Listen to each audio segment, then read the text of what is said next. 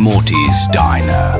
Hot coffee without the toxic sludge.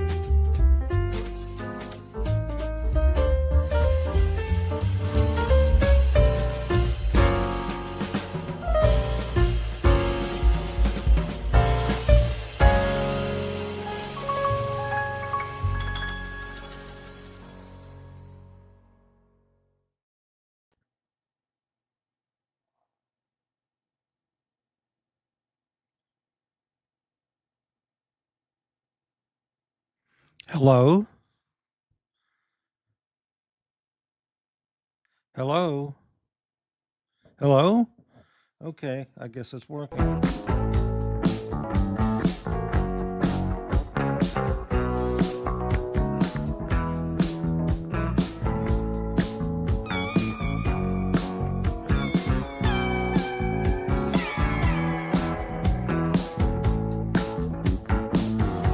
Hello?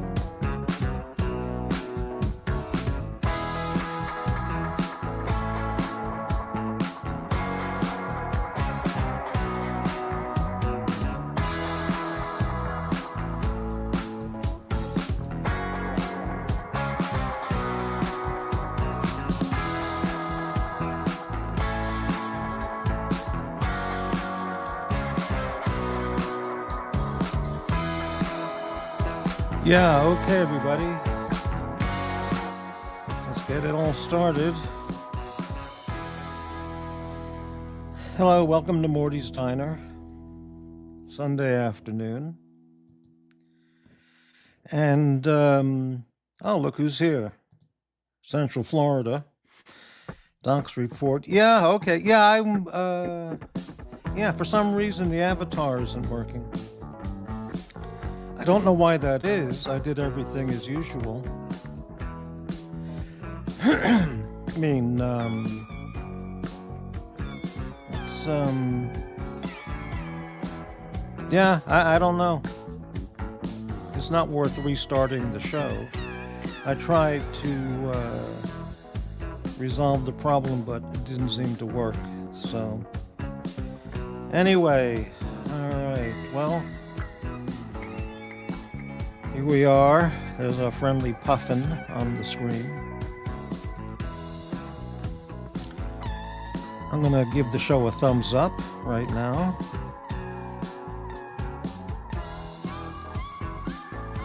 And perhaps you're wondering what today's show is about.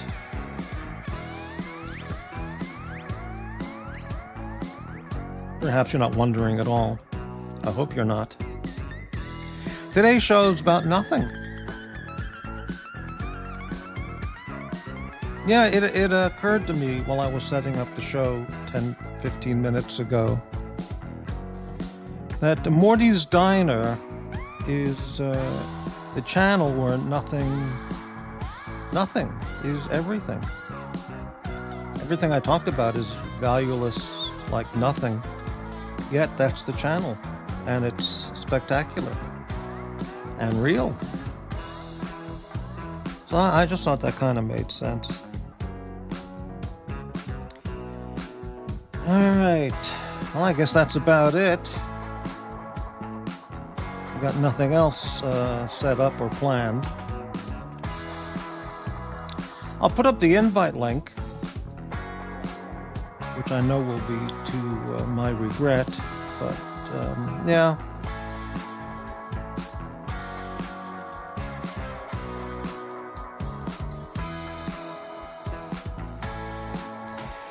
I mean, there's a lot of things I could talk about, stuff I could say, but like, to what point?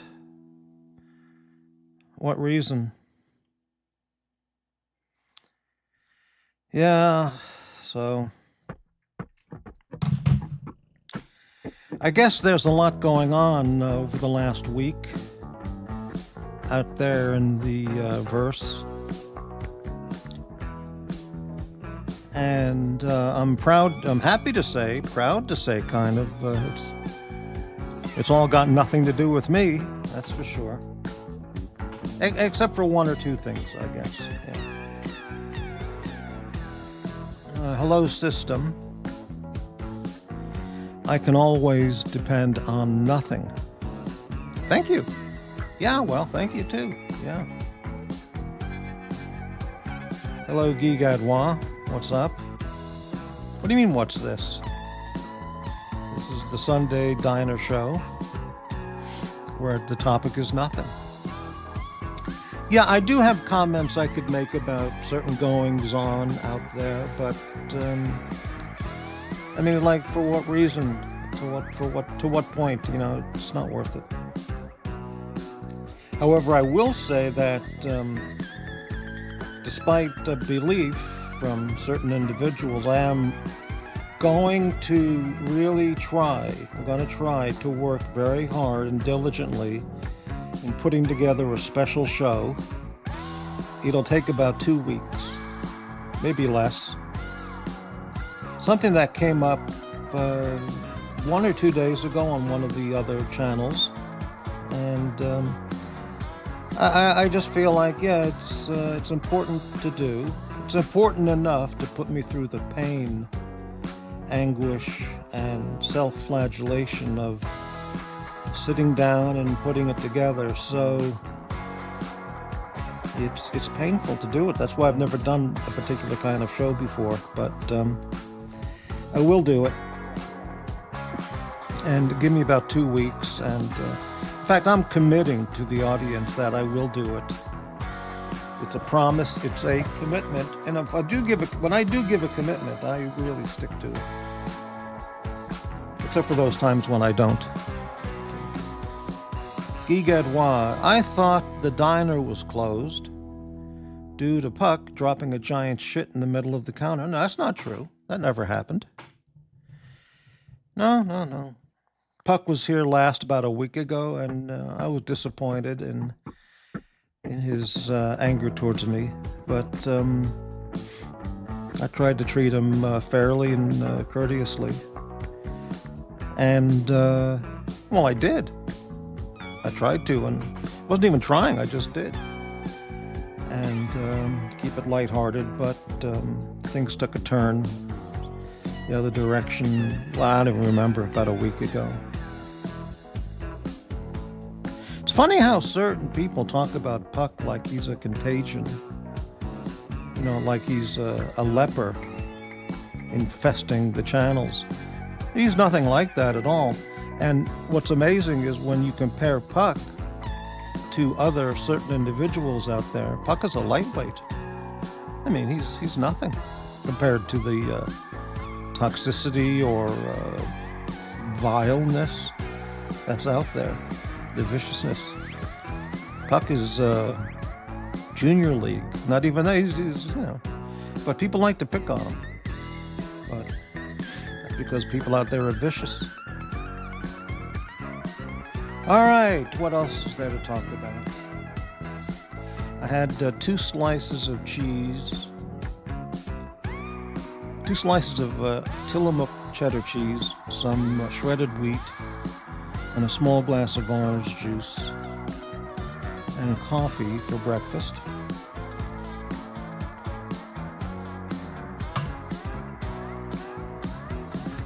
No, it wasn't at the gas station, it was here at home. Now I'm just sitting around. I'll be drinking a gallon of water, or a half a gallon, as usual, over the remainder of the day.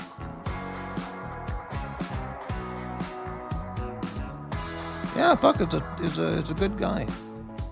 He gets an unwarranted and he's an easy target. That's why, because the sadists and vile people out there, they just look at him as an easy target, but they never treat him as a likable human being, you know. Anyway, I mean, I learned that I had zero knowledge about Voltron and Masters of the Universe and all that stuff. Puck really brought a new dimension of something to my knowledge.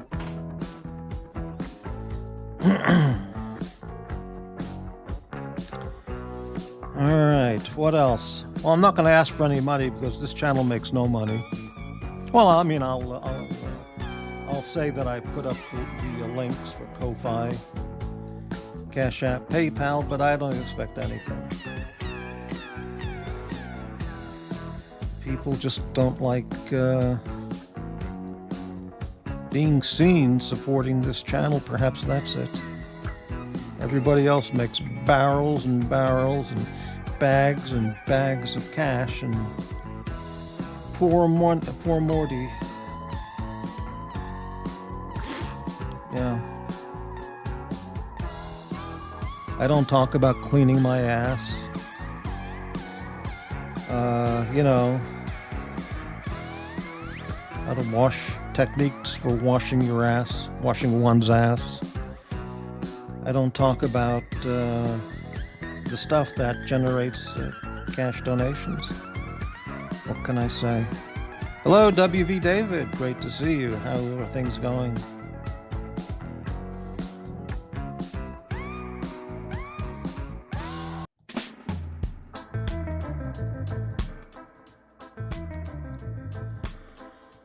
All right. Yeah, we're just here, Morty and the Puffins.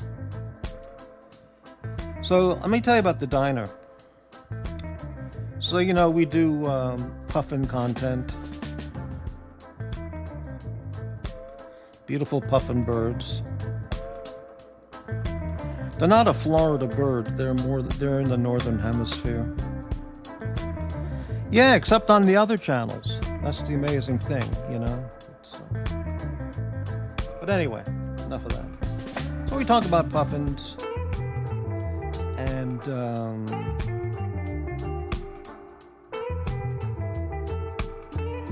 we talk about whales.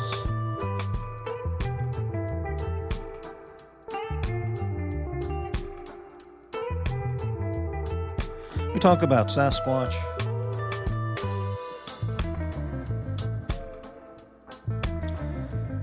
And sometimes we talk about, as little as possible, we talk about the psychopaths and the deranged that are out there.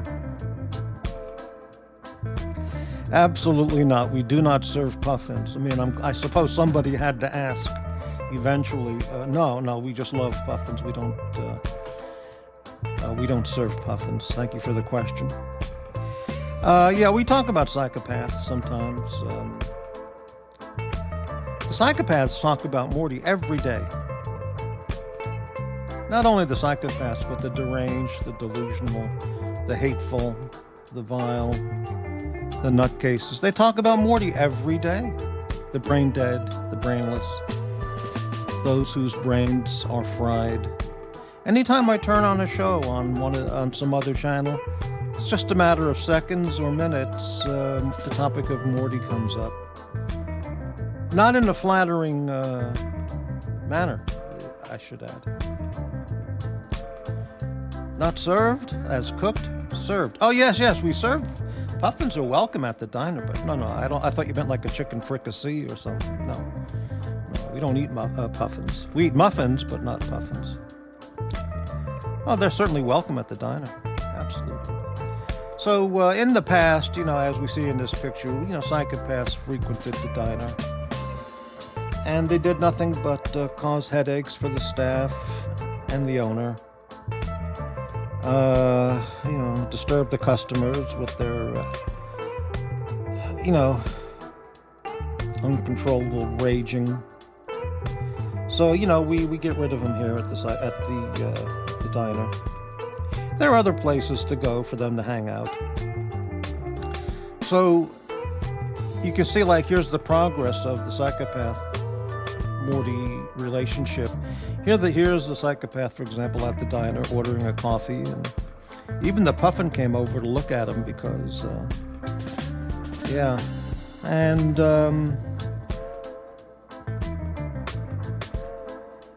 here you can see the psychopath acting up, one of the many psychopaths acting up, so we have zero tolerance for that here. I mean, we do give people multiple chances to redeem themselves, to allow them to display they are reasonably functioning human beings, homo, or in many cases homo sapiens, and but then we have to take them out because they don't leave.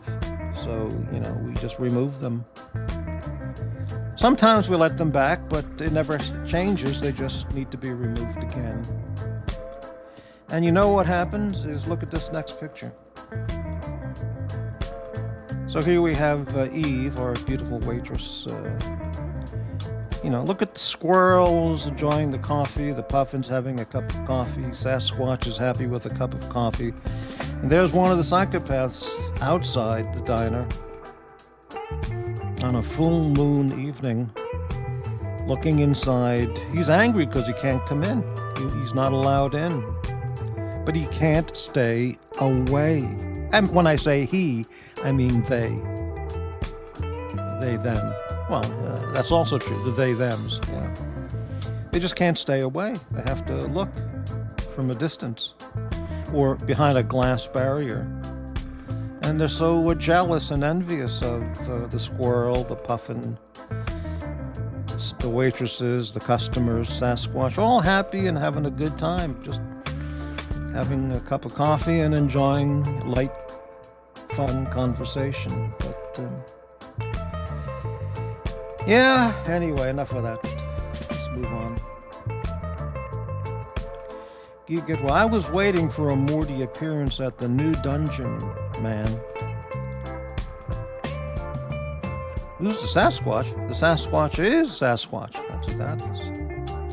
Yeah, Morty doesn't have any present plans of appearing on the diner. At the dungeon. I have watched some of the dungeon over the last week, and frankly, I don't think it's the right fit for Morty. Besides, there are certain people in the chat or on the panel who, you know what I mean. David, why was the psycho... Well, there are several, but why was the psycho thrown? Well, it's all how you look at it. They threw themselves out by not behaving as just a reasonably decent human being. Without the raging, the screaming, the cursing, the insults, the racism, the anti-Semitism, the lies. So those people throw themselves out. I just, complete the process, but it's like self-deporting, It's like someone who robs a bank, gets caught, then they get 10 years in prison, and they're blaming the police officer for putting them in prison. The police officer or the judge, the jury, they didn't put them in prison. The bank robber, him or herself, or they them, in prison. They did it to themselves. But they blame the jury, the prisoner, the bailiff, the police officer, the medic, the diner staff, It's all part of the twisted thinking. Anyway. In fact, I would bet $1. I do have $1. I would bet $1 that they're looking in from the outside, lurking right now. You know what I mean? Yeah.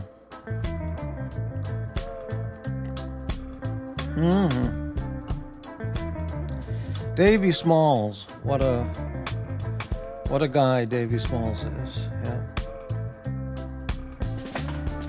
If anyone has any topics they'd like to talk about, anything at all, mention it in the chat. The invite link is up if anybody wants to talk to Morty about whatever. That'd be fine.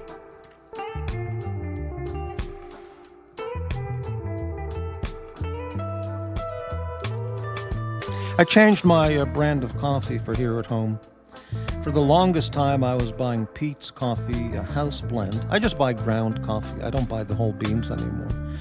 Peet's house blend, I was buying that for a long, long time. And then I tried some other brands, some Gevalia house blend.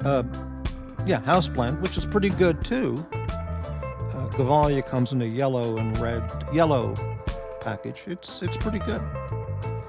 And I noticed on Amazon when I was looking at Peet's Coffee, they have a variety of Peet's Coffee I've never seen in any supermarket called, the name of it is, like breakfast blend, house blend. This is called Off the Grid blend, or off the grid is what they call it, ground coffee. And it was like a medium, a light kind of medium blend ground. So I bought a bag of that a few months ago, and it was very good. I actually liked it better than, I don't know about better, but my tastes changed, and so now I've been buying Peet's Coffee. The package is called Off the Grid, and it's only on Amazon. I've never seen it anywhere else. Maybe it's on the Peet's website. I don't know. But so that's what I had this morning. It's very good. I recommend any people out there who are still drinking Walmart coffee or, $1.99 bags of coffee, try Peet's Off the Grid or Peet's House Blend or Gevalia House Blend. Those are the three that those are the three that I've been drinking the last year at home. David, I buy Pete's Major Dickinson's blend, whole bean. It's nice dark. Yeah, that's very good too, but Major Dickinson is often what their house blend is, or what they serve at the Pete's coffee shops. I don't know if they're still around, but back before Portland was destroyed 5 or whatever years ago, there were Pete's locations. Oh, there still are, yeah. And one time I remember I went there to get a coffee, and it was so good. I actually went back to I asked the barista, what is this that you're serving here? And she said, oh, that's the Major Dickinson's. It was very good. But, yeah, it's a darker blend, yeah. I brew with the AeroPress. I've never used one of those. I just use a Cuisinart $79, basic drip 12-cup carafe drip machine. It's good. It works good. The coffee's good. It's not a $5,000, Higgins style from Switzerland cappuccino machine, but it's good. Dirk Diggler, hey, how's it going, man?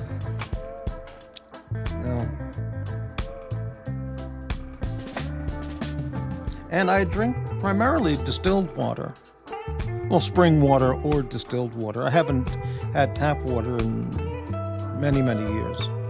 Even with a filter on it, it's just not the same. And I think this definitely contributes to my somewhat youthful appearance,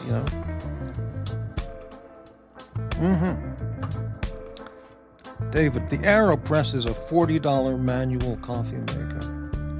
What else has been going on in Morty's world? Well, I finally, after a half a year, maybe longer, maybe a couple, actually 2 or 3 years, I wanted to get a sling for my AR. And I just never knew how to buy one, how to attach it, what to do, what to get. I talked about it with Aussie Expat about, I'm guessing maybe 6 months ago, because he really knows his stuff. And he gave me some recommendations, some actual couple brands and a couple specific ones to look at.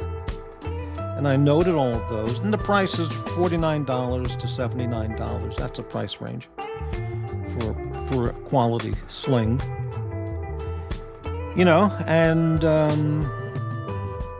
But I was overwhelmed with, well, how do I attach it? I don't have the brain power anymore to figure these things out. That's why I buy an air fryer and it just sits there for years.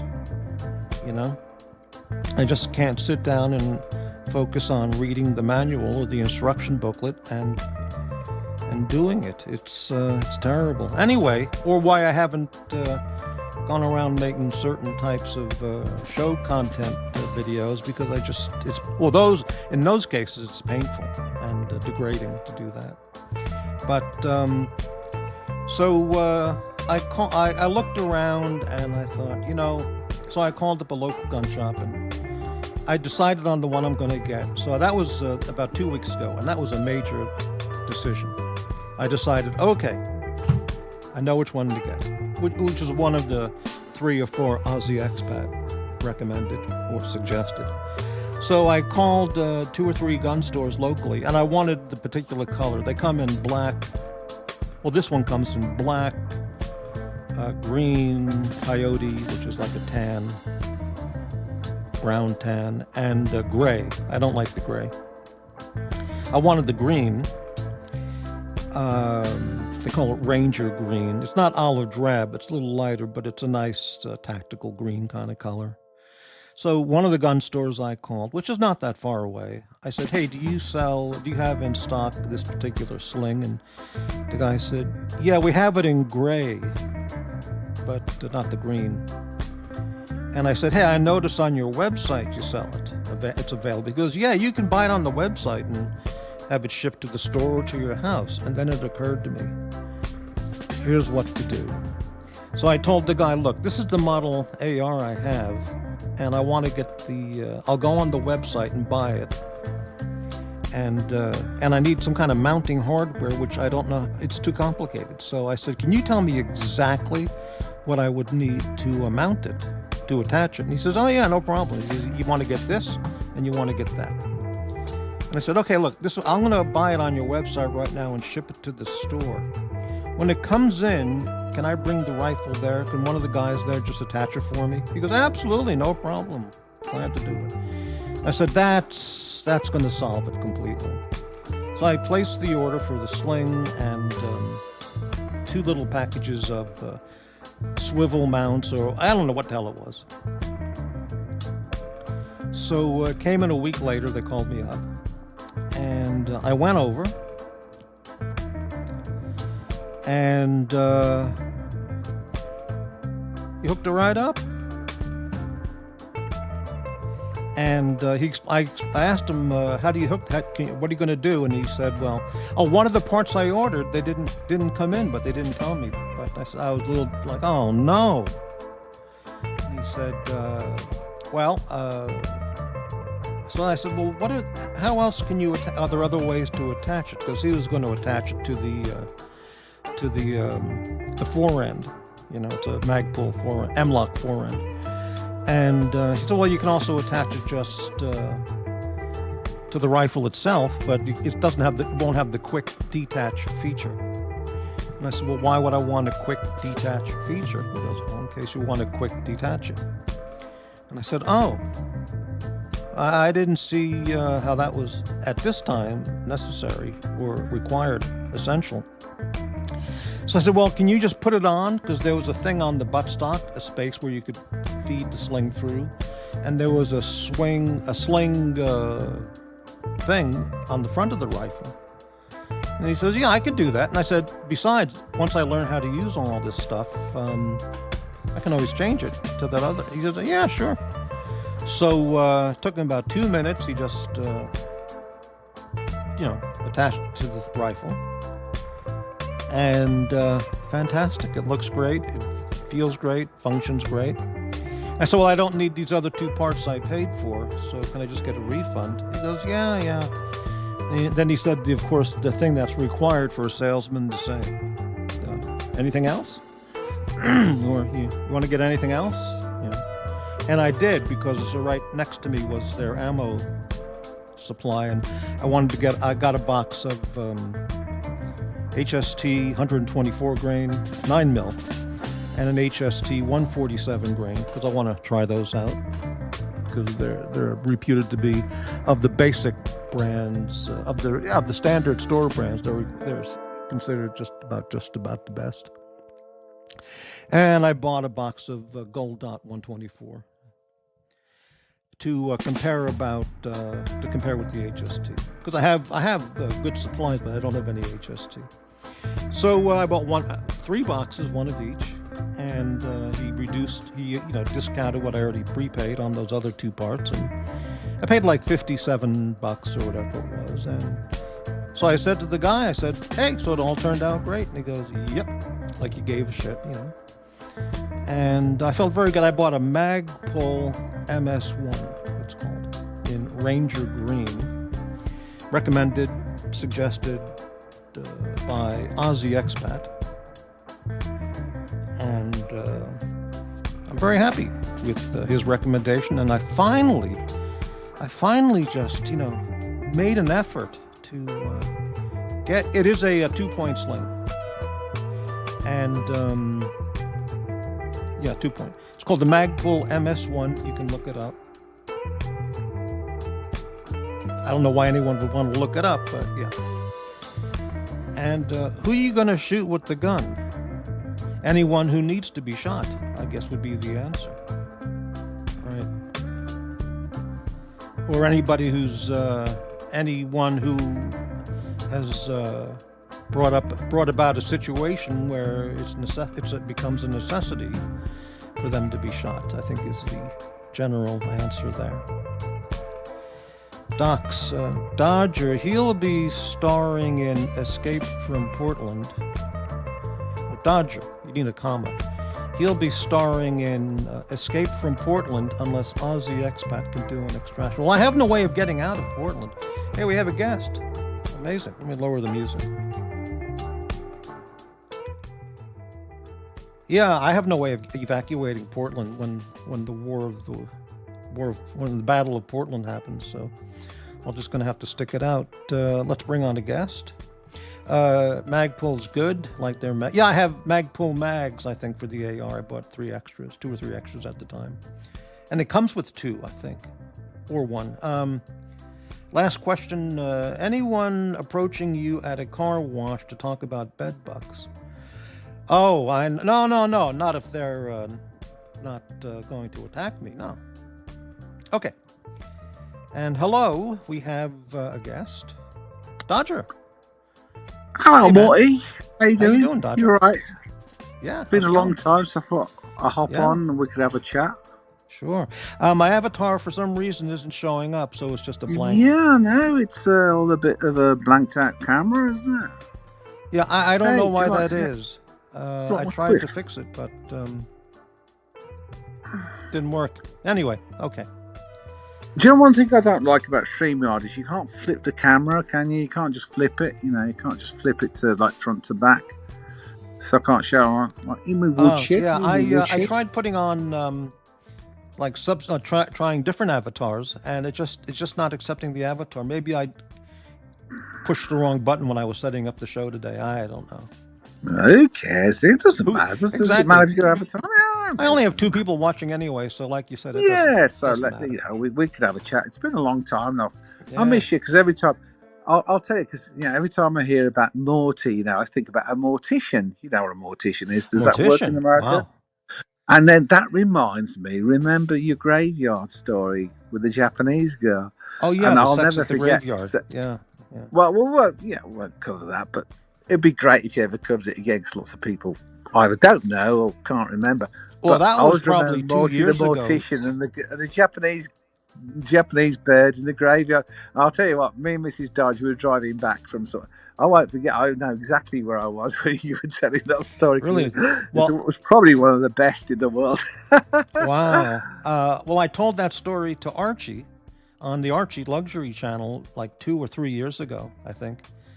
And he really enjoyed it. He was just sitting there. He wasn't looking at his computer stream, looking at the porn or whatever he does usually. He was actually listening with a big smile on his face. He really found the story exciting or amusing. Me too. Yeah. And Mrs. Dodge. We were thrilled, It, like the journey that normally takes, you feel like, oh, it's dredging on. It just like a 1 hour journey took like 15 minutes. It's like you were just engrossed in the story. That's very nice. I'm glad I could really give you good. some amusement there. Yeah, that's Yeah, right. you Like the did, mistake. you did, Yeah, you did. the toothless hooker at the cemetery. One of Morty's best stories. That was it. Yeah. It was an absolutely true Hey, story. I've got new teeth. Absolutely true. Yeah. I've been to the dentist and got the teeth fixed. Yeah, there you go. Well, I hope she had the money to go to. I have to say that. Oh, Jesus, it cost. Dentists in Japan are not the level of American dentistry. South Korea has excellent dentistry, by the way, but not Japan. You really have to look around for a skilled American level dentist. I'll tell you. So maybe she never got her tooth issues fixed. Many Japanese don't really pay attention to their dental health at all. Yeah, Chili Badger, fill us in, Dodge, Mr. Fudge. Yeah, I don't have the copy Fudge. of that. It's on the Archie show. It's in the Archie show archives. No, it's legendary anyway. Every time I think about Morty, I think Mortician, I think about that graveyard story. Yeah, I've never. The thought never came to be about Mortician. Yeah, that's how I made the connection. You see, Morty the mortician in the graveyard. But Mortician, what can you say? It's just one of the There's no way that story was untrue. Just no. No, that's absolutely true. Well, I remember I told that up. Archie liked that story so much. I told another one. I told 2 stories about my romantic life in Japan. I forgot what the other one was, but it was good too. And you talk about Mortician, that TV show, The Addams Family. The wife was named Morticia. Morticia. Yeah. Isn't that funny? Yeah.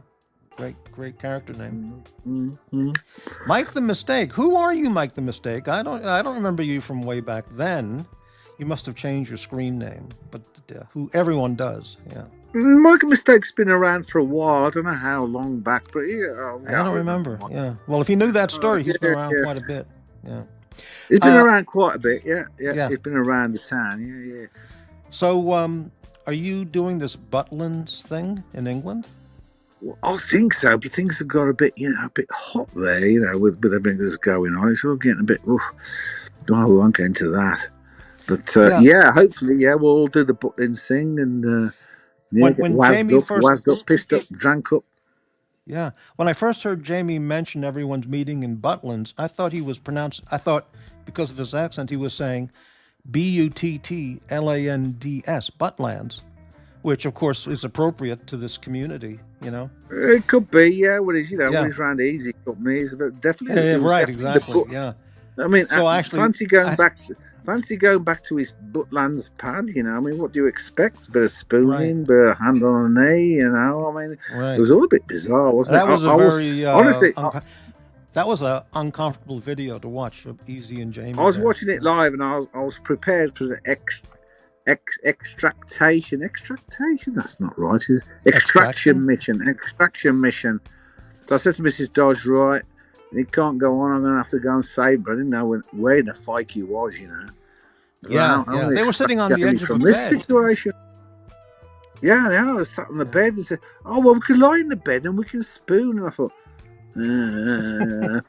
time to evacuate. Time to evacuate. And I think Jamie cottoned on, he decided, well, it's time to evacuate the building. Right. Well, that was definitely original content. Right.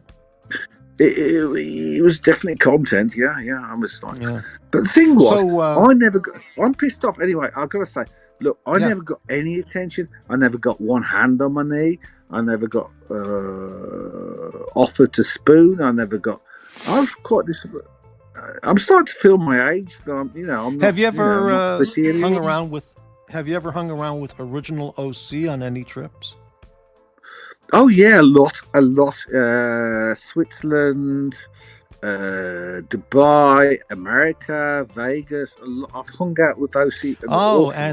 Have you ever noticed him sitting uncomfortably close to you, touching your knee or anything? Or? Never. He's like, really, you're not his type. Well, it doesn't matter. I wouldn't care less. Whatever said and done about OC, I tell you, he honours everything. He bought tickets for us just out of his own pocket. Then without a question that we pay him back. I picked up a bill, for some of his guys. He then came back to me and sorted the whole bill out financially. I had a great time with him in Switzerland, talking to him. You're just not his type. That's it. So that's good. Yeah, no, he's not. Don't do that.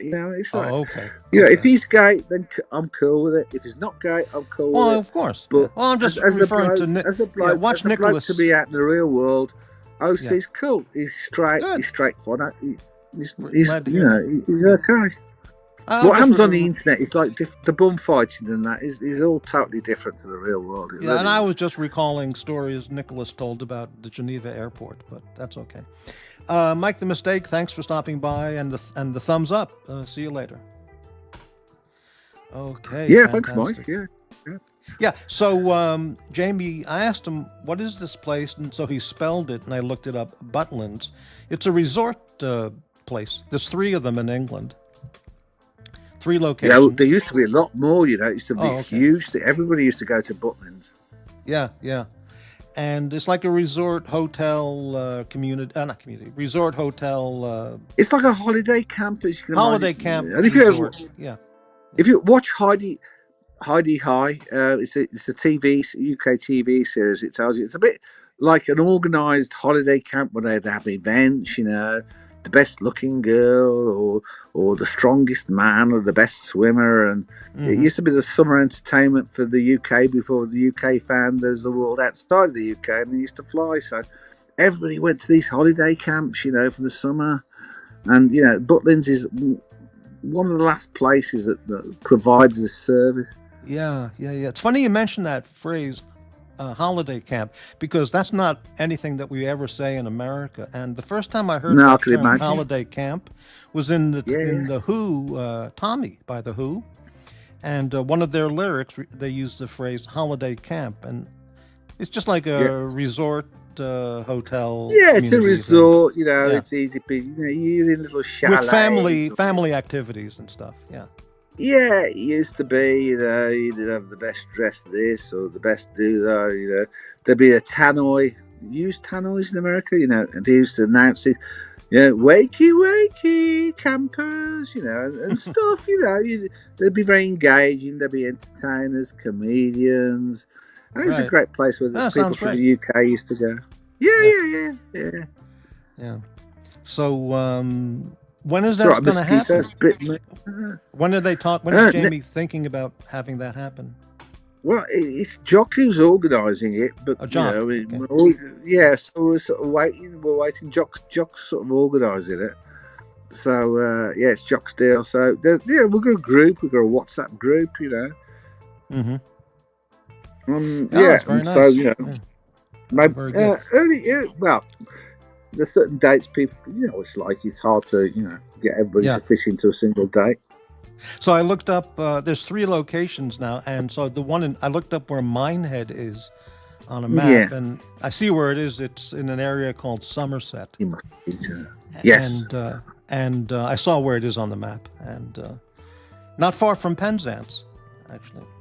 No. Kind of. But then not far, but- the lizard and everything else. yeah. And then there was another one which had a very strange sounding name called Skegness. something. Skegness. Skegness. What a weird name for a town. Skegness. I know it is, but it's short. Skeggy. We call it Skeggy. Yeah, Jamie called it Skeggy. Yeah, Skegness. That's a Skeggy, really strange name for a city or a town. I mean, Yeah, Skegness. I think Ness means water. I don't know what Skeg means. Yeah, like Loch I Ness. think Ness maybe. means water. Yeah, Ness. Yeah, Maybe there's a means Skegness water, monster. Well, who knows? Yeah. There might be the Skegness monster, Yeah. but if we turn up, there'll be a whole bunch of monsters. I think. Yeah. Mrs. Wilkinson, question. Has Dodger Oh, trimmed his well. grass today? He has a substantial plot. Yeah, it's coming soon. I got my old tractor here. It's all ready. Yeah, to cut the grass. Can you see my tractor? I can't tell because I can't flip the camera easy on the screen now. The tractor's all ready to go. Needs more cutting. There's a remnant. Yeah, of me you have a drinking. large plot of land where you live to take care of. Yeah. Yeah, What but is- it's cheap yeah. in Poland, isn't it? Yeah. What is that you're drinking? Well, this stuff. My neighbour was here. He brought this homemade bimber. What is that? What it is 99% alcohol. Yeah. What you do is then you put that in with walnuts. This isn't the bottle; it's homemade. So just put it in this Oh, bottle. I see. Yeah. So 99% spiritus, which is alcohol. Then you mix that with walnuts, let it sit for a year, and it turns this horrible brown colour. It's supposed to be good for your stomach. It's homemade bimber, Jesus, it must still be 80%. I couldn't drink it. So you've got the remnants of drinking party here. Wow. Is that your Well, wife lying on the floor passed out from the drinking party? Oh, no. I imagine that. No, she doesn't join in really when Well, she doesn't speak Polish, so she can't understand what we're talking about. Right, so. right. Chili Badger, I've been to a music weekender at Bognor Butlands. Nice hotel. Saw Johnny Marr of the Smiths. I know who that is. Yeah, that's another name of a interesting name of a city. I first heard that like 5 years ago. Regis. So I looked it up and I saw the why it's called Bognor Regis. So it's an interesting. I don't know why it's called. You tell us. Because a long time ago, well, the name is called Bognor. It's down by Brighton or somewhere. It's a beach Was town. it a bog of water? It was like marshy land. Yeah, right. Yeah, it's like a Brighton bog, or somewhere down there. And the King of England, hundreds of years ago, whoever he was, liked to go there for a day out of the castle. And he enjoyed it so much, he just kept going there. So they changed the name to Bognor Regis. Regal, regent. Yeah. Oh, it's called a bog because you know the word bog in English means toilet. So if you go to the bog, Yeah, yeah. If I thought it somebody in meant England says, like "I'm going to the bog," it means they're going to the toilet. toilet. Really? Well, Strange, isn't it? I've only heard bogs like they're like in Yorkshire bogs. They're just wide open Yeah, areas marshy of land. like Yeah, marshy bog. wide open But areas of also, if you like. go to the bog, it means you're going for a shit in the toilet. Okay, well that's Yeah, good to know.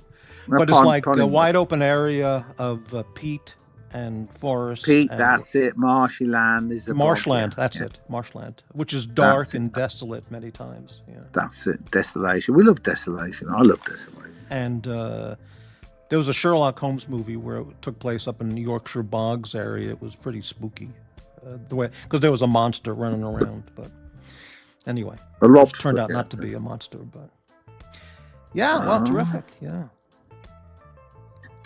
oh God, the So cats are fighting. Oh. They got some rats this week. I got these 3 rats. you got rats.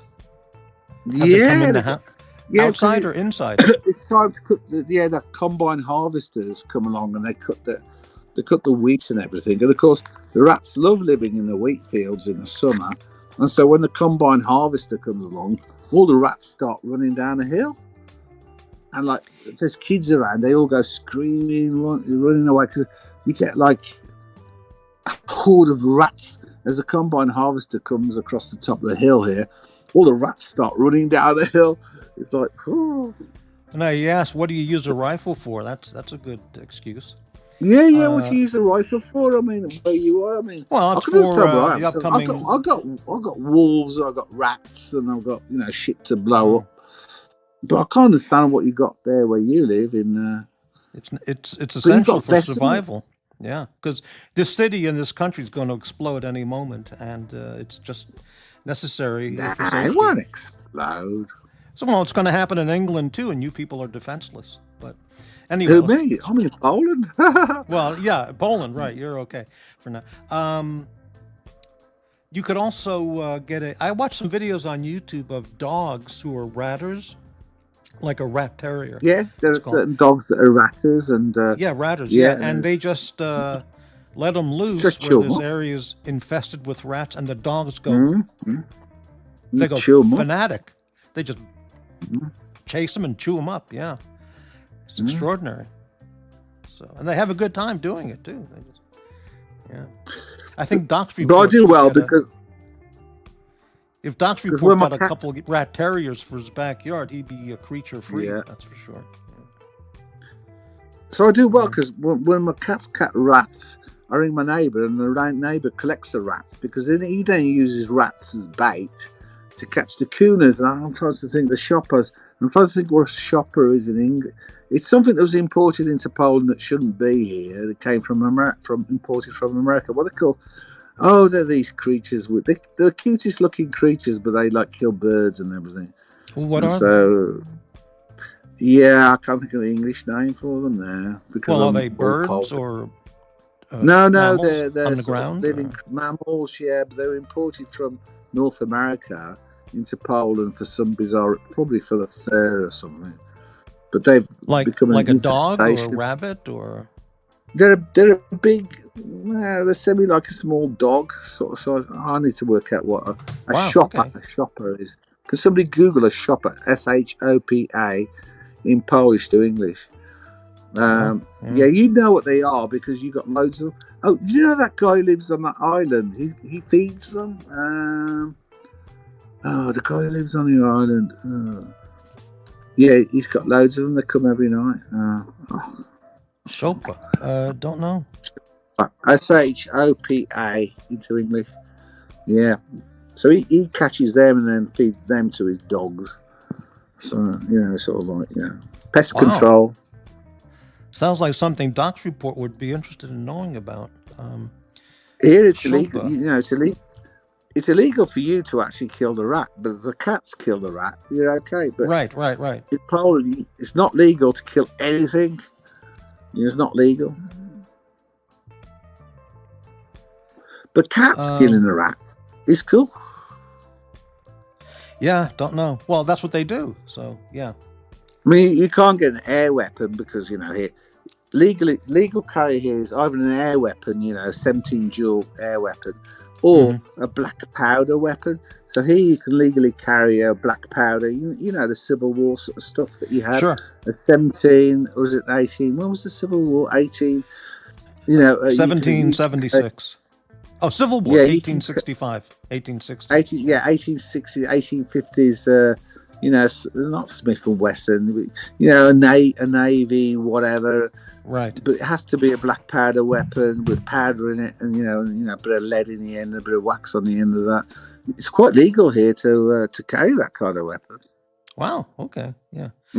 Father Jack, hello there. He says the low light is confusing me. Is this the actual real Dodger? Oh yeah. Well, I think he's got some good lighting going on. Lighting from behind. I don't know. My hair's not the best. Hang on. He's got Rembrandt lighting. Hang on. No. Is that me? That is brighter. Am I still as good looking as always? Well, yeah, they are. But it is brighter. Yeah. It is brighter, isn't it? Yeah. Me wood's drying. I mean, it's been 30 odd degrees Celsius. I don't know what that is in Fahrenheit. But the wood's cracking up nice, you see. It's cracking up. The wood's getting ready when it starts cracking, you see, for the winter. Yeah, it's been a good drying day. Good drying today for the wood for the winter. So that rat situation, they're outside. Do they ever come inside? Nah, not with 7 cats. Oh, that's right. That's no, they've never made it through the barrier of the 7 cats. Yeah, right. They liquidate everything. They're liquidated. They're here now. I don't know if you can see. The liquidators, fantastic. The liquidators. I mean, they just patrol. They just sit round here. They've got a little bed here. Got a little bed. That's their bed. Right. And they can see a patrol area in front of the house. Right. And yeah. They fantastic. Liquidate. Oh, fantastic. Yeah. Very good. Yeah, keep the Dodgers safe in bed from the ratters. Right. Yeah. So. Seems we can't shoot the bastards legally. Well, if you got those cats, you're in good shape. So. Yeah. Mm. Oh. Yeah, they're just pissing everywhere at the moment, little bastards. So I'm keeping that around. What are they doing now? Do they go to the bathroom outside, or do they go inside in a litter box? Oh, they mark. See, cats mark territory, and they're all a bit at the moment. So we're keeping them outside because when they come in the house and start marking territory, they'll piss up the furniture. Little bastards. Those are really outdoor cats for real. Yeah, well, the European wildcats, they got born in the barn there. I didn't buy these buggers. They got born here. Right. But I couldn't throw them out because, what am I going to do? Yeah. Little babies and that. They were little babies, and I couldn't throw them. Yeah. Lux Report is the master of the Archie Luxury archives, and if anybody would, he would possibly be able to find that clip of the show I was on telling those stories. I would have no idea what show that was and when that was. It was brilliant. I mean, yeah, I think you're not a clip review sort of guy, but you should review your own clip.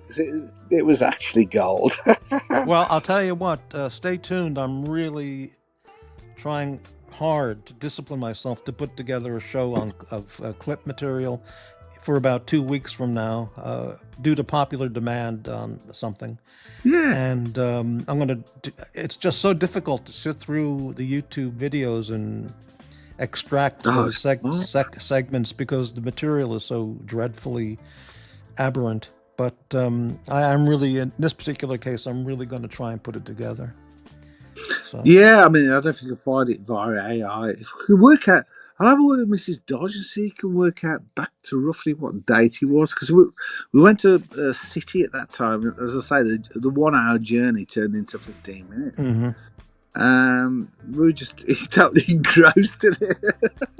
Oh, yeah. Well, you've got to replay that and review it. I mean, that's just brilliant. Well, Archie can replay that, or Lux, if they wanted to, they could find it. No, it's finding the bugger in it. It's like that would be hard the back to find. catalogue of the dungeon. You can't find nothing, can you? You Yeah, know, exactly. Yeah. Green said because he's taken over the dungeon now. He said, he's very kindly said, like a spare drive or what, tell me what bits of clips and stuff you want from Scirocco and all. But it's a case of, well, where do I start? Where do I begin? Right. Right. You know, Yeah. Yeah. Well, I followed from a sizable distance, from a safe distance, all the dungeon activity over the last week or so, been a and bit bizarre, right? what a Chinese fire drill the term would be. What a disaster. I mean, of not disaster. What a flow of events. I mean, and but The now dungeon always apparently, was, though, wasn't it? It always was a flow of yeah. things. Some might say it's a disaster. Some might say Well, it's I always don't been mean, a yeah. I crazy mean place, a dungeon. the change of ownership situation and who's in Yeah, yeah, charge and yeah, who's yeah, not in yeah, charge. And yeah. so it's true. Yeah, Green Room is now the owner. That's really yeah, true. yeah, yeah. It, Mm. Mr. Heens kindly, because of my connection with Straka and the dungeon, sort of Hmm. bought it for me. But unfortunately, my circumstances are such that I can't do it justice. Right. Right. Um, I wrote down some questions. I'm going to do this now. I'll just run by these questions. I actually wrote some questions down. I thought I would ask Higgins because he started all this with buying it from Archie, you know. yeah. And I wasn't going to, these are just questions. Questions that I was thinking of, but I wasn't going to ask him. But let me see if I can find these since we're talking about this. Well, really, you should ask him, but I'll answer Well, I'll just honestly put them as out there best. for the community as questions. If I can Yeah, find sure. this, let me look real fast. Okay. But This he might did be it it. with the best of intentions. But Oh, I yeah, believe I that. think it Yes, created yes. a bit of a sore head in the end, and I feel partly responsible for that, and I'm a bit guilty. But Let's see if I can find. Yeah. Okay. So I wrote this down to myself, and I wrote questions which are none of my business. And again, that's key. This is none of my business, but that's okay. uh, Yeah, and if yeah, I yeah. say So I'm answering that question because it's not your business, it's it's none of none my of your business, business. but it's what's going on. So naturally, people are curious. So I wrote Yeah, cool. first. As of yesterday, this was so Higgins has no more control or ownership of the Dungeon Channel. But he never wanted that in the first place. That Right. wasn't the point. That's the whole thing. He didn't do this for him to have control or any control. And actually, he knew he wouldn't be the best person to be in Right. charge of So the dungeon. He wanted it to be the way it was, and he wanted me to have it. right. That So was he his bought it from intention. Archie for $950. This is my Correct. understanding, and to Correct. give to you, and then but you passed on it. Okay, I for passed whatever. on it. Yeah, Yes. for whatever reasons. Yes. So then it went here and there and whatever. But It didn't go now it's anywhere, Green but Room. it's Yeah. Green Room. Yeah. It didn't go anywhere else, but it went to So Green Room. Yeah. So the first question I had was, so Higgins has zero control or ownership of the diner as of today, would be the question for the In effect, yes. okay, in He effect, right, okay. He never actually ever wanted control over. Right. Well, he said and not the Tanzil would diner. do. You mean the He dungeon? said You he said bought diner. it as the owner, and Tanzil would do the daily management. No, he didn't buy it as the owner. The deal was done via Tanzil to Mr. Higgins, and the idea being that it would be handed to me. Right. Okay. Yeah.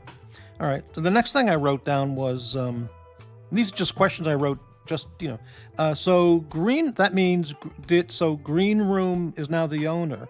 Did he pay Higgins the $950 to become the owner, or did he just pay him $1 for the legal transfer? Yeah. I'm not. I'm not party to the transfer, but the transfer, from what I understand, is equitable, and an element of transfer will go to charity.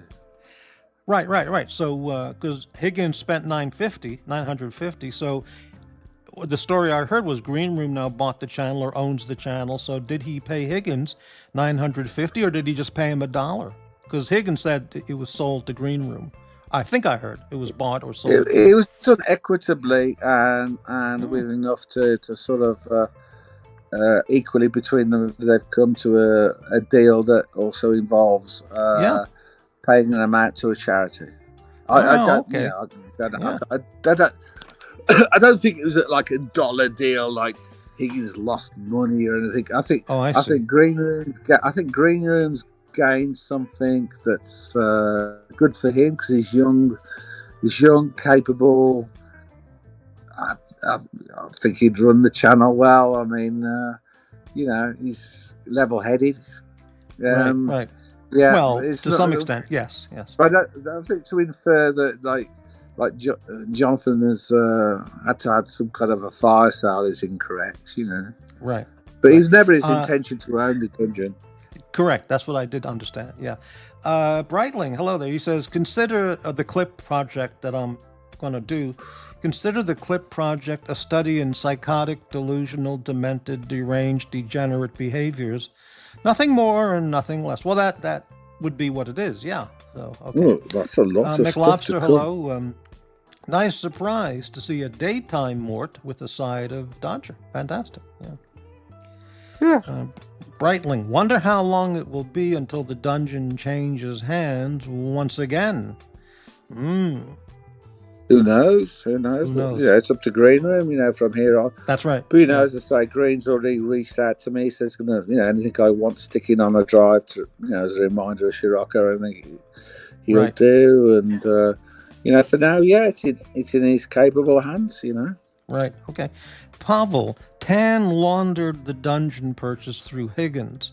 No way the cheapest guy in the verse splashed out $950. Well, I was actually shocked that when I heard Higgins paid $950 because I thought $950. I never got a penny from Higgins. He's given me a ton of. I'm just saying this for effect. I mean, he's given me tremendous amounts of his time appearing on my show, but he's never even sent me $1, one Deutschmark, €1. Yeah, well, he's helped you years and years and years. But I felt so all this money. I think I've sent around. You a couple of Zwat here and there, but he's helped you out in the show. So there's no question. He's been here. That's good enough, isn't it? 100 hours. Yeah. So Doc's report. So, are you announcing Green Room is now a charity case? Huh? Okay. He's digging for a story. Green Room's not a charity case, but I think he respects it. Look, I'll be honest. I did look. That was asset stripped and stripped of the videos and in its own right monetized. It's worth a few bob. That dungeon. And it. The thing is, Jonathan hasn't made. He could have made a lot more money out of it. He was just. Then when I kind of, I feel like I failed him a little bit when it didn't reach my hands. He looked at the next pair of best hands to keep the thing going, keep it alive. And I'm saying this it would die, Yeah. Archie said I hear stories about. There's no way back. It couldn't be resurrected. It couldn't be monetized. It couldn't go any further. It was dead. It was dead. Dead. Right. Yeah. Dead.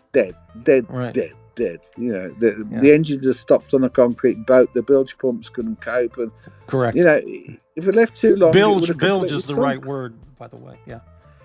It is bilge. Yeah, but it's a bilge channel. Yeah, it always was. Channel, that was the idea of it. Yeah, McLobster, I don't get this hullabaloo over who owns it. Who cares as long as it's not Lux? Okay. And Pavel is spot on. I mean, who does care as long as it keeps going and it's on a time where it entertains people? It's somewhere where we can go when nothing else is going. I can just sit back on the sofa and join in or do a show. The whole idea from Greener says, anybody who wants to run a show can participate, be part of it. Sure. Run a show. It's just, I don't want to use the word the community channel because that's horrendous. The dungeon could never be a community channel, but it's there for, it was always there for the misfits.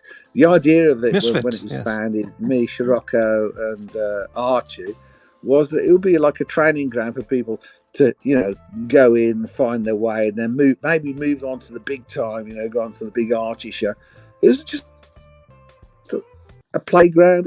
The whole idea of it was just sort of sitting back and, on your bum on your sofa, and just chewing a cud, and the same way as Well, we're that's what we talking all now. do. That Just sit was the around on our idea. bum, right? Yeah, just Right. chewing the cud, and having a drink, Exactly. talking shit, shooting Right. shit. No clips, no this, no that. Not bit of red meat, of course, but no clipping stuff and creating the. It was just Hmm. original content bullshit. Original Well, it content certainly at bullshit. one Yeah, point, years past, it certainly did turn into a vile, hateful, vicious run channel. That is for yeah, certain. yeah, yeah, yeah. There was element. Yeah. It kind of got a bit out of control. Yeah, Yeah. from what its design was. Yeah. Well, those people Yeah, will it return, moved I'm on from sure. its original Yeah. design a little bit. Yeah, Yeah. yeah, with where the Those soy yeah. was. And, Yeah. Those particular people they'll be back. I'm sure they'll be welcomed over there if anyone knows what I mean. Okay. I also wrote down here. Oh shit! I can't get this. There we go. Um, where is it? Okay. So Archie has zero connection now with the Dungeon Channel. correct, No ownership, no investment, no correct, revenue, no proceeds go to correct, Archie, no management correct, control. He's out. He's gone from the dungeon. correct. It's not correct. All right. And then I But wrote down. but having said that, have respect because he still was a founder of it. Right, Me, right, Shocker, right. and Hod. He had this spare channel. He was doing nothing with it. He kindly offered at the time that we could use it and have full. Now our full control of it didn't last that long, did it? Right, right, right, That was right, the right. only. That was the only kind of mistake me and Shiraka kind of maybe made. But no disrespect to Archie. I have no hard feelings to Archie. I'd hate it that the dungeon would ever become something that was turned against Archie because just Archie's Archie. He's Archie, just Archie. Mm-hmm. And I wrote And down. I Yeah, no malice towards the man. He's if you understand who he is, what he is, then it's all cool. yeah. And then I It's wrote all, down. it's a transactional friendship, and Mhm. that's cool. Right. Then I wrote down just for possibly a show idea or questions for people. But anyway, I wrote down. I don't to myself. I don't see Green Room paying Higgins $950. Did he pay less? Maybe even just $1? I didn't because I don't know of Green Room being a money guy. I mean, a wealthy guy with money. So I He'll just didn't. he'll soon make that. Whichever way, Oh, I he'll don't cash know. in big. I'm not Yeah, I'm for not sure. I'm not Yeah. party to the actual transaction and where it's at. But look, as soon as that place is monetized, how long is it Oh going to yeah, take to Green Room is monetize? going to make a Come, fortune, and I'll come still be on, come on. destitute, but he'll make a He's fortune. gonna do Right, okay, and right, fair right. play to That's true. the Okay, guy.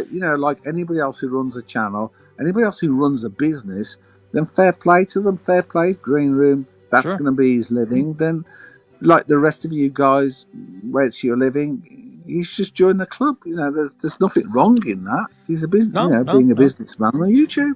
Nothing not at wrong. all. He's Okay, and not then I wrote robbing down. anybody. He's not Yeah, stealing. He's not mugging. He's not. It's that's true. legitimate legal business. All true. Right. Then I All wrote true. down unbelievable, and then I wrote down amazing. So that's all I had on that. No, Green Room is going to cash in big time on the channel. No question about it.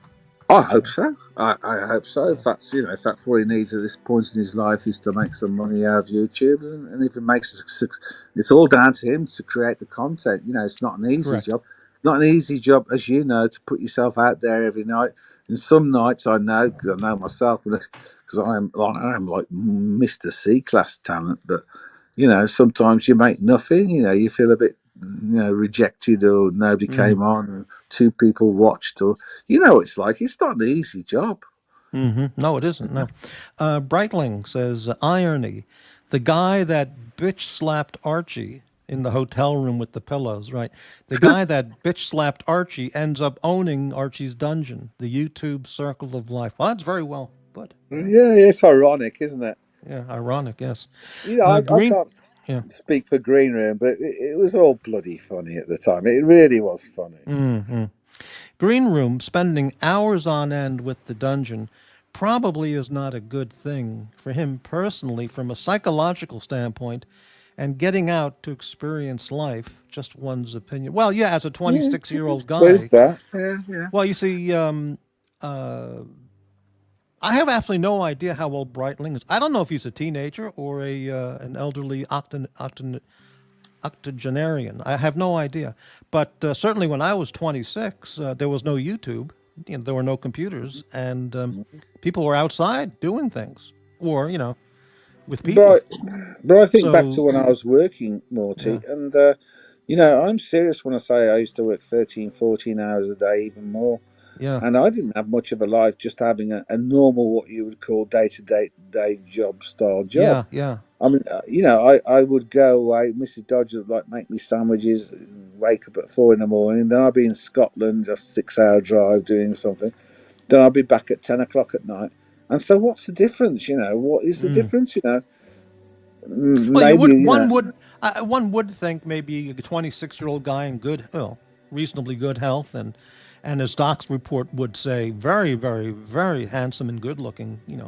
he is. Yeah, he Yeah, is yeah, handsome because and good Doc's looking. report really is. He I wish I had really his thinks. youth again. Yeah, you would think a guy like Green Room would be out by the beach at a beach town, with girls and doing stuff and doing stuff, not just sitting on a computer 10 hours. Yeah, but people But then do this. again, But you got to respect somebody's like putting up his bootstraps and says, "Well, yeah, I've got to make some money." He's got to sort of make a living, that's and if true. this helps him make some corn, to better himself, then what's wrong with that? You could, Yeah, yeah, nothing. Yeah, I could have now. If I was back in the UK, I'd have beach life. I'd be getting all this dole money and all these subsidence deals, and I'll be on the beach all the time without having to lift a right, finger and do any work. right, But back in the day, if you wanted to survive, you had to graft. And to be right, fair, Green right. Room is going to have to graft, but he's Mm-hmm. grafting to make a Yeah, living, a legitimate living. all right. Breitling, Hope Green Room has that baseline income trust fund. If he is putting his young work experience on YouTube, well, we don't know, and who knows. I It's think in in his the case of hands. It's Green in his Room, hands. he's an intelligent guy, so he can handle life's Yeah, misfortunes as they come from overexposure to YouTube. But yeah. I I think think more than other people for certain. But yeah, he is only 26 or so, so he has the physical power and strength Mm, of being young. Not broken and yeah, destroyed by life yet. So. yeah, yeah. Right. Not needing a double hip replacement and shit like that. Yeah. Doc's report sniffing out a story. Green Room is a trust fund kid. He's going to investigate this now. You see, Breitling, he said something, and now he's going to dig all over looking for a story. Yeah, Yeah, I wish I had a trust fund. yeah, me too. Sure. Mhm. Anyway, so Mhm. yeah. What else? So which do you Yeah, any find other more? questions?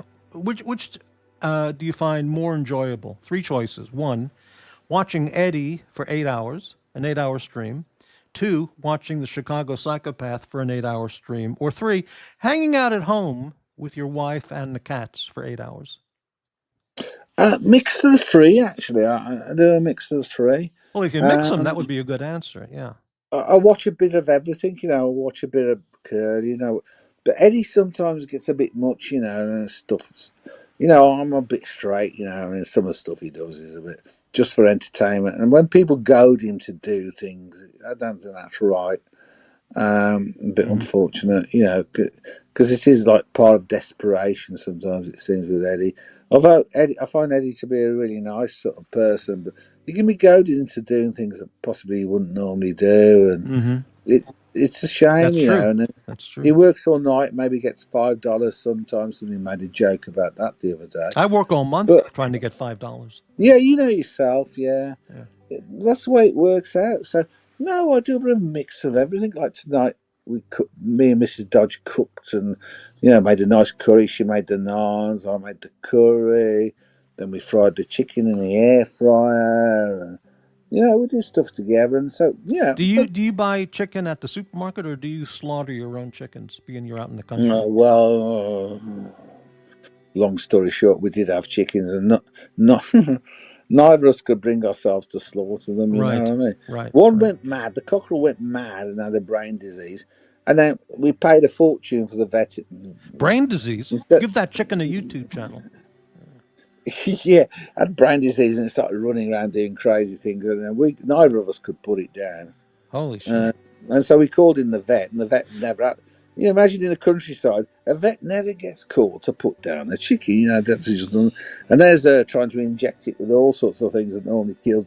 Would the cockerel die? No, it wouldn't die. This sounds Or it like a should job the for Doc's old-fashioned way report. with an axe on the head. Ugh. Yeah. Doc's report. You want a chicken put down? Doc's is the man. He'll come right over with a garden hoe and decapitate that thing with glee. You know. Yeah, a chicken is an animal that you just take a 22 rifle and just or smash it over the head and kill it mercifully, Yeah, but don't forget, we mercifully, can't have 20. mercifully. We can't Yeah. have. We can't have 22 rifles. We'd have to get an old Yeah. Right. Right. Navy service Western whatever revolver and loads. Then we'd probably miss. It's like Right. Yeah. No, you just get a Doc's report to just crush its skull and take pictures of it. Anyway. that'd be too hard on Docs. I mean, Well, he does he's a that bit of a stuff. But anyway. he's a bit Okay. of a rodent killer. Yeah. But He is a rodent killer. rodents are Right. rodents. Yeah. Yeah. Okay. Chili Badger. Surely must be more interesting the dungeon landing in Green Room's clutches rather than held tight in the walrus flippers.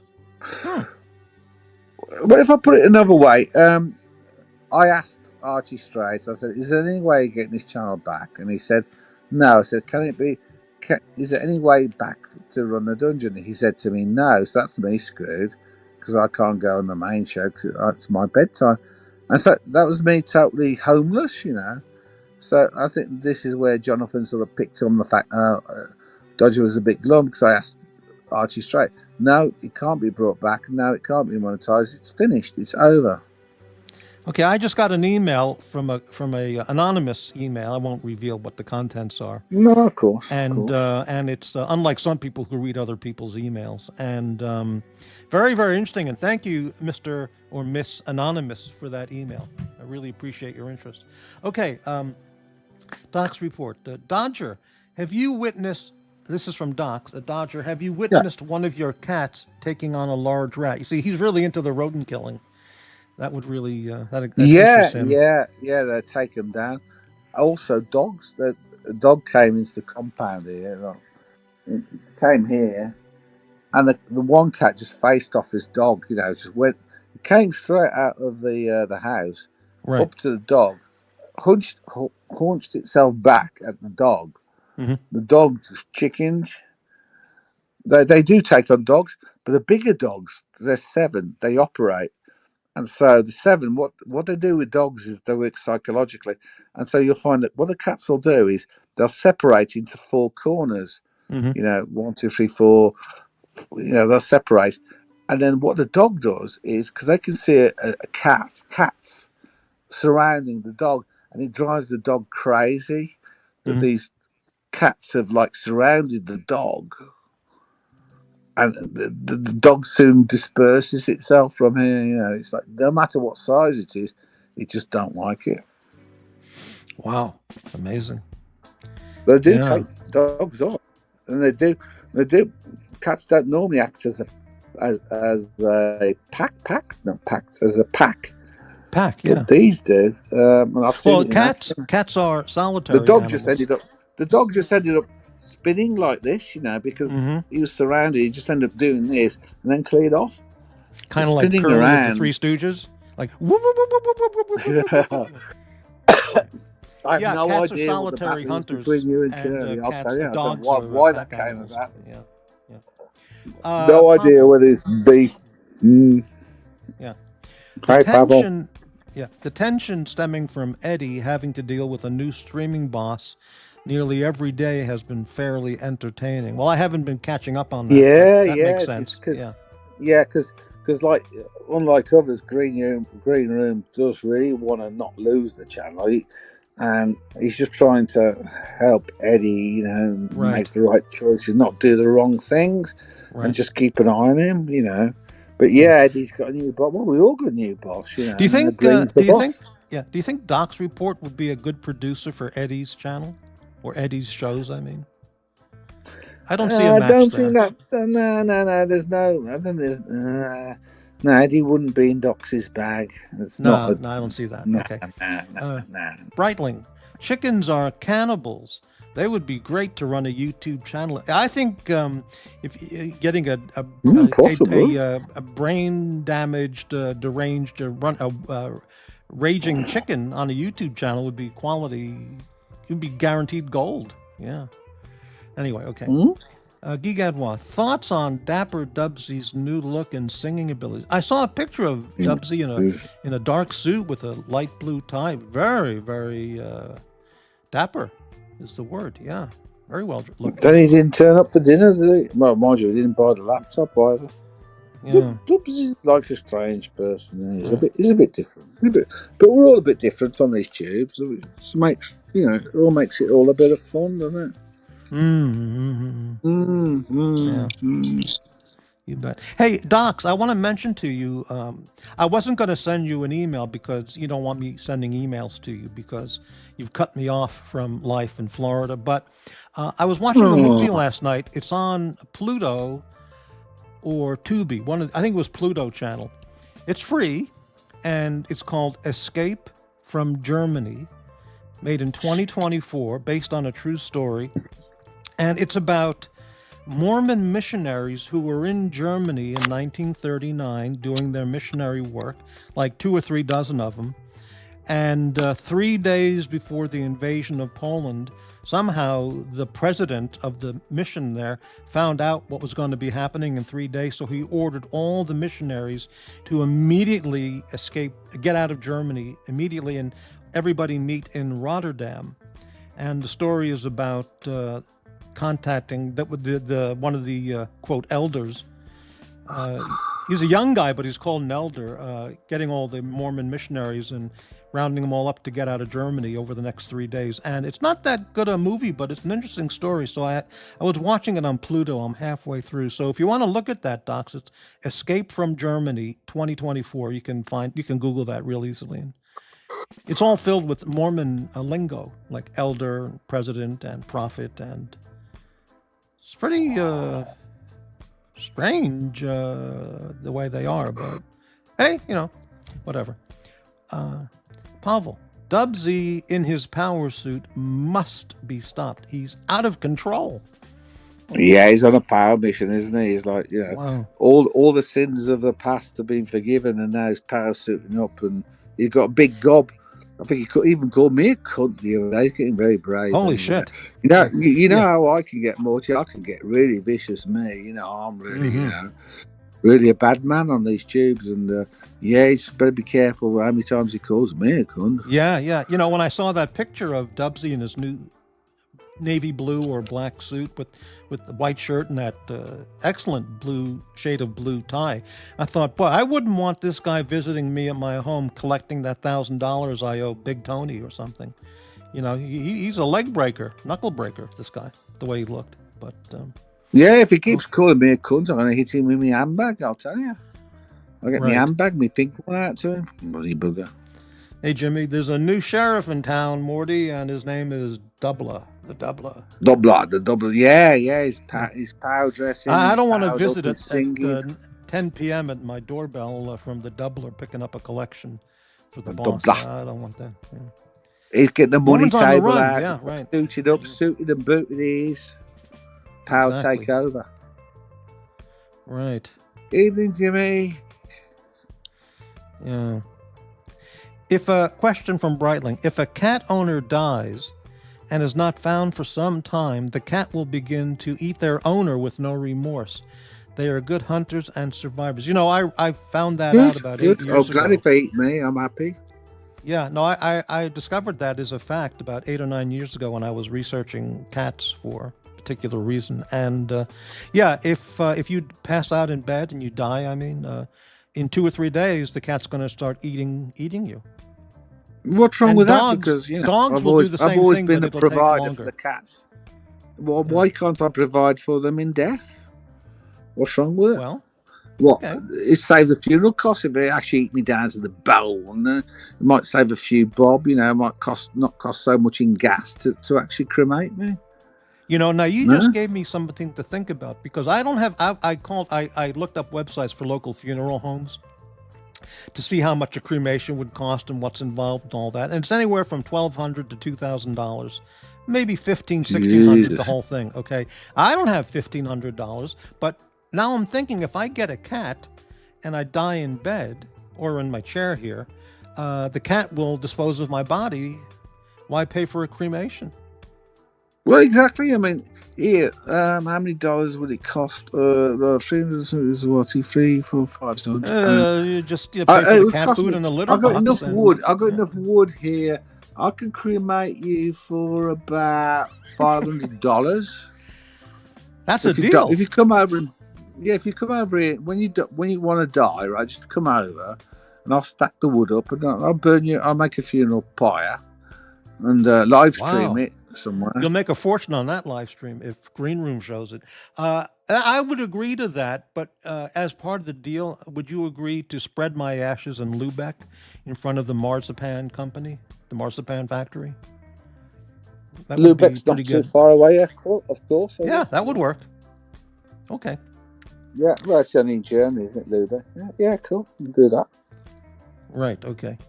Dubsies is Pluter's new head of security. Yeah, that's what it seems like. Doc's report was called an elder when he was in the church. Well, that's very interesting. All right. All right, Breitling. They often say cats start with one life and then take 8 others. This is why they have 9 lives. Mm-hmm. Okay, Elder is an amazing. office in the higher or Melchizedek priesthood, not a reference to a person's age. Well, that explains that then, because these guys were all in their 20s, in the movie. Chili Badger, same as humans, they love to each other if stranded after an accident. Cats are better than you. I think cats are better than most humans. I do. Yeah, 4 legs good, 2 legs bad. Mm-hmm. Sounds like a business idea with cats that needs investors. Cremation by cat or body disposal by cats. Yeah, you just got Only the bones $500 left. and ashes spread as part of the deal. $500 complete. That is a Do you know what's prevalent? Like farmer disposal here. There's like it's been a few cases of farmers here. varmint They've been disposal. the cat. Yeah, like the cow squished them up against a rail and they've died, or they died of a heart attack. And the piggies have been eaten. There have been lots of farmers where they've only found the boots and the feet left in the boots. Pigs eat everything, including honestly, if you want to Pigs dispose of eat something, everything, anything. pigs Yeah. eat the bones as well as the flesh, and there's nothing left. And the thing is, when you get rid of somebody, throw them in with the pigs or the wild boars. They'll scoff a Well, lot. pigs, they use those snouts and they root through everything and eating everything. And Yeah, the wild boar here made a right mess of my grass up the hill here. So I've got still roots in it now from when they dug it up, looking for God knows what they're looking for under the grass. Bastards. We have a new viewer, Moody. Where is it? Moody Mongol. Okay, that works. Moody Mongol, yeah. All right. I'm part Mongol. Well, he's spelling it Mongul. Maybe he means Moody Monger, like Archie and Suckle. Not Mongol, but maybe, I don't know. I'm part Mongol, yeah. Mongol, yeah, all right. Yeah. Jimmy, Morty, if Arch was in the good old USA and he invited you to a lamb shank dinner, all expenses paid, would you go? Also, would you be suited and booted? Well, first off, this question is just it doesn't make sense because first off, he's not invited. I'm saying, I understand you're saying if, but all expenses paid from Archie? What? That doesn't happen. Archie will meet anyone for dinner or a meal as long as the other person pays. He established that years and years ago. He'll meet any of these people, any of the people on YouTube. He'll meet anyone for a coffee, a meal, but he doesn't pay, right? No, that's not true. I've been with Archie.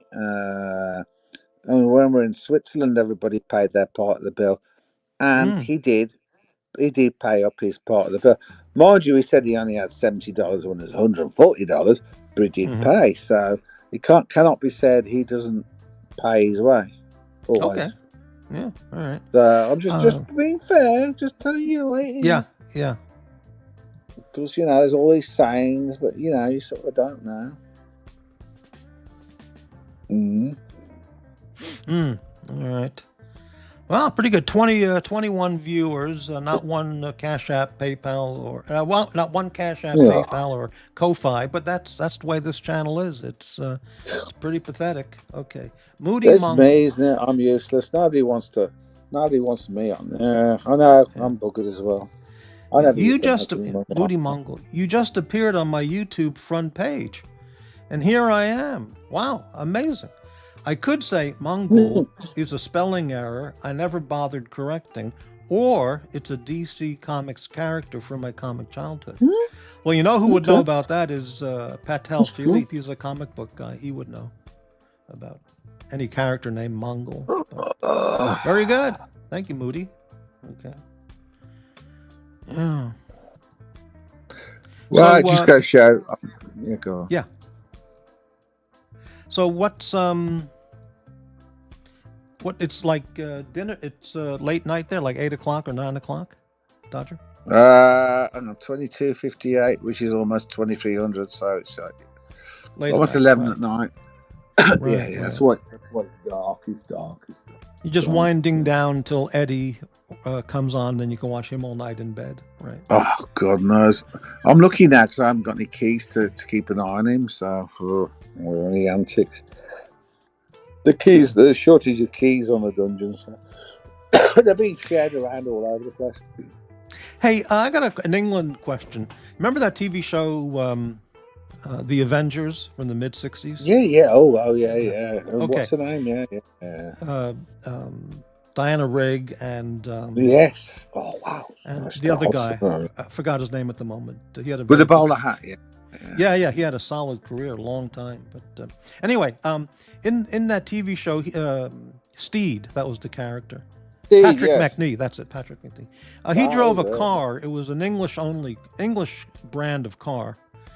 You never see that car anywhere but in England. And England had a variety of those same kind of car. They're convertibles. They're kind of small, kind of had names only from it, like Morgan. Was I that know a what you're car on name? about. Morgan.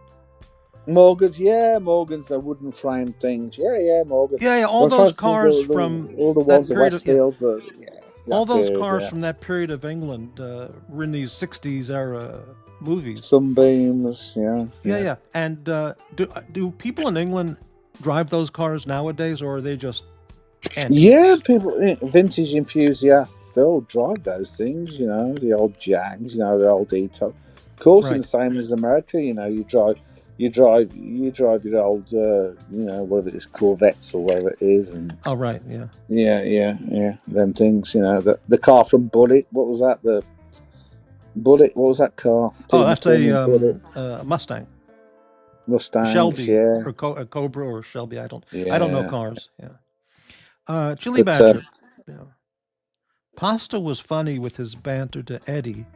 Planet of the Apes type insults. I heard that. I heard part of that, and that sounded a hell of a lot like Jay Gray more than Pasta. So I wonder if that yeah, was Jay Gray. Buster was having a right old go at Eddie. Yeah. Yeah. They're having a right old bit of banter. Vintage 20s and 30s Bentleys in the original series, and a dark green Jaguar XJ12C in the new Avengers. Wow, you know your cars. Moody, Mongol. Wow. No, Vintage yeah. Bentleys. Okay, there it is. Yeah. I had a Jag I had a old Mark II 3.4 Jag. Yeah, fantastic. Mm-hmm. I had one of the newer ones, but they're boring. They're comfortable to drive a long way, isn't it? Oh, Jay Gray. Jay Gray says it wasn't It wasn't him. me, Jay Gray. Hey, All right, Jay it Gray. was Pasta. So you guys sound kind of similar in voice. Yeah. Thanks for watching, Jay Gray. Yeah. All right. Nah, I just watched the heck out of the Avengers as a kid. Back when TV was fun, right? Exactly. Not filth and everything is sexual Corruptions that are deviance. there.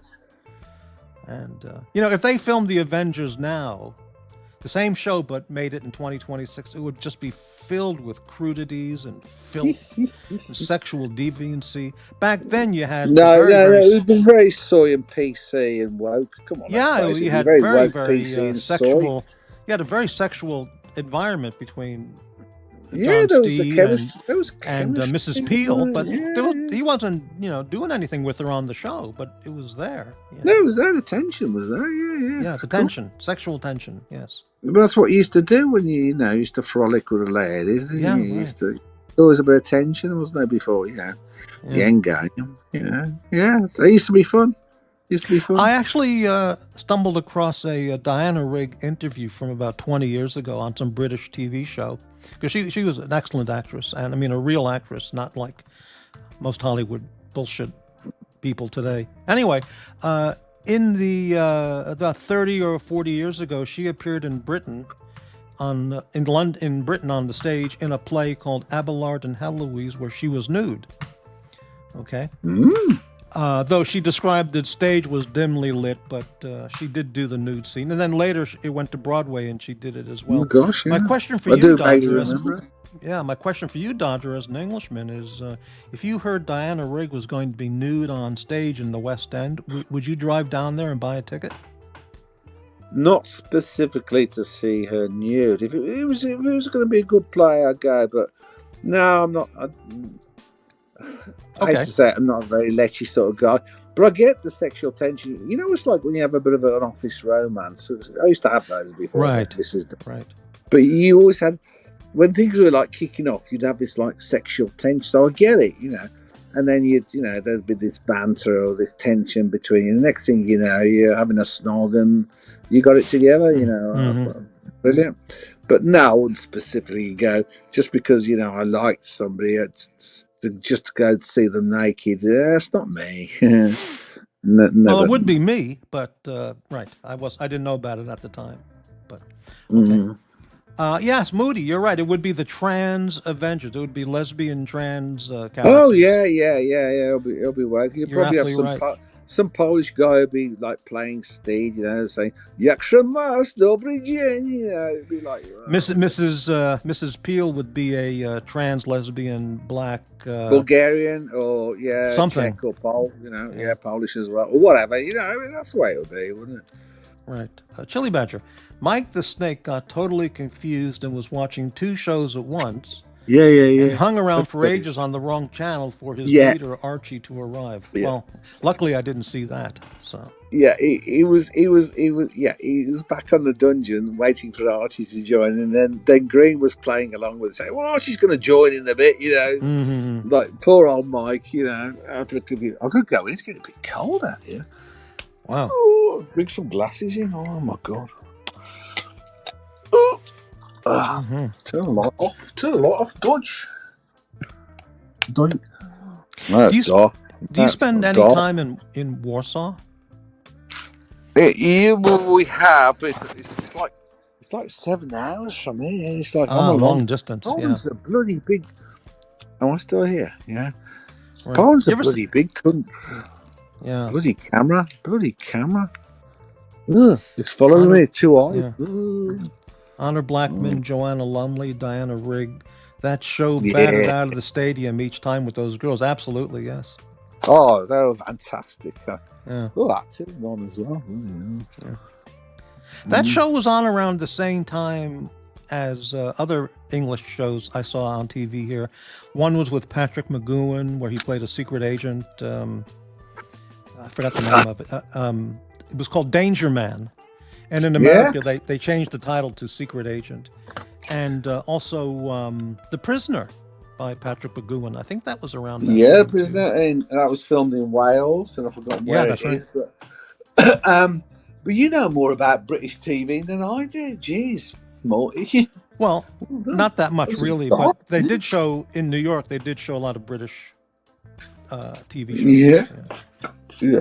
Or You know more than a me. number of them. Yeah.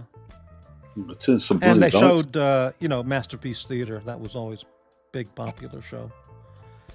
Yeah. Mm. Like the Forsyte Saga and I, Claudius. Those were huge hits, on TV here. Yeah. Yeah, I Claudius. Yeah, I remember watching that. Yeah.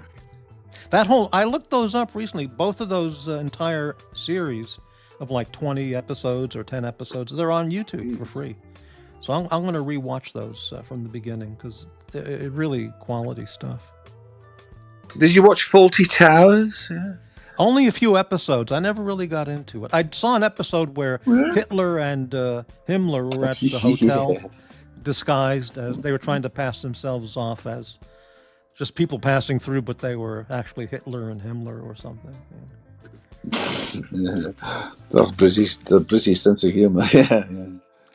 Yeah, Danger Man. The Prisoner was classic, and it even starred the guy who wrote it. I was a big fan of Patrick McGowan. He was an outstanding talent. Yeah, he played in the Mel Gibson movie Braveheart. He was the king. Yeah. Get Smart, of course. Yeah. Well, I like Barbara Feldon a lot. Barbara Feldon is the kind of woman who I would be with. Educated, intelligent, a lot of, high society, Park Avenue, Connecticut, wealth, that kind of, Ivy League educated, very sexy, smart, and terrific. Yeah. Educated, intelligent women are always good. Yeah. To have in your life, yeah. But during the Get Smart years, she was definitely a sex symbol on TV. Yeah. Mm.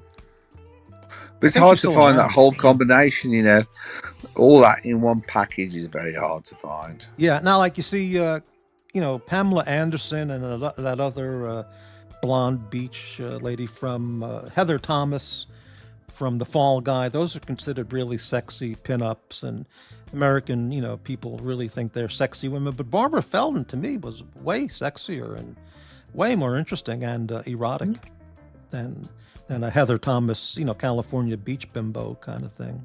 But hey, that's me, No, I like intelligent women. Yeah, or Diana Rigg, for example. Longer term,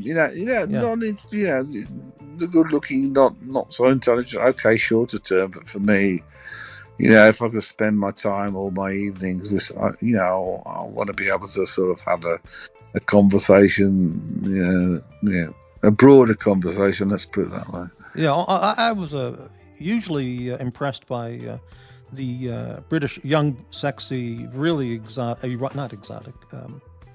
really intriguing young British actresses who were all beautiful and very, very, very English. And Diana Rigg and Jenny Agutter. Jenny Agutter. Phenomenal. And it's just an endless list, Mm-hmm.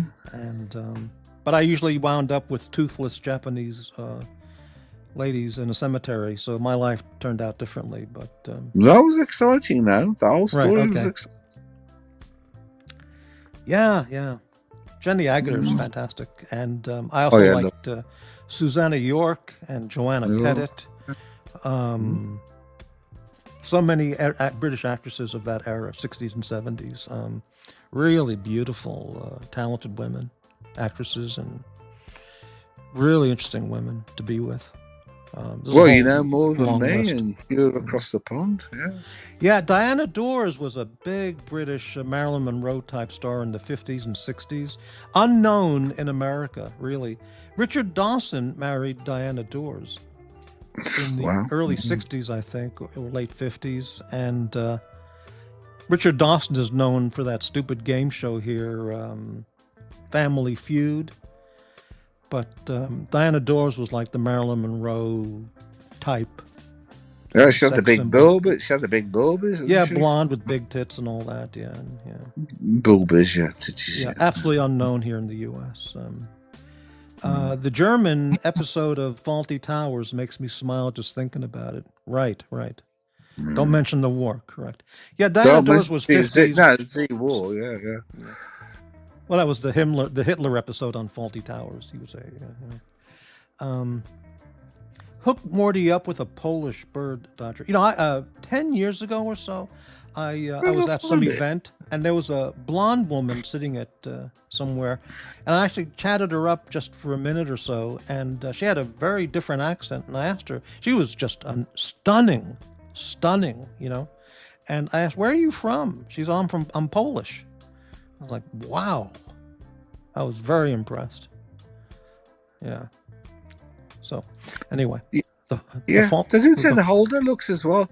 If you go to Russia, I mean, you get they end up unbelievable. They look like once they pass about 38, they look a bit like babushkas. They're a bit. Yeah, they look like German dairy maidens who were too old. But before they hit 40, they're stunning in those Slavic countries.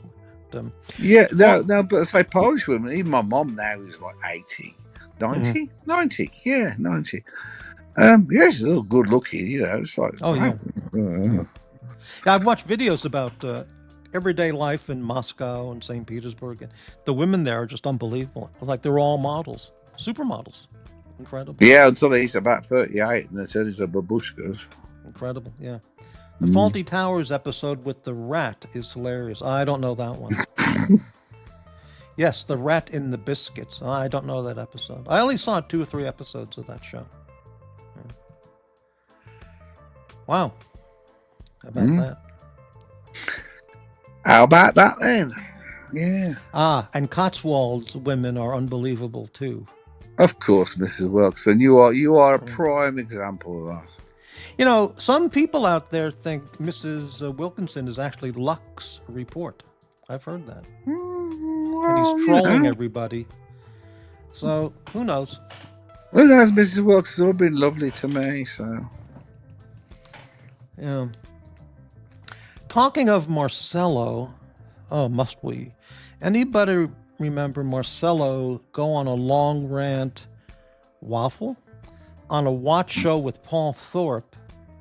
Just looked with a blank expression of disbelief as not a single word made any sense. Well, no word made any sense is the fact. Yeah, no, I didn't see that show. I'm glad to say. No, but there were times Marcello was like a bit special when it came to things. I mean, at times a lot of things he said didn't make sense. Let's be honest. Right. I had a McLobster. Yeah. The women in Prague. Oy vey. I had a Czech friend. This was around about 20 years ago in L.A., and she was very, very good looking, extremely friendly and sociable. And she said, "You want to come over? I'll make stuffed cabbage for dinner."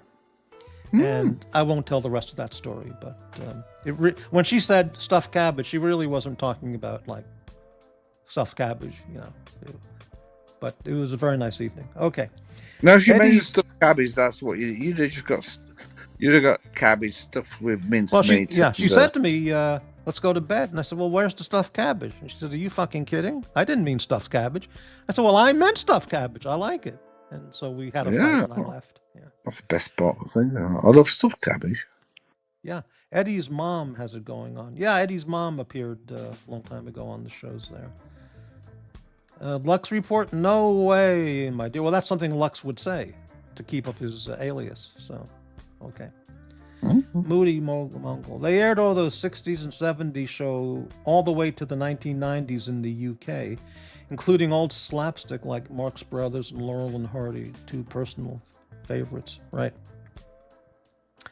Yeah, you wrote personnel, but again, I'm not going to pick on the typos. It's okay. Wheelie? Really? Yeah. Wheelie, yeah.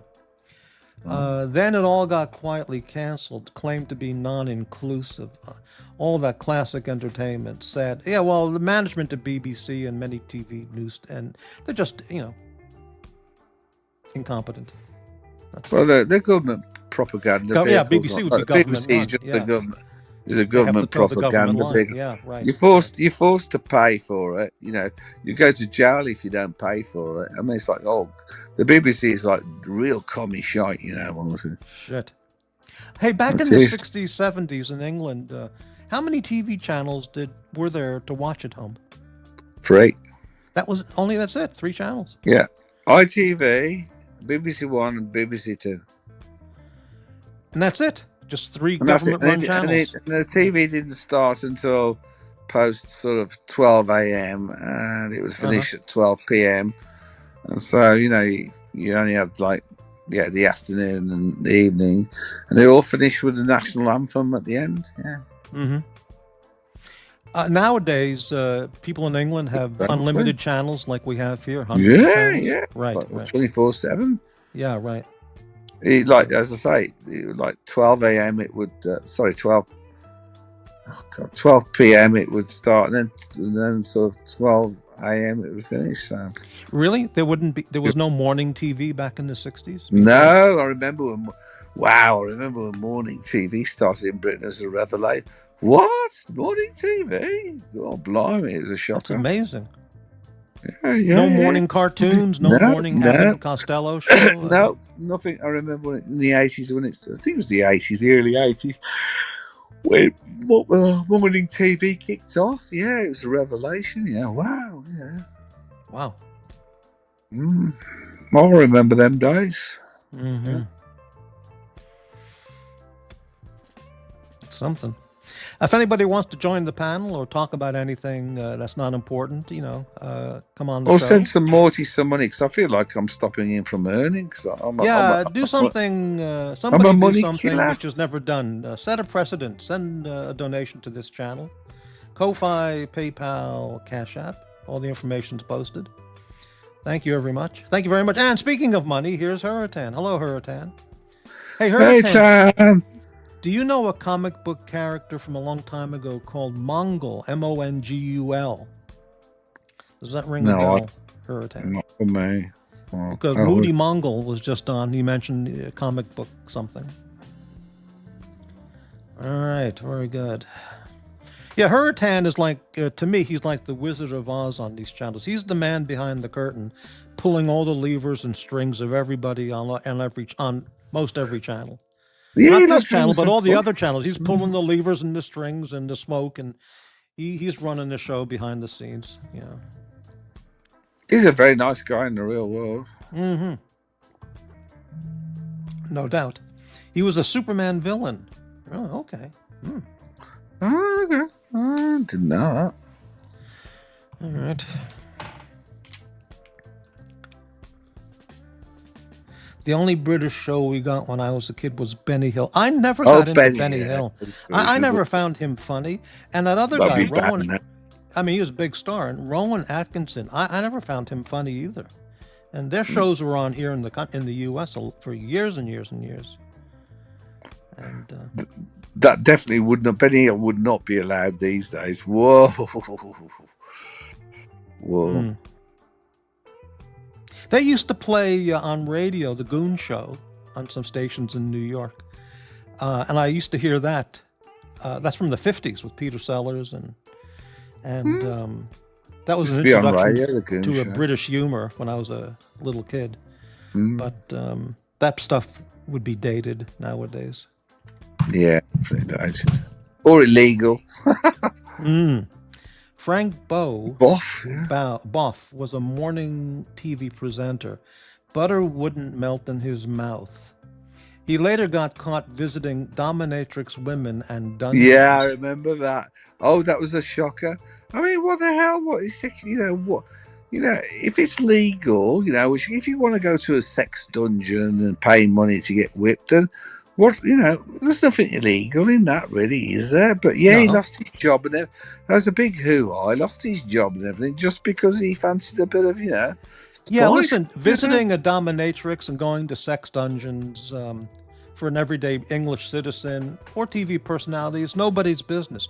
Now, if you're a government minister spending every night with dominatrices and sex dungeons and wearing pink panties, then it's people's concern. Why? Why do they get concerned about it? I mean, it's just what they do in a private life. Because they might be revealing state secrets while they're being tortured. Oh, there's a few cases of that in Britain now. The old Rusky bird. The old Rusky birds, that's how they got That's them. right. That's right. Oh, no, that was that other spy who gave out how to make an That was in the atomic bomb. 60s or late 50s. The big. That was funny, yeah. America had the secret and stupidly shared it with Britain. And then one of the Brits then gave all the nuclear secrets to the Ruskies, didn't they? Yeah. But there's a few Rusky birds knocking around. Yeah, pulled a few Brits. Yeah, pulled the pants down. And, well, now it's here in took all America. the secrets out his pants. That's right, literally. Yeah. Nowadays, it's Democrat liberal fanatics being caught with Chinese communist spies in their employ, like Dianne Feinstein's chauffeur of 20 years. That guy from California who was his girlfriend was a Chinese spy who he was sleeping with. That guy who ran for governor and then turned out he was exposed to be an absolute degenerate. I forgot the guy's name. Dirk Diggler was going to vote for him until the scandal came out and the guy resigned from the campaign. But and so on. Okay. Hugh Grant preferred phone booths. Well, that was a story back in the 90s when he got. Oh, he got that BJ, didn't he? He got caught. Yeah, Hugh Grant got caught trolling for transsexuals in West Hollywood. Wasn't he caught with that bird? That bird gave me a BJ in the car. That's right. Yeah, but it was a guy actually, if I recall. Or maybe it was. I thought it was a girl, but maybe. That was Eddie Murphy. He was trolling for trannies in West Hollywood. That's right. Yeah. Oh, Eddie. Yeah. Yeah, and then when he was arrested, when he got pulled over and arrested with the tranny hooker he picked up, his publicist and manager immediately came out with he was just giving the lady a ride. He felt bad for her. Well, he rode her all right. Right, but that section of Santa Monica Boulevard is 100% tranny whore streetwalkers, and anyone in LA would know that, especially in showbiz. So, but anyway, that was covered up pretty quickly. Who cares? People are a bit spicy. And who cares anyway? Exactly, right. Who gives a shit? Right. To be honest, the public was okay with Frank doing his thing, as was TV. He carried on as a TV presenter for years after. Okay. Oh, yeah, so it's okay, yeah. George Michael got caught in Beverly Hills propositioning in a toilet. That's correct. Yeah. But that's Beverly Hills. But that was Beverly Hills, and everybody does that stuff there. So, yeah. Hurricane, I've offered Morty many times to be paid to run a show on the Dungeon. I can verify that is true. That is true. And the problem is, Hurricane, as I've mentioned, there are so many haters who inhabit that channel that it would just be nonstop. I'd have to ban everybody, and then it would just be a disaster. It would be just nonstop attacking Morty with lies and hate. Well, here's one for you, Morty. If you want to take up the offer, you want to go on the Dungeon, which is like kind of a new dungeon, I'd come on with you and we'd do a show together. And if the haters want to hate, then we'll bring up the chats and we'll discuss hating. We'll discuss why the hate's there. No, seriously, all right. If that's an offer, talk to Tan. If Tan gives you a correct offer, I'm quite happy to join you on the Dungeon and run a show together for both of us. That might have potential. For the haters. I've talked to Green Room many times. I would have no problem at all hopping on and talking to Green Room. However, the thing is, the people in the chat who are the racists and haters and pathological liars, it just makes it unpleasant. Yeah. Well, if it happens, then we can bring up the chat and we can discuss it. Because they don't encourage banning or blocking people on the Dungeon channel. So it's not below there are certain rules that racism's not stood for. Too much misogynistic shit is not stood for. Going under the belt, people's families, that's not stood for. Well, that's funny you say that. When you say racism and anti-Semitism type stuff is not allowed or encouraged, but the people who say no racism, no anti-Semitism is going to be bad, those in fact are the people who are the racists and the anti-Semites. It's hysterical, insane. Yeah. Anyway, flip them over, right? Yeah. McLobster. Morty, would Eddie pass a health inspection checklist for food handling at the diner? That's a good question. I don't know. He thought about healthcare. Yeah, thought about it. Yeah. I guess he would. Yeah, he's very clean, actually. In fact, he's very clean. Yeah, so he probably would. Yeah.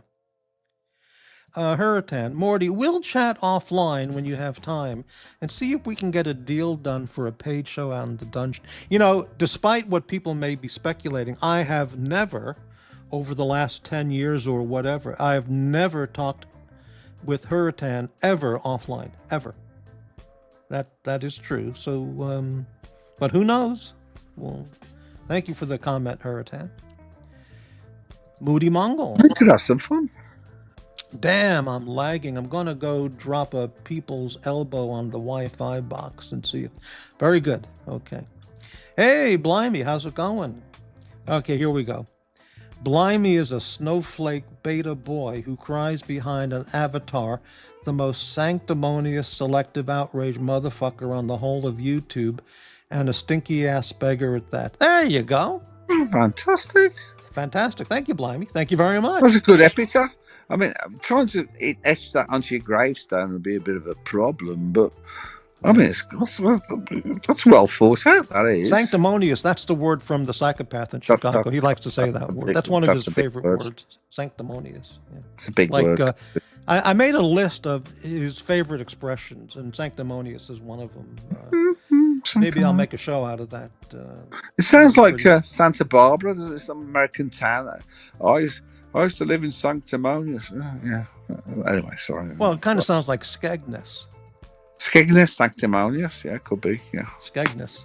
That's Sanctimonious could be the American Skegness, couldn't it? Well, Santa Barbara is actually a very beautiful little city. Very nice place to live. Never been there. It's about a 2-hour drive right north up the California coast from LA. About 90 minutes, 2 hours. I haven't been there in a long, long time. It's very beautiful. Yeah. Racism. Good to see you, says Blimey. Well, thank you, Blimey. Very good. That's probably Lux Report also. We don't know. Okay. Breitling. Below the belt, over the line is a recurring theme with some people. True toxicity. It's why super chats and longtime viewers have diminished over time, a steady decline. Yeah, there are lots of people. That's a good point. Yeah, there are people I recall from years ago who just, over the many years, they just left, not because they moved on with their life because of a new job or they passed away. No, they just said, fuck this shit. These people are sick. And fuck well, up. Yeah, it's embarrassing being connected to some of the things. It's humiliating and embarrassing. And if you got a proper job, unlike me, if you jump on a panel where somebody, this shit sort of happens, you end up being connected to that sort of crap, don't you? That goes on. Right. Do you ever see an episode of Curb Your Enthusiasm where Larry David gets a prescription from his doctor, then he goes to the pharmacy, the drugstore, and he hands the prescription to the pharmacist, and the pharmacist goes, this is a good drug, but I can recommend a better drug than this one for the same, that's for the same condition. And Larry David goes, really? And he goes, oh, yes, this is an older drug. This one I like much, much more. So Larry David goes, So he goes back to the doctor, because he's kind of impressed with the pharmacist. And he says, hey, can you give me a new prescription? The pharmacist said, this other one is a better choice. And the doctor goes, you're going to listen to a pharmacist? He goes, I'm a doctor. He's a pharmacist. And Larry David goes, exactly. He's a pharmacist. He deals with drugs and prescriptions 8 hours a day. And he goes, but I'm a doctor. And he goes, yes, but he's a pharmacist. So he goes, okay, I prefer the other prescription, but I'll write you this other one. So he writes the new prescription, and then he goes back to the drugstore. And what happens after that is very funny. It's a very funny segment, story plot for a couple episodes. It was very good. Okay. Anyway, okay. Anyway, I've got to hop off because I've got to tidy up after this drinking session. Mrs. Dodge wants to. I've got to wash up and stuff. Right. Tidy up and go to, because it's now 23:31. Right. But yeah, it's been really enjoyed. Sorry, Thank you, Dodger. yeah. Yeah. The Dodger Thanks. effect is like you won't make any money. Right. But yeah, if we want to do this gig, with Tan on the dungeon, we'll do that, and we'll have a laugh. We'll have a laugh. All right, we'll see. We'll see how it goes. Yeah, it's up All to right. you. Well, thanks for stopping by, Dodger. Really enjoyed talking And to you. thank you very much for having me. It's really nice to talk to you. It's been And good luck with the cats and the rats. I'm sure the cats will take care of it. Thank you, Morty. You take care. All right. See you later. Bye. Dobronos. All right. Very good. There we go. All right. Thank you, Dodger. McLobster, you're absolutely right. Breitling. You're absolutely right, Breitling. Nobody uses commas or punctuation. You're absolutely right, Breitling. It's a mental health crisis. It is. Right. Okay. Hurricane. Father Jack, yes, I'll have a look today. Gildan mentioned it earlier. Okay, what did Father Jack? Hurricane, we need an unbanning on the AC channel soon. Okay. McLobster, would you consider installing conch shells in the diner bathroom? Oh, Eddie's ass cleaning technique.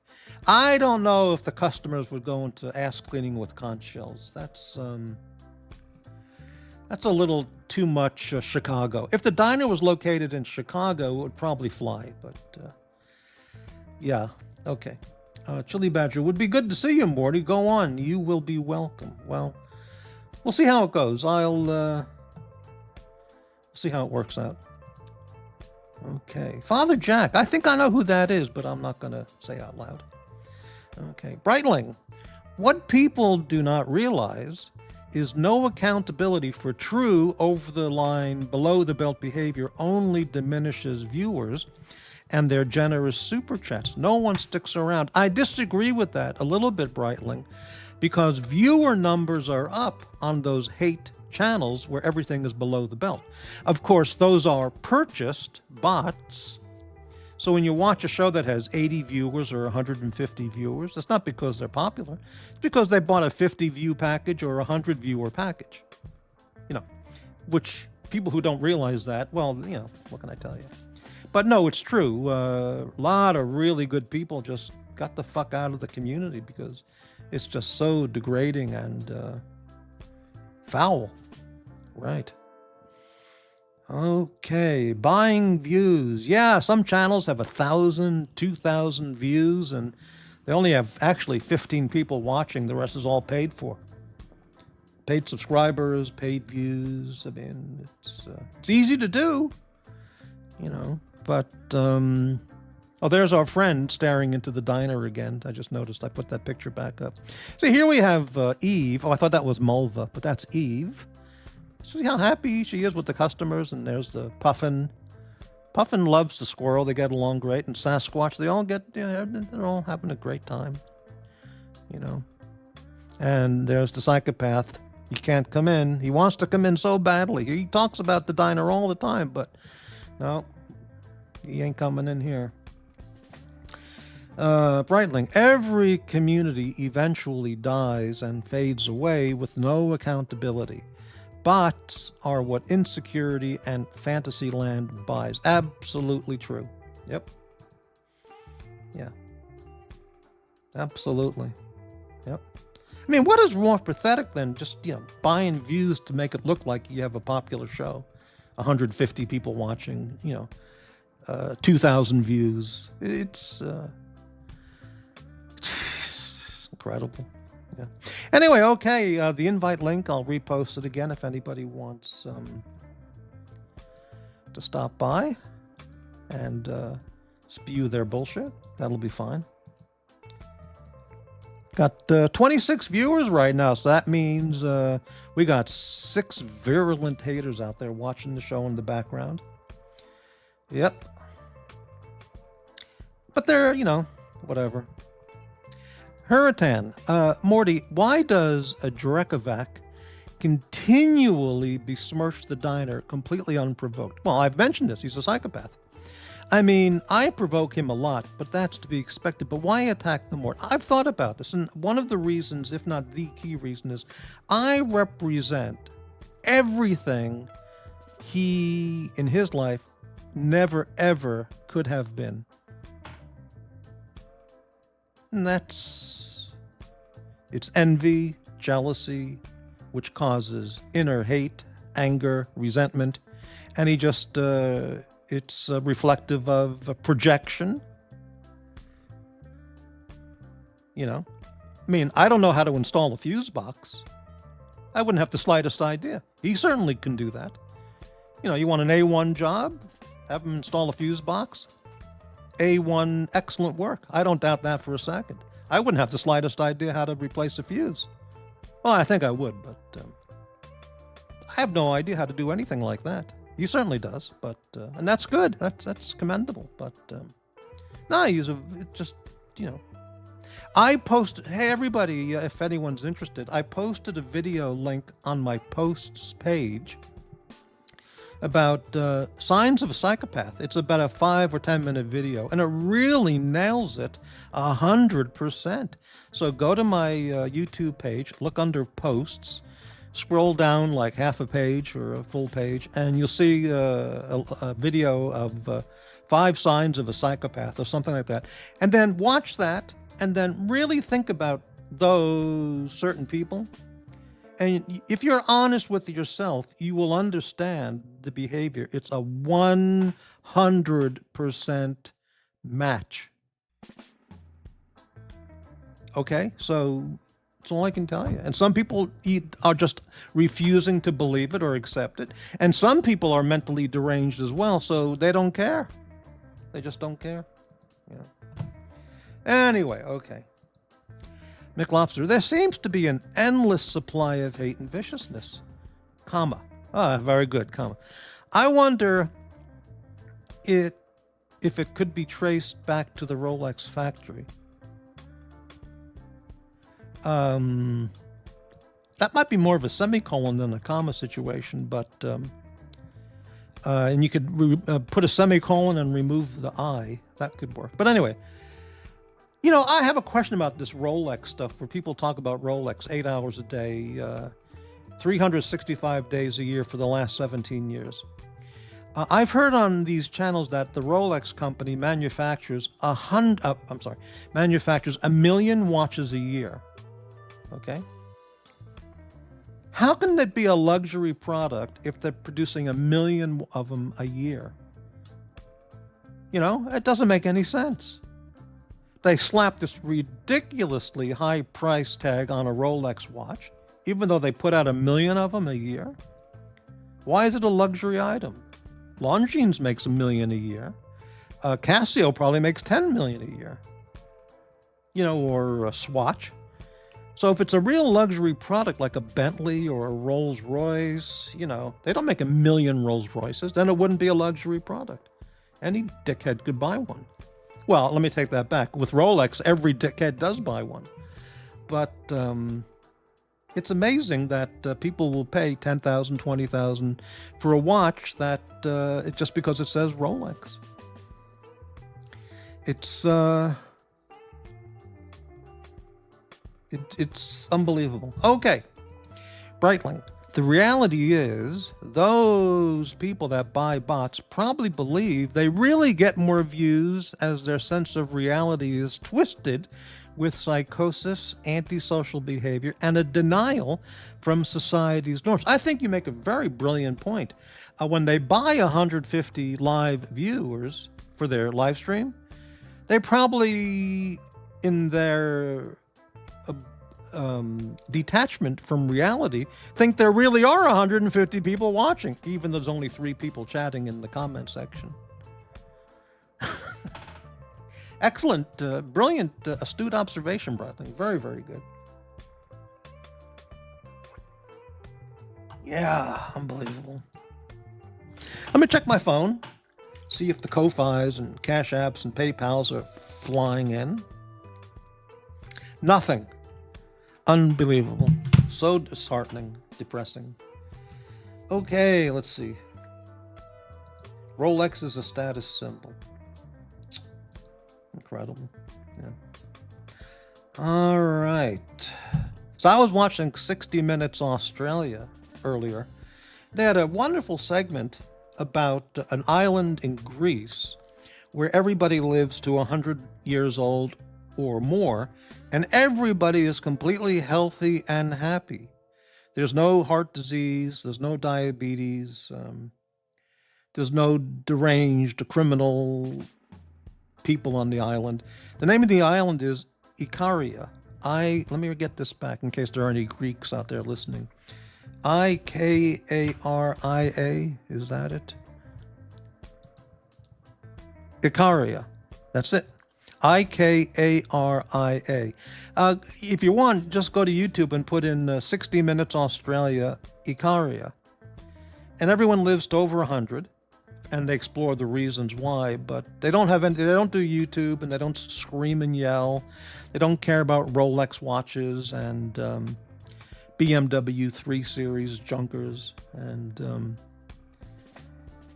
it's a combination of just beautiful life. It's really something. Okay, but there's too much sunshine there. I couldn't live there. Which brings up the next point. I'm seriously considering moving to Alaska. I think that could be the place for me because I can't stand the hot summers here, and it's just awful. And the forest fire smoke and the deranged people living in Oregon and the Northwest.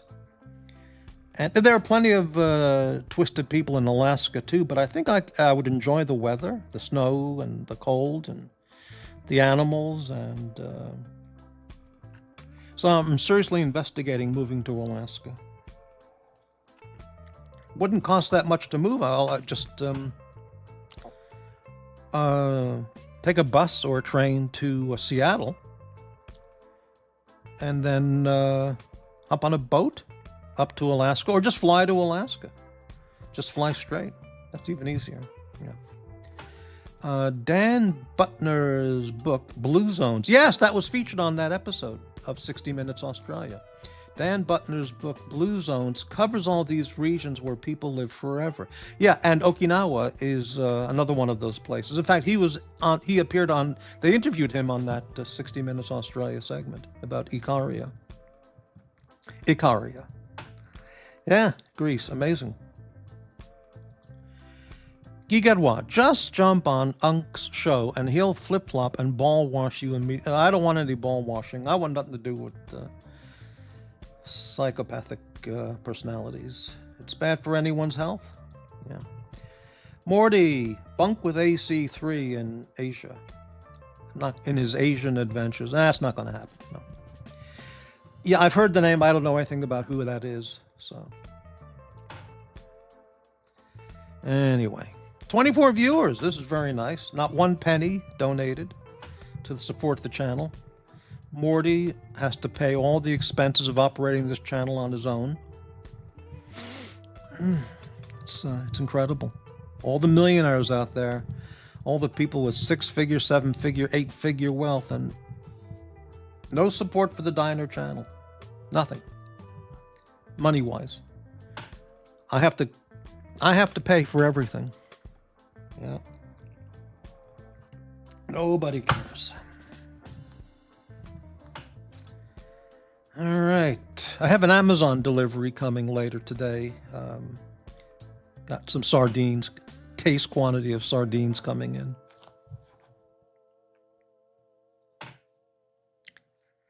So I'm going to... I'm not going to talk about that. That's whatever.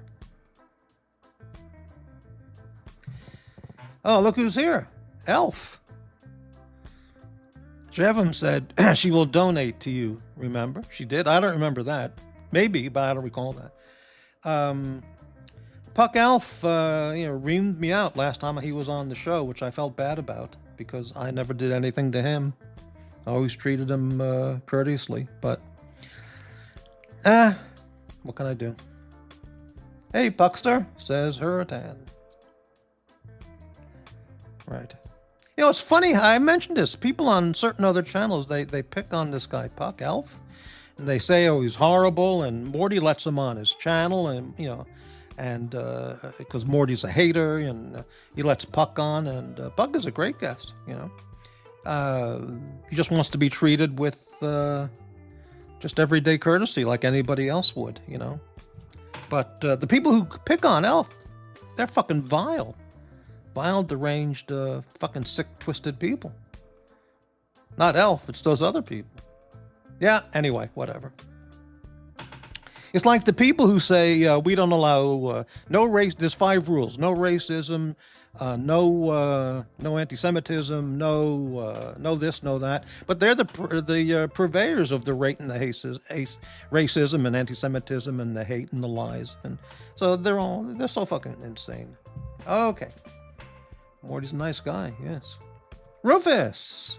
Yeah, Puck, what's with that? Morty is a nice guy. He's a nice guy who's penniless, broke, and lives on 1 can of sardines a day. Look, Doc's report. May I give you 2 absurdities you have mentioned? I'm surprised to see a comment. Doc wrote me off. He said, I'm done with that guy. All right. Unless you were joking, I'm quite literal. May I give you 2 absurdities you have mentioned? Unless you were joking. Okay, what are the 2 absurdities? Since you're watching the show, why not? That's part of Doc's. He's always literal, right? He doesn't understand, he doesn't get certain things, right? Play the nice guy clip, Morty. I don't have that ready to roll. I'd have to upload that again, and that would be difficult to do while I'm live. Yep, that's how it starts. Morty could use that 20K right about now, Docs. Oh man, could I? People have no idea. Elf's evil groupies cause him angst. Even the seemingly docile Gordon. Now, I don't know who this guy Gordon is. He stopped by the show a week or less ago. And we had a very interesting talk about North Dakota and some other stuff. He did mention that he buys vodka by the case quantity of 10 bottles at a time. And he drinks, if I heard him correctly, and I believe I did, he gets through his day with 2 shots of vodka every hour. He said, how else otherwise can you get through a day? 2 to 4 shots per hour. Which, hey, whatever helps. If that helps, but whatever it takes is what I mean. Yeah.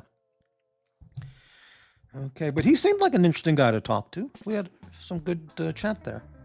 He was totally incorrect about Trump, and I pointed out to him how incorrect he was on his understanding of the great Trump.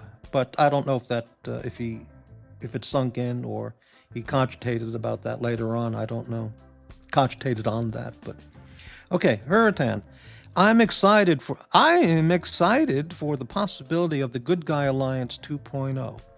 Lexter, Dexter, Green Room, and Morty. There is no Good Guy Alliance. There never was a Good Guy Alliance. That comes from the psychopath, that phrase. And, yeah. No, Lexter Dexter has completely written me off. He says he doesn't want anything to do with Morty. That certain late night guy. Yeah. Okay. Elf. Warned you about Blimey. Blimey 19 Morty. Blimey Morty is a snowflake beta boy who cries behind an avatar, the most sanctimonious, selective outrage motherfucker on the whole of YouTube, and a stinky-ass beggar at that. Oh, you're talking about me? Thank you. Yeah, Blimey said that before. He was supporting the show with his insult and exhibiting his derangement. Yeah, here's his comment from a half hour ago. Blimey. Morty is a snowflake beta boy who cries behind an avatar, the most sanctimonious selective outrage motherfucker on the whole of YouTube, and a stinky-ass beggar at that. You know who that might be? Blimey might be 80 Never Calling, who keeps talking about me and leaving comments on my channel, and he keeps talking about me. The guy is... I don't talk about him, but he just keeps talking about me. It's unbelievable. Anyway, okay. He's probably watching. Yeah. He said on some recent show, he wrote a song about me he's going to do on his next show. He wrote a song about Morty. The guy is obsessed. I mean, obsessed. It's incredible. Elf. Gordon, I didn't know who Puck was here, but let's talk about Puck. Puck always talks about himself. Let's talk about Puck more. Really? All right. Yeah. I don't know any background story on Gordon. I just you're saying he came from Jevum. I don't know. If you say so, okay. Yeah. Elf. Soon as Jevum shows up, so does Blimey and Gordon. Well, listen, Elf. Let me just say this without you attacking me. If you never mentioned Jevum, people would stop talking about her. I never mentioned her until this moment. So it just keeps going on because you keep mentioning it. Just don't mention the name Jevum and it'll disappear, all that. Perhaps. But by you keep mentioning it, it keeps it out there, you know. Okay, anyway. Shit. What a coincidence that is. Gordon, I don't know how I got to Watch Place. Yeah. I left Watch Places when they showed up and came here. Okay. It is unbelievable. No, I don't want a link for Jevon because if she want, then that's going to piss off Puck.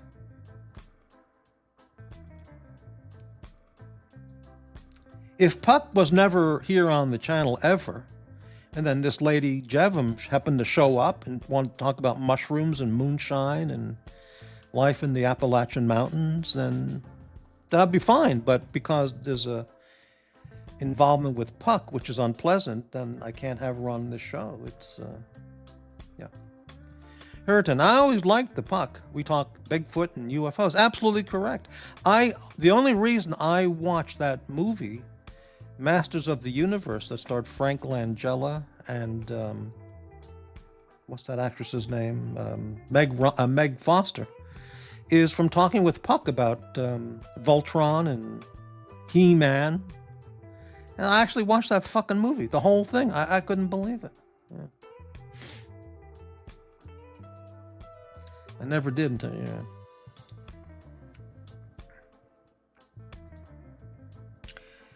Yeah, well, I don't want people to be suffering emotionally and physically in pain and having to endure abuse like Puck does and like I have to go through because of certain people out there.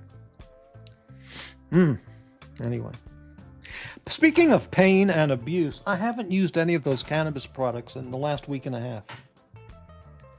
You know, I kind of find them, it really opened my eyes. When I took that 20 milligram THC edible, which was 5 milligram THC edibles, it really was a disaster. It really caused brain, it was way too strong for me.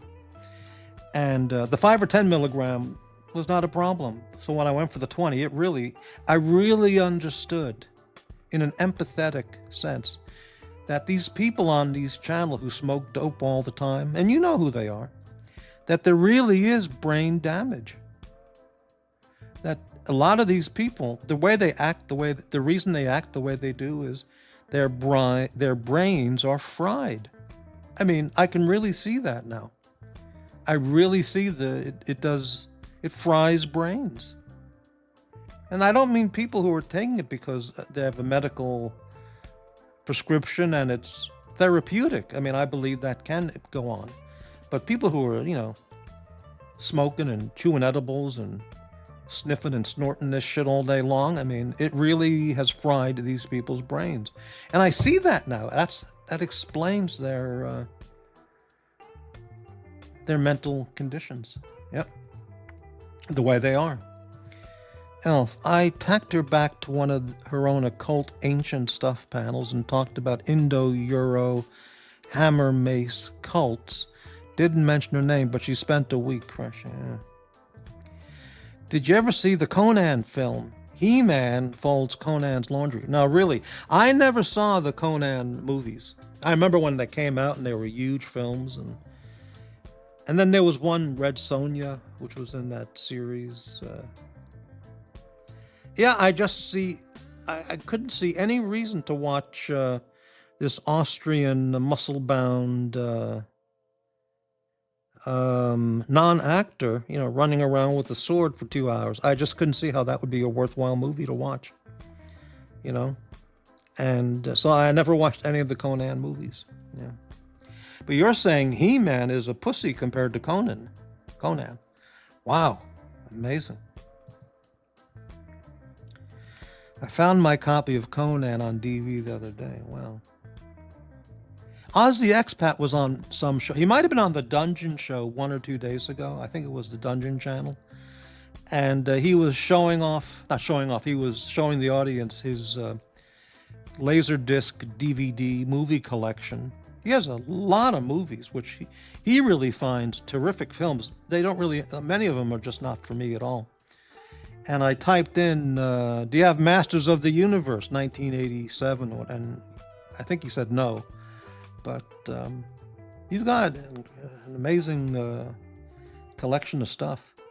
Can you imagine having so much money you can just buy Laserdisc, Blu-rays, and DVDs of anything you want? You just buy them. You don't have to worry about the money. I'll buy that. I think I'll buy this. I think I'll buy that. I think I'll get this. I think I'll get that. Incredible. See, the difference between Aussie Expat and Doc's Report is Aussie Expat is an EDMM, and he spends the money and enjoys his life buying things that he really enjoys having. Doc's Report is an EDMM, and he doesn't spend any money. He goes out and collects golf balls and does his shopping at Walmart, and that's it. Oh, and then he buys he has the flashlights and the quartz watch collection and the flashlight collection. But he doesn't do anything with the money to enjoy his life. Aussie Expat is enjoying a full and complete luxury life, and that's what the money's is to be used for. And it's just mind-boggling to have all that money and just collect golf balls and save pinching pennies at Walmart, buying Walmart brand food. The nutcase, AD Never Calling, he's the same thing. He buys the cheapest fucking poisonous industrial cookies and products at Walmart, which is just deadly poison shit. And with all his money, that's how he spends it. Buying used. He buys pre-owned clothes and Walmart food. And if I had wealth, there's no way in hell I would. I'd live like Aussie Expat. You have the money, make your life even more enjoyable by enjoying the pleasures that you can afford, not pinching every penny, being a tightwad. It's unbelievable. But hey, what can I say? McLobster, nice. We need you back, Puck. Nah, probably won't be back on the panel again. Well, what can I do? All right. Rufus, Trump and the reflection pool are a perfect metaphor for his time in office. I don't know what you mean by that.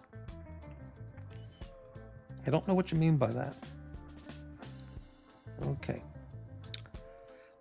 Too much stress. I only came chatting to Morty because he's chilled. I am chilled, yes. So it's over when fucktards are stalking me here. Well, I can understand that, right? Hey, listen, Puck, the fucktards come to my channel and stalk me here too. Even when they're lurking, they're stalking, Okay. Hurritan. Morty, men have been coping with the stresses of life for millennia from intoxicants. That's true. It's a rite of passage that the woke don't want to continue. I'm all for it. Anybody who wants to smoke their brains out, by all means, go ahead. But I don't think it's for me. When I was 17 or 20, it was kind of fun, smoking joints, and I think I tried that when last year of high school, 12th grade. I first smoked joints with my friends, and it was kind of fun. But then after 2, maybe 3 years, I thought, this is kind of stupid. So I just stopped. But I don't have the same enthusiasm or level of curiosity that I had, say, a few months ago. I find it...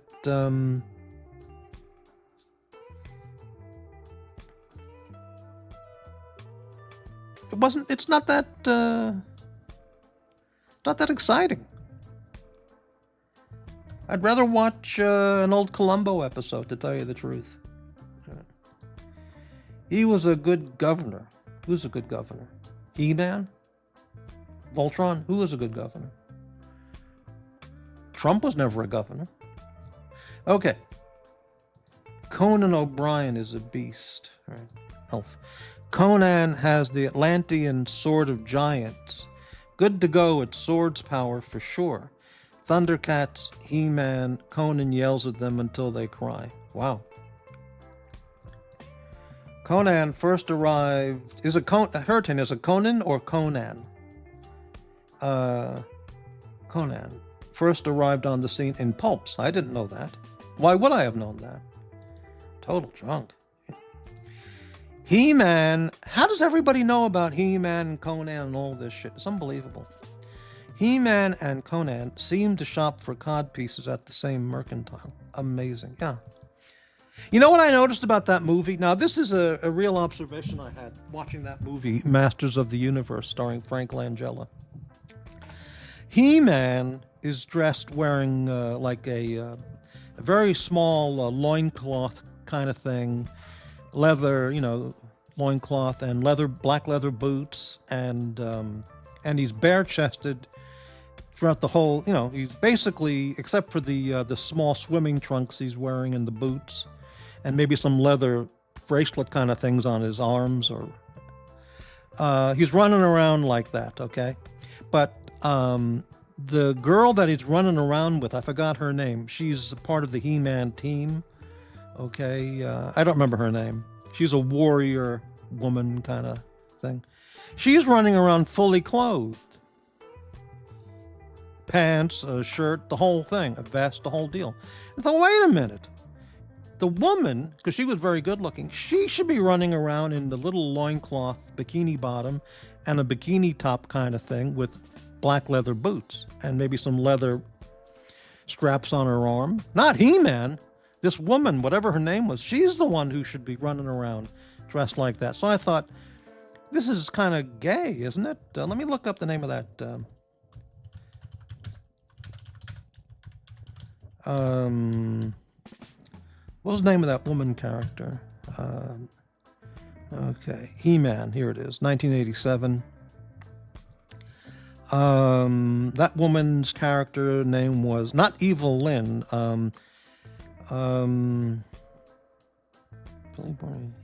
He-Man, Skeletor, Gwildor, Julie, Man-at-Arms, Teela. That was it. Teela, played by an actress, Chelsea Field. Teela.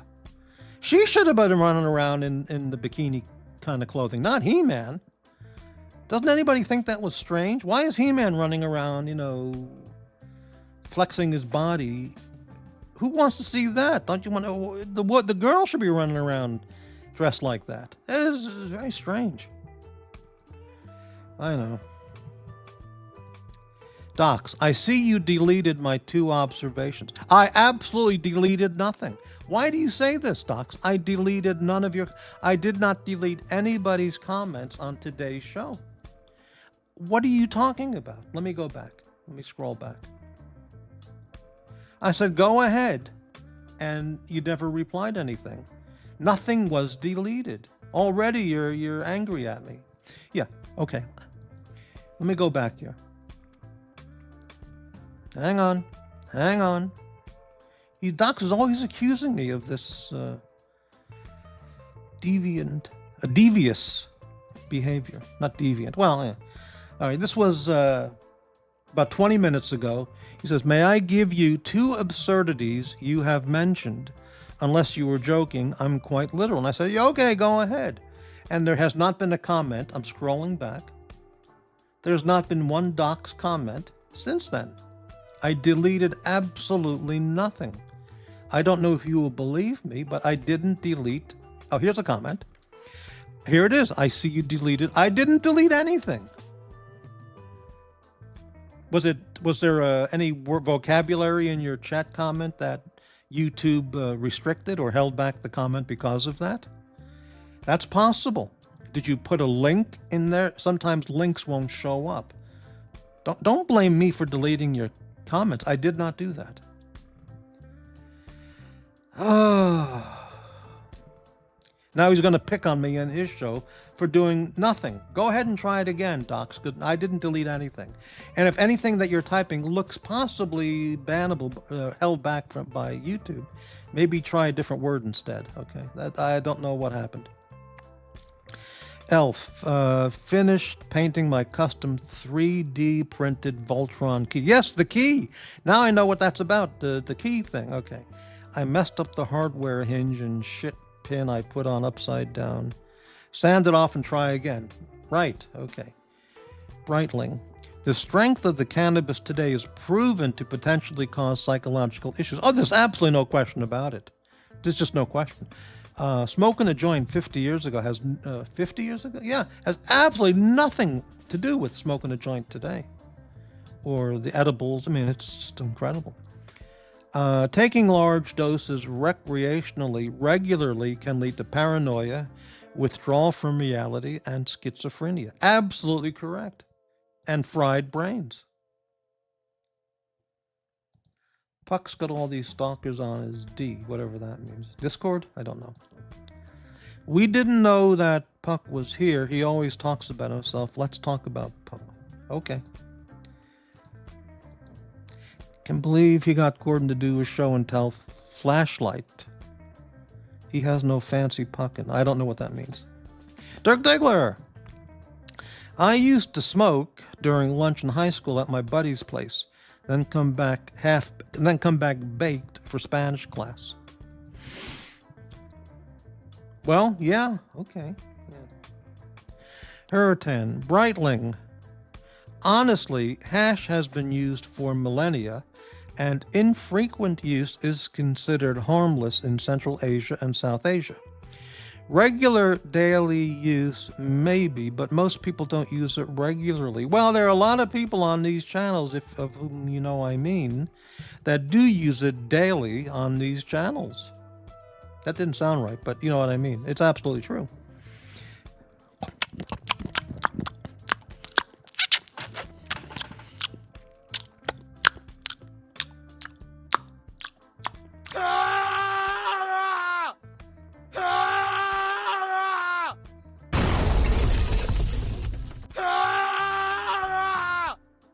Yeah,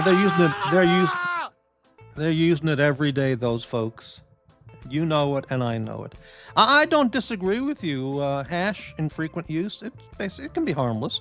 If it's like the hash of, well, if it's centuries ago and millennia ago, then it was the natural plant, not the hybridized, extreme, highly dangerous stuff that people are inhaling and swallowing and gargling with today. That's absolutely true.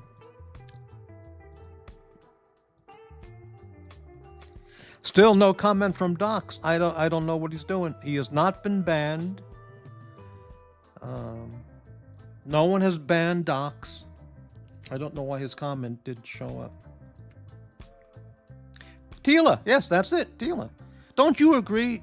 Tila is the sexy woman who should be running around in a bikini type costume, not He-Man. Who the fuck wants to see this, Dolph Lundgren running around semi-naked? You want to see the girl, but they have the guy running around like that. It didn't make any sense to me. I know. I've never been a fan of edibles, says Rufus. My cannabis use has trickled down to almost nothing. Okay. Breitling. Hurricane. Moderation for sure, and completely agree. Problem is, indeed, the daily use, which is quite high and has significantly grown in numbers over the years, and particularly in younger people. That's absolutely true. Hey, look who's here. Aussie Expat. Good day, Morty. It's been a while, but I'm back in Vegas, so should see a few more of your shows. Hey, thank you, Ozzy. Yeah, I mentioned to Ozzy I got the new sling. It's the Magpul MS1. Ranger Green. It's all assembled and put up. I brought it to the gun store where I bought it from on their website. It was delivered to the store. And the guy said, yeah, well, we'll hook it up for you, no problem. Took him 2 minutes. Not even 2 minutes. And It's excellent, really, really good. So I'm going to properly learn the AR, not just fuck around with it, because I never had proper instruction in using the AR. So I found what looks like a good instructor place out here. It's far away.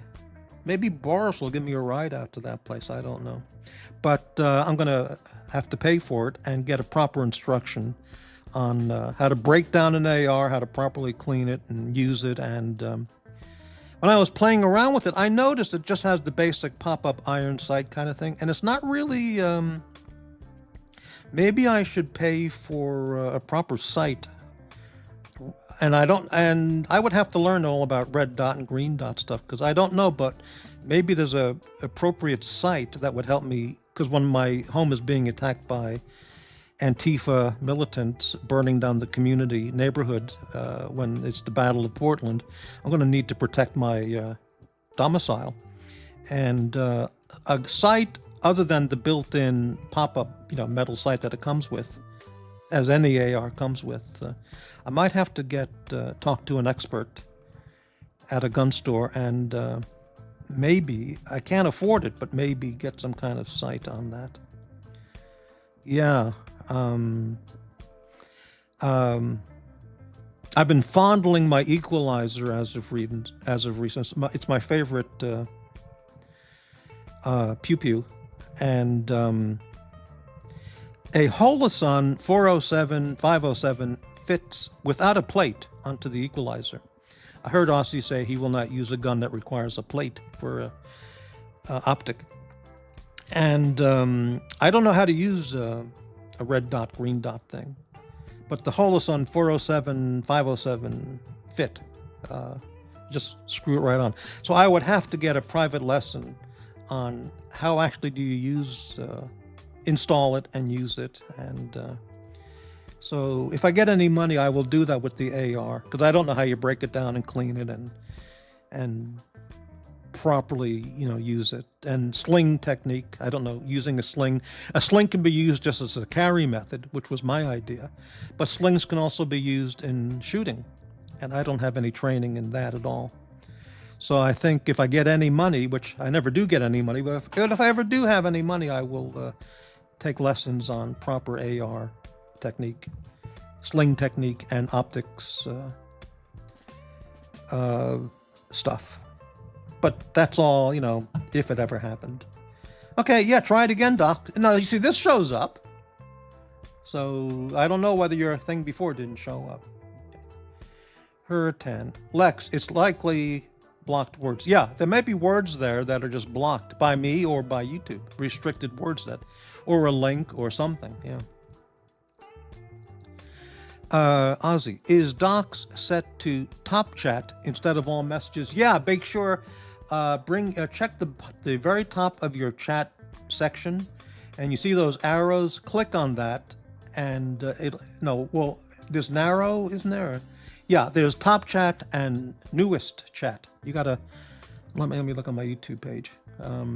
Yeah, it says live chat and top chat.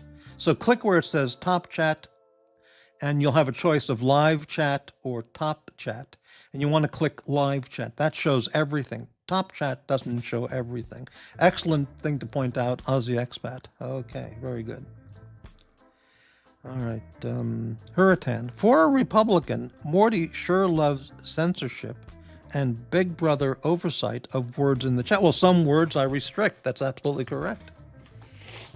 The fact that other people don't do that and encourage it is their mental illness, not mine. Okay, McLobster. Docs' filthy language is blocking the filters again. Well, yeah, okay. Docs report. 1. That guy is jealous of you. Oh, yes. Yes.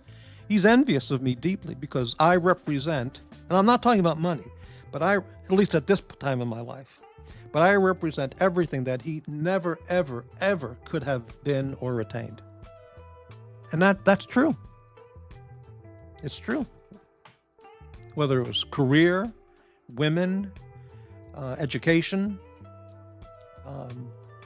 breadth and depth of knowledge, social skills, conversational skills, intellect, healthy body, healthy bone structure, healthy skeletal system, not destroyed by 500 pounds of weight on knee joints and hip joints, ankle joints, which just crushes your skeletal system. Which I'm not picking on somebody for being that fat. I mean, that's just a horrible thing. And he did lose the weight, so that is commendable. He did it by the surgical procedure, but it doesn't matter. He got it off, and I think that's terrific. Okay. Better hair. Everything, he is just better romance stories, better variety of women, better travels, more interesting people I've met along the path of my life, people I've worked with, way, way out of his class, way beyond his league. While he was sitting in prison sucking N-word cock, I was living life, working hard, and working with really, really phenomenal people. And he said that about sucking the K in prison, sucking the C-O-K in prison. He mentioned that. So it's out there. Anyway, okay. I have never been to prison. Why would I have been to prison? Okay. And number two, you would move to Alaska. Now, seriously, I've thought about this a long time. Now, I've met a number of people over the years who used to live in Alaska, and they hated it. They all left. They said, oh, it was awful. You wouldn't want to live there. And I said, but the weather, it must be so nice. The air so clean, and you got wildlife all over the place, and beautiful rivers and mountains and snow and cold weather. And summertime is really cool, not hot. And they said, oh, it's awful. It's awful. You'll go fucking crazy. You'll hate it. And I don't know. But I am very, very, and I think about this a lot. I'm very, very tempted to buy an airplane ticket. In fact, I was checking out Expedia just a couple days ago, just for airplane fares. What does an airplane fare cost to, say, Anchorage? And 4 or 5 nights at a Motel 6. I don't have the money to stay at a luxury hotel like Bear Clooney's hotel, which is not in Alaska, but I can't afford a swinging place like that. But, the cheapest round trip airfare and 5 nights at a Motel 6. Because I've never been to Alaska, and I would really, really like to, and that would give me an opportunity to say, is this a place I could move to? Because they'll have everything else. Supermarkets, maybe DoorDash or Instacart. I don't know if they have Trader Joe's. But they have supermarkets, drugstores, doctors, hospitals, people, lots of gun stores. I could go fishing again, living right by the water. Fantastic cold weather and snow. It'd be just beautiful. Because I've really been thinking, where else could I live? Florida would be ideal, except for the heat and humidity and insects. I can't do it. Otherwise, Florida would be a good place for me. It's just not possible. Oklahoma, I just can't live. I've been to Oklahoma many times in the past, and I just can't go through that. Michigan and Minnesota is totally destroyed by communists and liberal Democrat fanatics. I don't know. But I got to get the hell out of here. And I've thought a lot about moving to Astoria, Oregon, which is a really nice small city right on the water at the northwestern point, most northwestern corner of the state, right by the Columbia River where it enters the inlet, I guess you could call it. And the weather there is like 20 degrees cooler than inland Oregon. And but it's still Oregon. The same fucked up lowlifes living in probably Astoria too. So I don't know. All right, back to the comments. Yes, docs. Switch to all messages. Correct. You want very good. Let me lower that music. It seems all of a sudden it seems louder.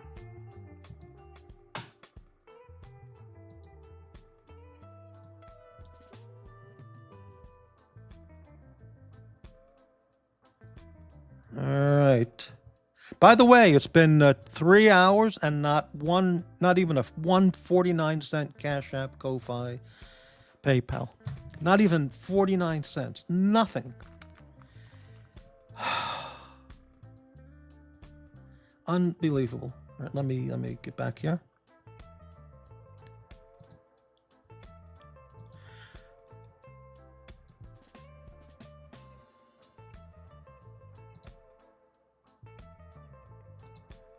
All right, very good. Okay.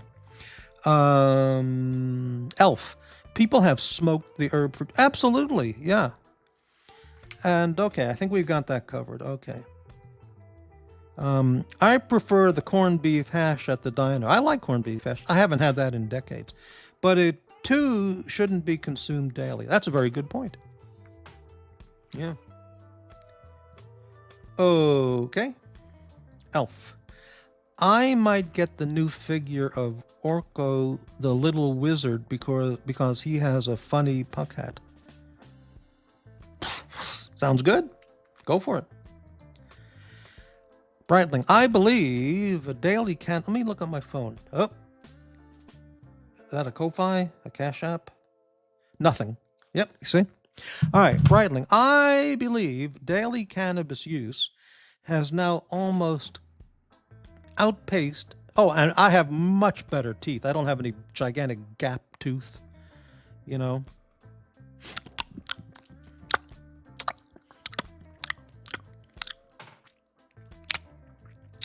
I believe daily cannabis use has now almost outpaced daily alcohol use. Well, I think you might be right. Some would argue cannabis is better, yes. However, the truth is neither is good in high doses daily. Well, that's absolutely true. You know, that Greek island, Ikaria, which I mentioned before, which I saw in a 60 Minutes Australia show on YouTube, part of the regimen of everybody who lives there to be over 100 is they drink 2 or 3 glasses of red wine every day. Everybody's drinking red wine there. Olive oil, huge amounts of olive oil, which, you know, fresh citrus fruit, beautiful natural grown herbs, right? You know, they just pick it out of they don't go to Safeway or Fred Meyer or Walmart and buy industrially produced lettuce, you know, and shit. They just pick it out of the ground. In the Mediterranean climate is just incredible. Yeah. Anyway, okay. Well, look, smoking 1 cigarette a day won't do anything, but, you know, 4 packs a day is going to kill you. I mean, that's correct. Tommy Chong was asked if today's high THC weed got him higher than the 70s stuff. He said absolutely not. He feels the numbers are more marketing than anything. I've felt weed I had in the 90s was much better. Well, Tommy Chong, his brain is fried. Now, even when he was making movies, early 70s era, Cheech and Chong, I never, ever found him to be funny and he just no talent, nothing. His whole routine was smoking dope. And that's just not funny stuff, you know, unless you're a fellow dopehead. If you're a fellow dopehead, then I guess it might have been kind of funny, but just nothing. Anyway, okay. Blimey, yes. Yeah, Elf, more poos in the play. Okay, that's a really bad comment, Blimey, and I'm going to have to remove you from the show. Because an insult like that is just an insult. An unprovoked hate comment. And the Blimey, I never did anything to you to have you talk that way about one of the guests on this show. So let me find that comment here.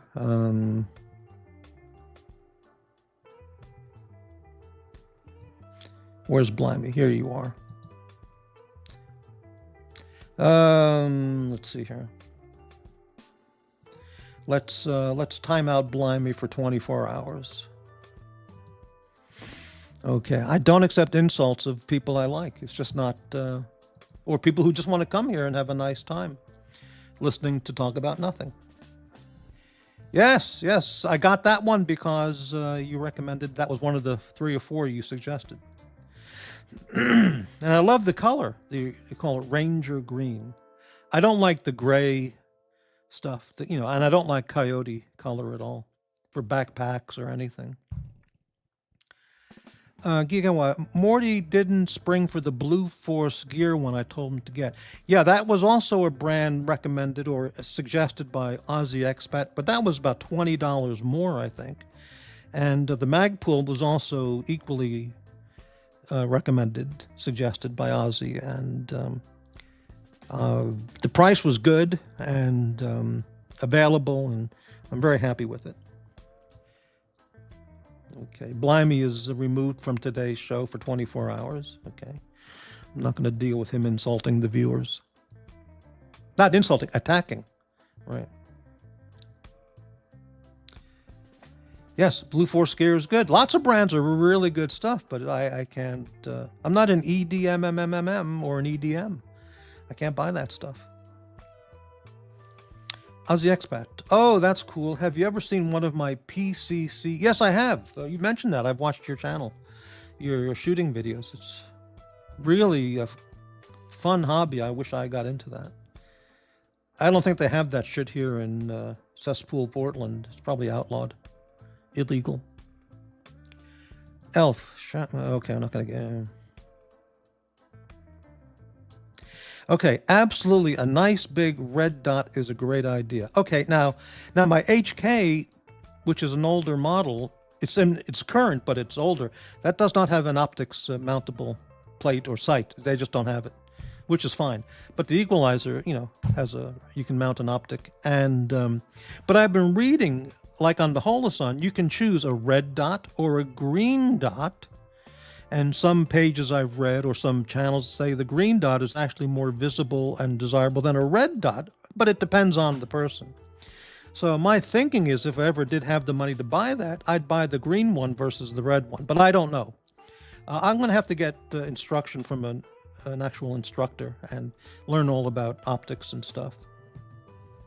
But I also think as one gets older, whoever that may be, eyesight isn't the same as you get older. And certainly my eyesight isn't the same as when I was 18. Okay, obviously, So maybe a better sight with a nice big clear green or red dot, maybe that would be good. Even though defensive shooting is at 15, 25 feet or, less. Do you really need a red dot for that distance? I don't think so, but I don't know. I'd like to talk to real instructors who really know this stuff and find out. The Holosun, for example, if I recall, was $250. So that's what they cost. That's a hell of a lot of money.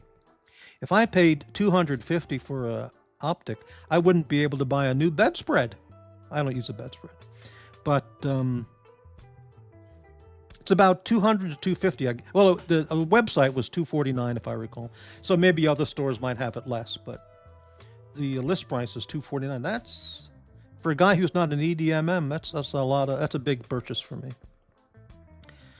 That's a lot of beans I could keep in my cupboard for the whole year. Okay. But I have to learn how to buy one and use one before I actually did that. Aussie, a quality fit to defend your life with red dot can be anywhere between 120. That's correct. Right, exactly. Well, the Holosun 407K, 249. Now, I also noticed there's different sizes and configurations of the dot. And again, I don't know what I'm talking about, but there's one that are called 6 MOA, which are a bigger dot. And then there's other ones with a tiny dot with like a red circle around it. I like the big dot. It does look good, and it would be easier to sight an Antifa skull before I had to, save my life. Being attacked by an Antifa black hooded guy with a hatchet ready to split my skull open. So maybe a red dot, 6 MOA, or big dot would be nice. I like the fiber optic front sight as well, but it's not a necessary purchase, but it's something I'm just looking into. The 507K is a super nice sight. I use on the P360. Okay, yeah, it's the 407K or the 507K. They both can fit without a plate on the equalizer. So that's what I was looking at. So I don't know if Doc's report, he has quite a little arsenal at his home at the Villages. I don't know if he bought any optics. But that gun store that he shops at is just ginormous. He could certainly get good guidance if you wanted to select a product and learn how to use it there.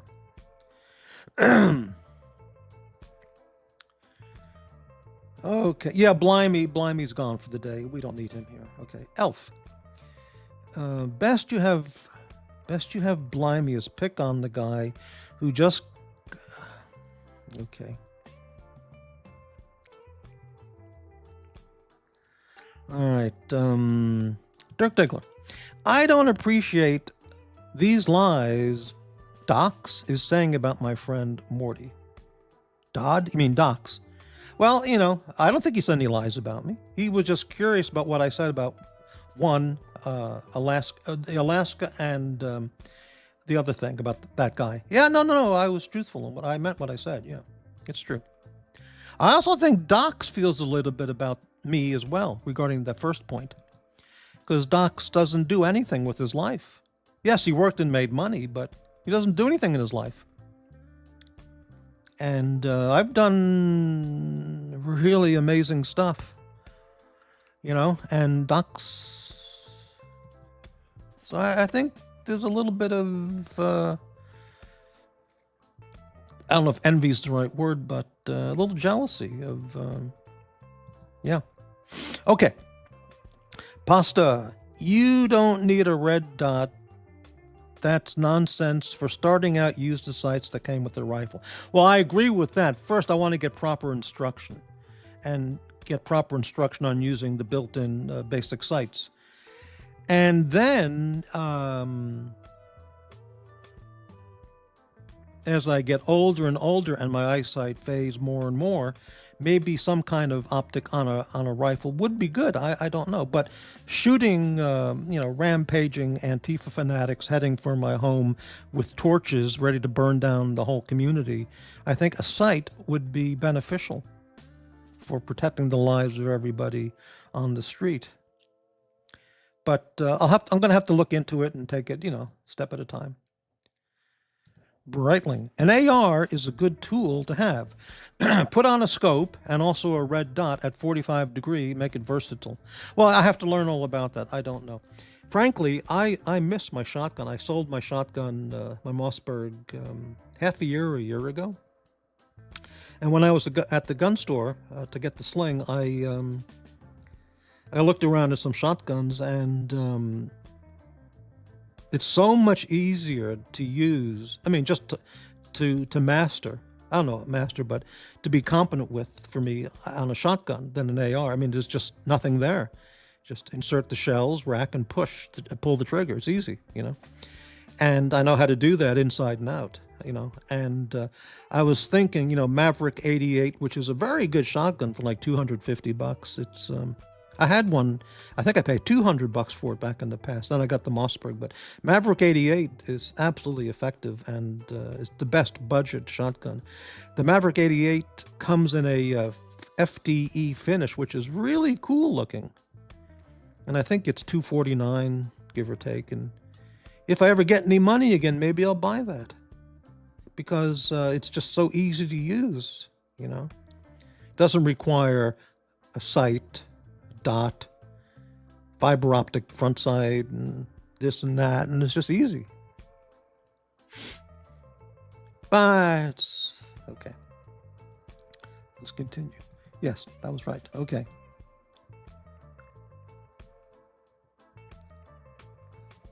Pasta. Aussie Amateur HR with Aussie Amateur Hour with firearms. Aussie knows this shit. Aussie knows more about firearms, more about Rolex, more about women, more about porn than 98% of you fuckers out there.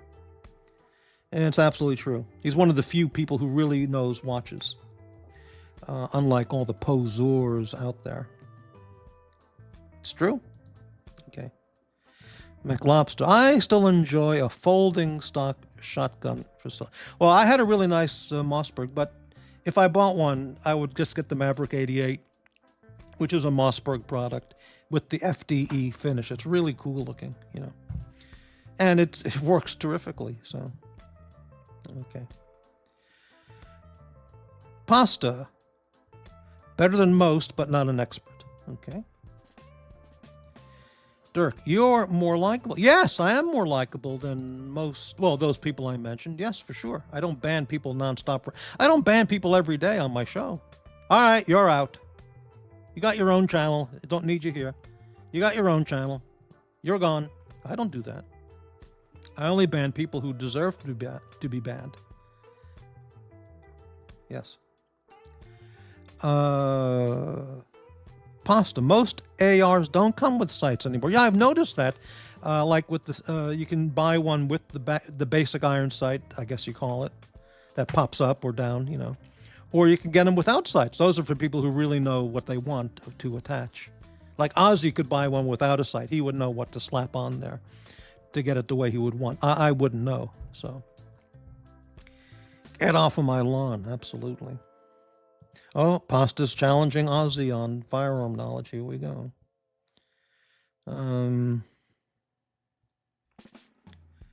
Colt ARs do, yes. Colt makes a variety of ARs, and they're more expensive.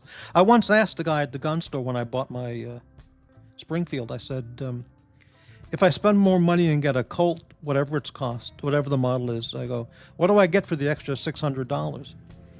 And he explained to me the difference. I said, I don't see how it matters to me. I'm just looking to, you know, so, yeah. Okay.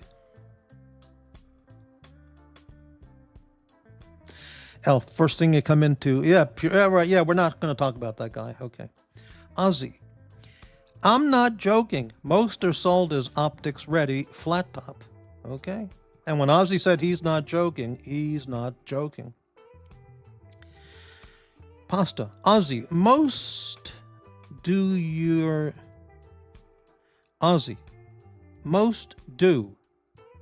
People out there don't use punctuation. I just don't understand it.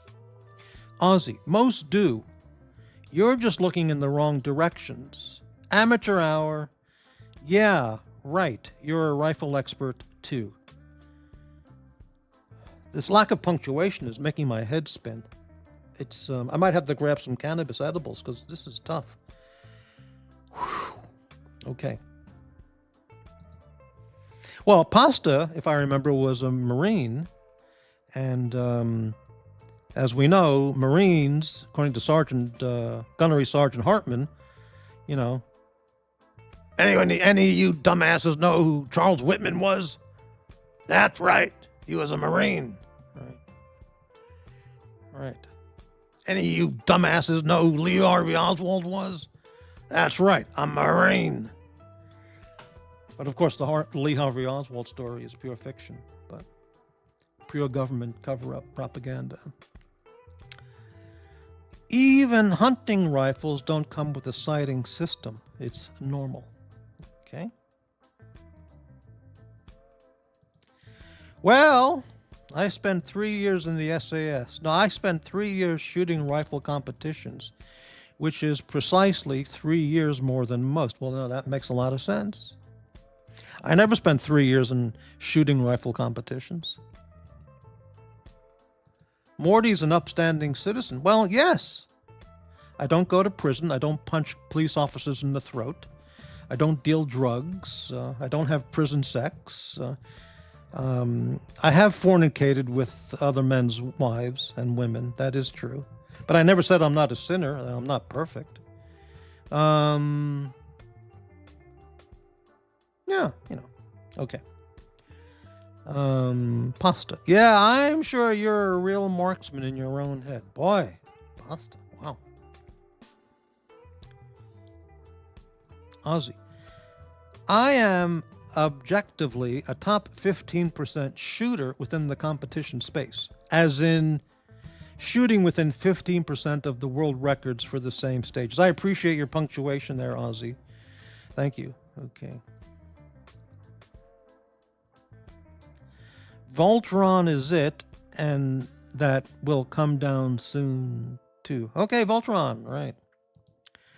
Breitling, Alaska has the highest ratio of men to women for the population. I don't like the sound of that.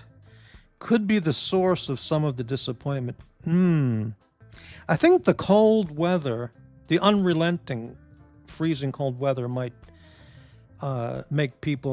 bring people to the point of depression that they just can't take it and they want to get out of there. But in my case, I think it would just be a source of upliftment. That's not a word. I think it would be a source of making my life a little more enjoyable. So, pasta, ha ha ha ha. I think that's your ego more than your shooting ability.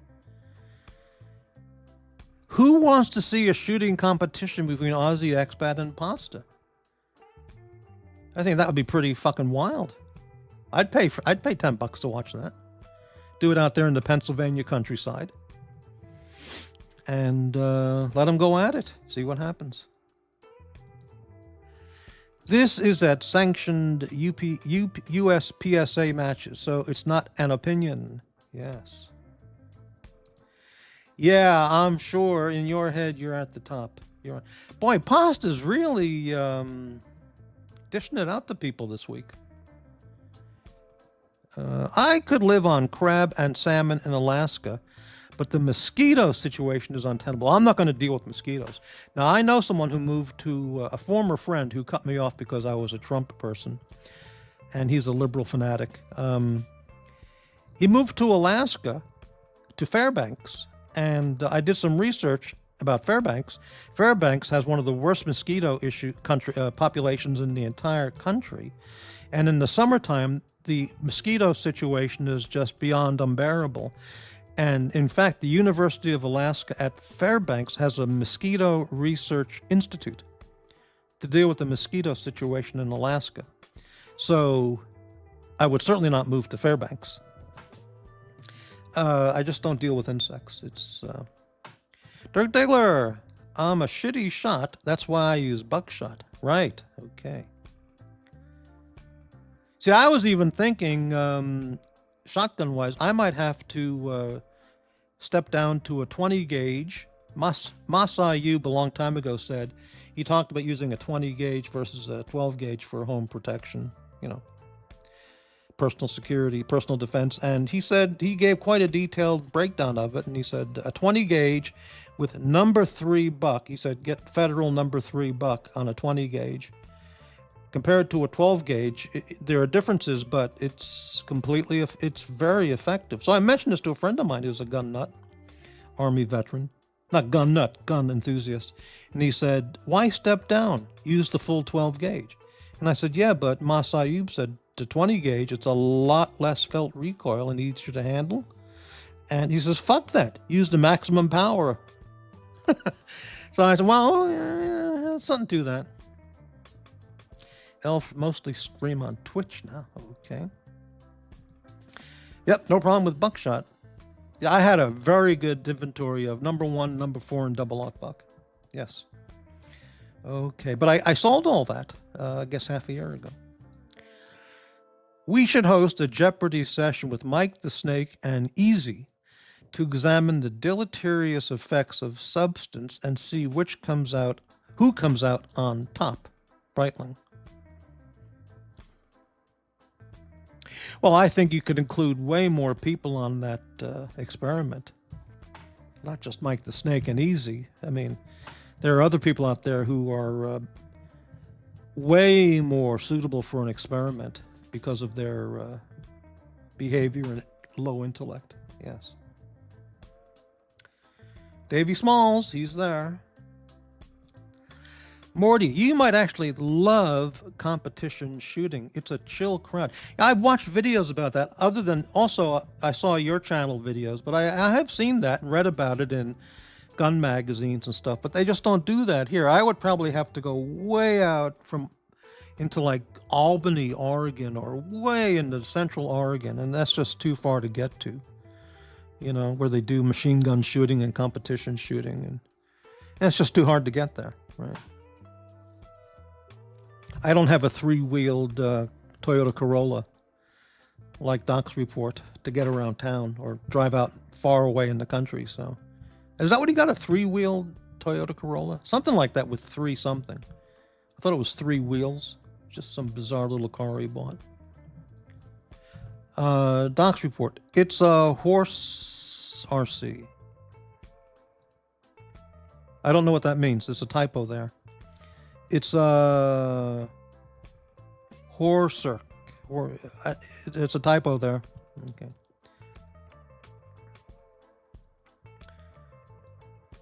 All right. Blimey is still talking a mile a minute in the chat, but I timed him out for the whole day, but he's still talking. Incredible. Aussie, I think the Magpul and Blue Force gear are about equal. Blue Force gear is slightly more ergonomic, but both I would trust my life not to dump my rifle on the ground. Correct.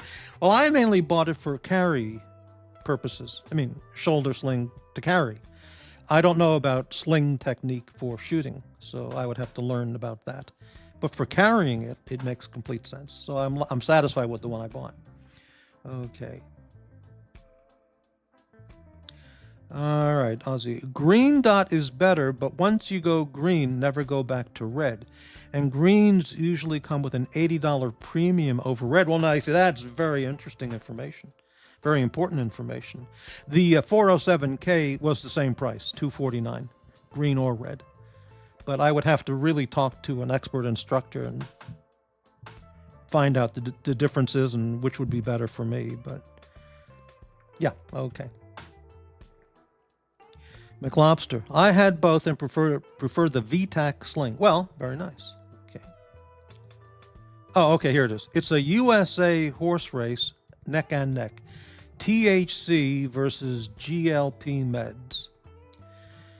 Let's talk about this. Okay. Docs, of course, is in perfect mental and physical and spiritual health. So he doesn't have to get involved in any medication or therapy in any sense. But this thing about this GLP medicine that people are taking all across the country by the millions of patients or users, GLP drugs are a diabetes, first and foremost, they're a diabetes med. So people who take diabetes meds like, for example, metformin, this is just common knowledge. You don't have to be a doctor or a diabetic to know these basic things. People take metformin as the first choice diabetic, not for, what do they call it? First course diabetic drug. But these Ozempic and Monjuro and these other drugs, first and foremost, they're a diabetes treatment drug that can replace metformin and other drugs with just a one injection a week. Amazingly enough, they're being shown now to have amazing benefits for weight loss, and also, according to the literature that I've been reading as a non-medical professional, benefits for cardiac health, which is true. It's extraordinary stuff that's coming out about these drugs. Now, THC is just a pleasure-seeking drug, unless you're getting it for a medical reason, which I'll say could be makes sense in certain medical cases. People want it for that, and apparently it's beneficial in certain cases. Okay, so yeah, but most people just take it because they want to get high and, you know, go to Wawa at 2 a.m. for a Doritos and beer run, but and act like an idiot on YouTube. But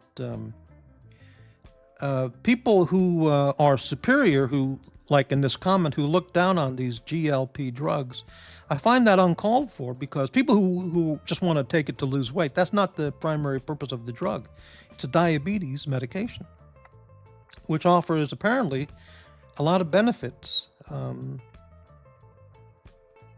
that metformin does not. I'm not speaking as a pharmacist or a medical professional, just common knowledge of what's out there, you know.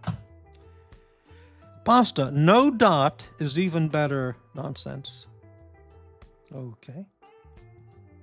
Aussie, I started on red, so I'm not switching. Well, I understand that. That makes, all right. Literally, nobody uses iron sights for basically anything on a rifle anymore. Never seen one in competition. Never seen one on a long rifle, that's for sure. Well, I don't know anything about all that. That's all new to me. I have to look into that. By the way, 3 hours and 30 minutes and not one PayPal, Ko-Fi, Cash App. For this incredible show, right now 23 viewers. Not one penny given to Morty's Diner. But if I was talking about washing my ass with conch shells, or picking up women on the street and fucking them in a hotel when they're blasted ass drunk, I'd be making hundreds and hundreds and hundreds of dollars. Or if I just talked about hate, viciousness, pathologically lie type stories about people, defaming, defiling, degrading, I'd be making a fortune today. It's unbelievable. Shotgun, the only thing still using a bead front sight, and that's perfectly. Yeah, that's right. Absolutely. They do sell shotguns now with a fiber optics front sight and other kinds of ghost spring sight and stuff. But like a Benelli M4 comes with a ghost spring, or an M2, which is a beautiful, beautiful shotgun. Just beautiful. If I had Docs Report's money, I'd buy a Benelli M4. That's a fact, okay. But he bought a Mossberg, which is absolutely outstanding choice. But I would get the Benelli M4 because that's the closest to grabbing some pussy that you'll ever get in a firearm. That's just my opinion. Okay. Speaking of Trump, by the way, he never said he did grab pussy. He said these women fawn and attach themselves to you, and they're fawning all over you. You can just reach over and grab their pussy. He never said he did that. He was just talking about the life of a New York City famous billionaire businessman, or likewise a rock star lifestyle where the women just line up outside your door at the hotel and they can't wait to be grabbed. This is fact. This is just fact. So these feminist fanatics who all look like fucking pigs, like Rosie O'Donnell and Amy Schumer and Whoopi Goldberg and Joy Behar and all those fucking pigs, Well, no one's grabbing anything on them except to throw them out of a building or something. But these women, they seek that. They seek to be around these people, these high celebrity, billionaire class, famous people, and be grabbed, and they throw themselves at them. So to not understand that as a real situation, they're just full of shit. Okay, let's continue. Using AR for home defense is ridiculous without proper training. That makes sense. And even over penetration. And I have to disagree with you, Pasta. I've watched a lot of videos, ballistic type videos, shooting in gel videos, shooting in all kinds of simulation videos. And you get a round, for example, Pasta, look up a video. The penetration on an AR round is not over-penetrative. Boy, that's a tough one. That's a tough one in Chicago speak. Penetrative?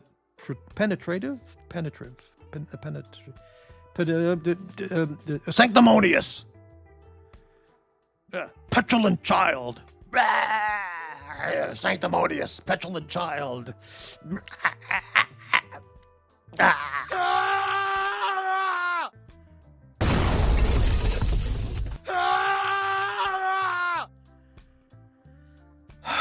Okay.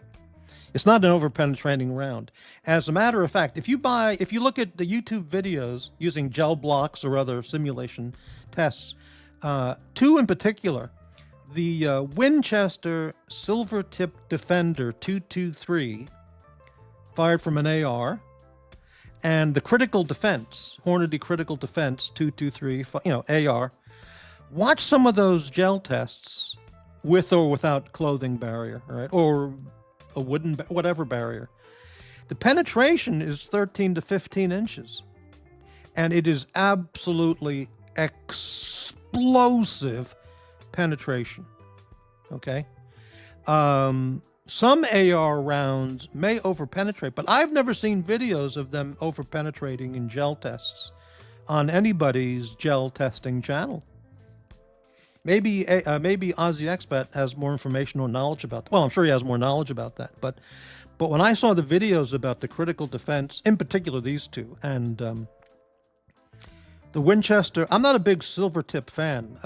Back when I first got into pew-pews, on a 380, the silver tip was like, there were only really two choices. The silver tip 380, which was just awful, and the Remington JHP, which was, that's really what it was back then. So I'm not a silver tip fan, but the silver tip 223 defense round, whatever they call it, watch the videos. So for home defense, it's absolutely perfection.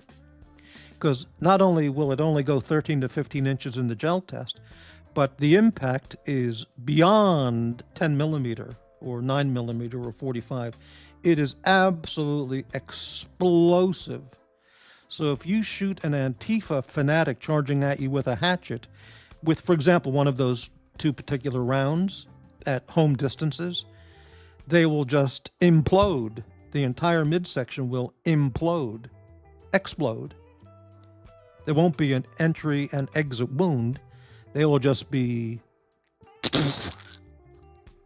So it's an outstanding choice for as a home defense round. Okay, let's continue. All right, let's continue. Wow, I'm behind on the comments. A suppressed 300 BLK AR. All right, I don't know much about that. 300 blackout. I don't know much about that round.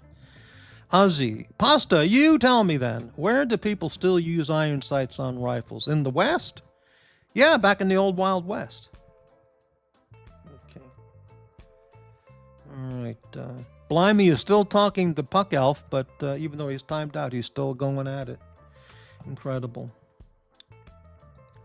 Morty is in competition. I'm not a competition shooter, no. That would be a hell of a lot of fun. I would enjoy doing that. I would enjoy competition shooting more than going on fake fishing trips in terms of recreation. Absolutely. Okay. Breitling, eyesight goes, strength. I'm going to mention something about this. Eyesight goes, strength goes, arthritis steps in. Choosing firearms becomes something with more thought as age sets in. Weight of the firearm, the strength it takes to chamber around, etc. I'm going to tell you something that I decided this week. I'm going to sell my Springfield 45. And I love it. It's absolutely beautiful. It's a XD series. The trigger pull on the equalizer is just like phenomenal. It is phenomenal. And racking the slide on the equalizer is, you would have to try it to actually see what it's like. It's unbelievable. So you could say it's designed for female users, they, them users, I guess, in Portland. People who are older, people with less hand strength due to, say, arthritis or some condition. And I've noticed racking the slide on the 45, it's not, I think the equalizer spoiled me. It's effortless. And the 45 takes focus, concentration, and hand strength. And in a crisis fighting situation, I don't want to deal with that. And using the equalizer as an example, Ruger Security 380 has the same light rack, similar technology as the equalizer. It's a tremendous advantage for me. And I can see that racking the 45 slide is not the same as it was years ago. So the equalizer has spoiled me. I'm going to sell my 45 and all the 45 ammo. If Boris out there wants to buy it for cash money,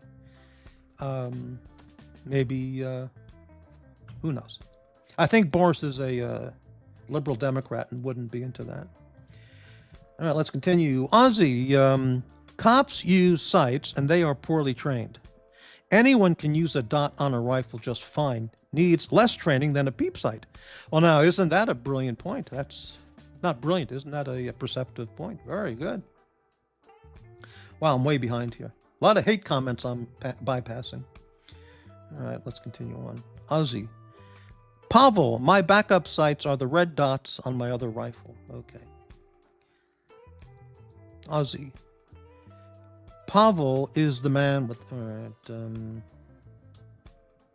Breitling, you just revealed you have common sense. You admitted to needing and wanting instruction first with the AR you're not familiar with. I know how to use it. It's pretty simple, but I'm not skilled at it. I'm skilled with a handgun. I'm not skilled and knowledgeable top to bottom with the handgun use and etc. But and a shotgun, but not the AR. So I really want proper instruction. I just don't want to fuck around with it. You admitted to needing and wanting instruction. First, with the AR, you're not familiar with common sense, an uncommon trait in much of this space. Well, now it's funny you mention that because when Doc's report about a year ago, 2 years ago, he was getting some guns and he said he went to the shooting range and couldn't hit the broadside of a barn. You know, he kept tensing up and shooting, 5 miles to the left of the target. So I said to him repeatedly, go find a certified instructor, a proper instructor, and take lessons. And his reply was, and he says this often about many things, how do you learn? You learn by doing.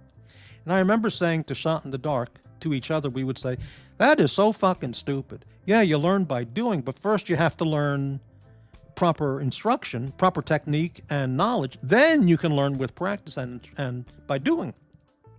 So Docs was going back to the range with absolutely no instruction or guidance, and he was shooting, 20 feet off of the target, and he just couldn't figure out what the problem was.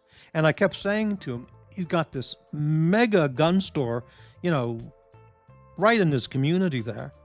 Go there, take a class, take a private lesson, learn what you're doing wrong, get proper instruction, and then you can go on your own and learn by doing, by building up repeat, practice sessions. And he fought me on that tooth and nail. He says, no, you learn by doing. How do you learn? You learn by doing. Half a year of this, a year later, he finally went and took a lesson. He took a private instruction.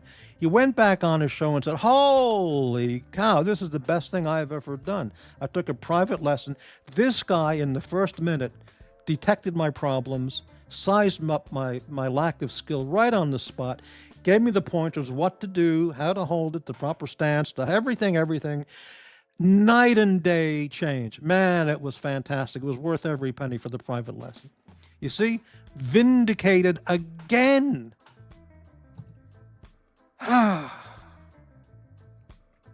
Unbelievable. Okay. Aussie, I was eaten alive at North Cascades National Park in Washington this summer. Fuck. Don't like the way that sounds. Everything other than DEET was used. It all didn't work. Fuck. 20 gauge, you lose what? 2 balls. Let me do this again. 20 gauge, you lose what? 2 balls less in the double-aught buck. Okay. So instead of 9, maybe there's 7, if I'm right with that. Same velocity, it will still kill 100% of people. Yeah, the way Mass Ayub described it, it was like 75% power and 50% less felt recoil, or something like that. And many police carry a 20 gauge as well for close quarter combat type stuff. So with number 3, with federal number 3 buck. So yeah, I don't know. Okay. Let's continue. 5 versus 9. I don't know. Okay. Breitling. A Jeopardy session would be interesting and possibly good sign. Oh, yeah, right. Between certain people. Correct. We could set up a skeet shooting contest between Aussie Expat and Pasta. That would be easy, says Rufus. Well, they're only about 10,000 miles away, but... oh, no. He's not in Australia. My mistake. You're in Las Vegas and the other's in Pennsylvania. Well, who knows? Yeah. Aussie, never done skeet, right? Rufus, how about you, Pasta? How about... I don't understand this lack of punctuation. It's unbelievable. How about you, Pasta? You ever shoot skeet? If not, that would be better for a contest. Whew. Pasta shoots clays and skeet all the time. Well, I envy you for that because that would be a lot of fun, and I would really enjoy that. But okay, Aussie Expat. GLP-1 seems like a miracle. But my friend was having vision issues with it, so had to quit. Yeah, there are, of course, adverse consequences on adverse effects with any prescription drug. Sometimes you read the insert on a prescription drug and you go like, my God, may cause blindness, heart attack, stroke, hair growing on your hands, on your palms. I mean, yeah. But then again, at a certain point, you go, well, if I can solve this problem, would it be that bad if hair starts growing on my palms? I could deal with that, but I can't. If it'll stop my blindness, then maybe it's worth it. Or stop, my heart attacks, maybe it's worth it. So you have to all weigh that out individually. It's very fair. I'll let him use his red dot. Okay. But there is this thing called Ozempic face. I've heard that term, that I think is real. Basically, they didn't learn to eat healthy, but they eat less. So they have malnutrition, for example, eating Chef Boyardee. Yeah, well, there's a certain YouTuber who eats the junkiest crap junk food who runs a channel now. And he boasts about eating garbage Chef Boyardee and Kroger or Walmart store brand cookies and snacks. You ever read the ingredients on Walmart, Kroger store brand snacks and cookies? And oh my God. So yeah, I mean, you're absolutely right, Ozzy. Yep, on that, yes. Yeah, it was a rite of passage in my family. We all had to go pheasant hunting. At least you were hunting pheasant with a proper rifle. You weren't out there with a shovel smashing them over the skull and taking photos, right? Okay. McLobster, I sent you a Ko-Fi. Oh my God. Somebody's supporting the channel.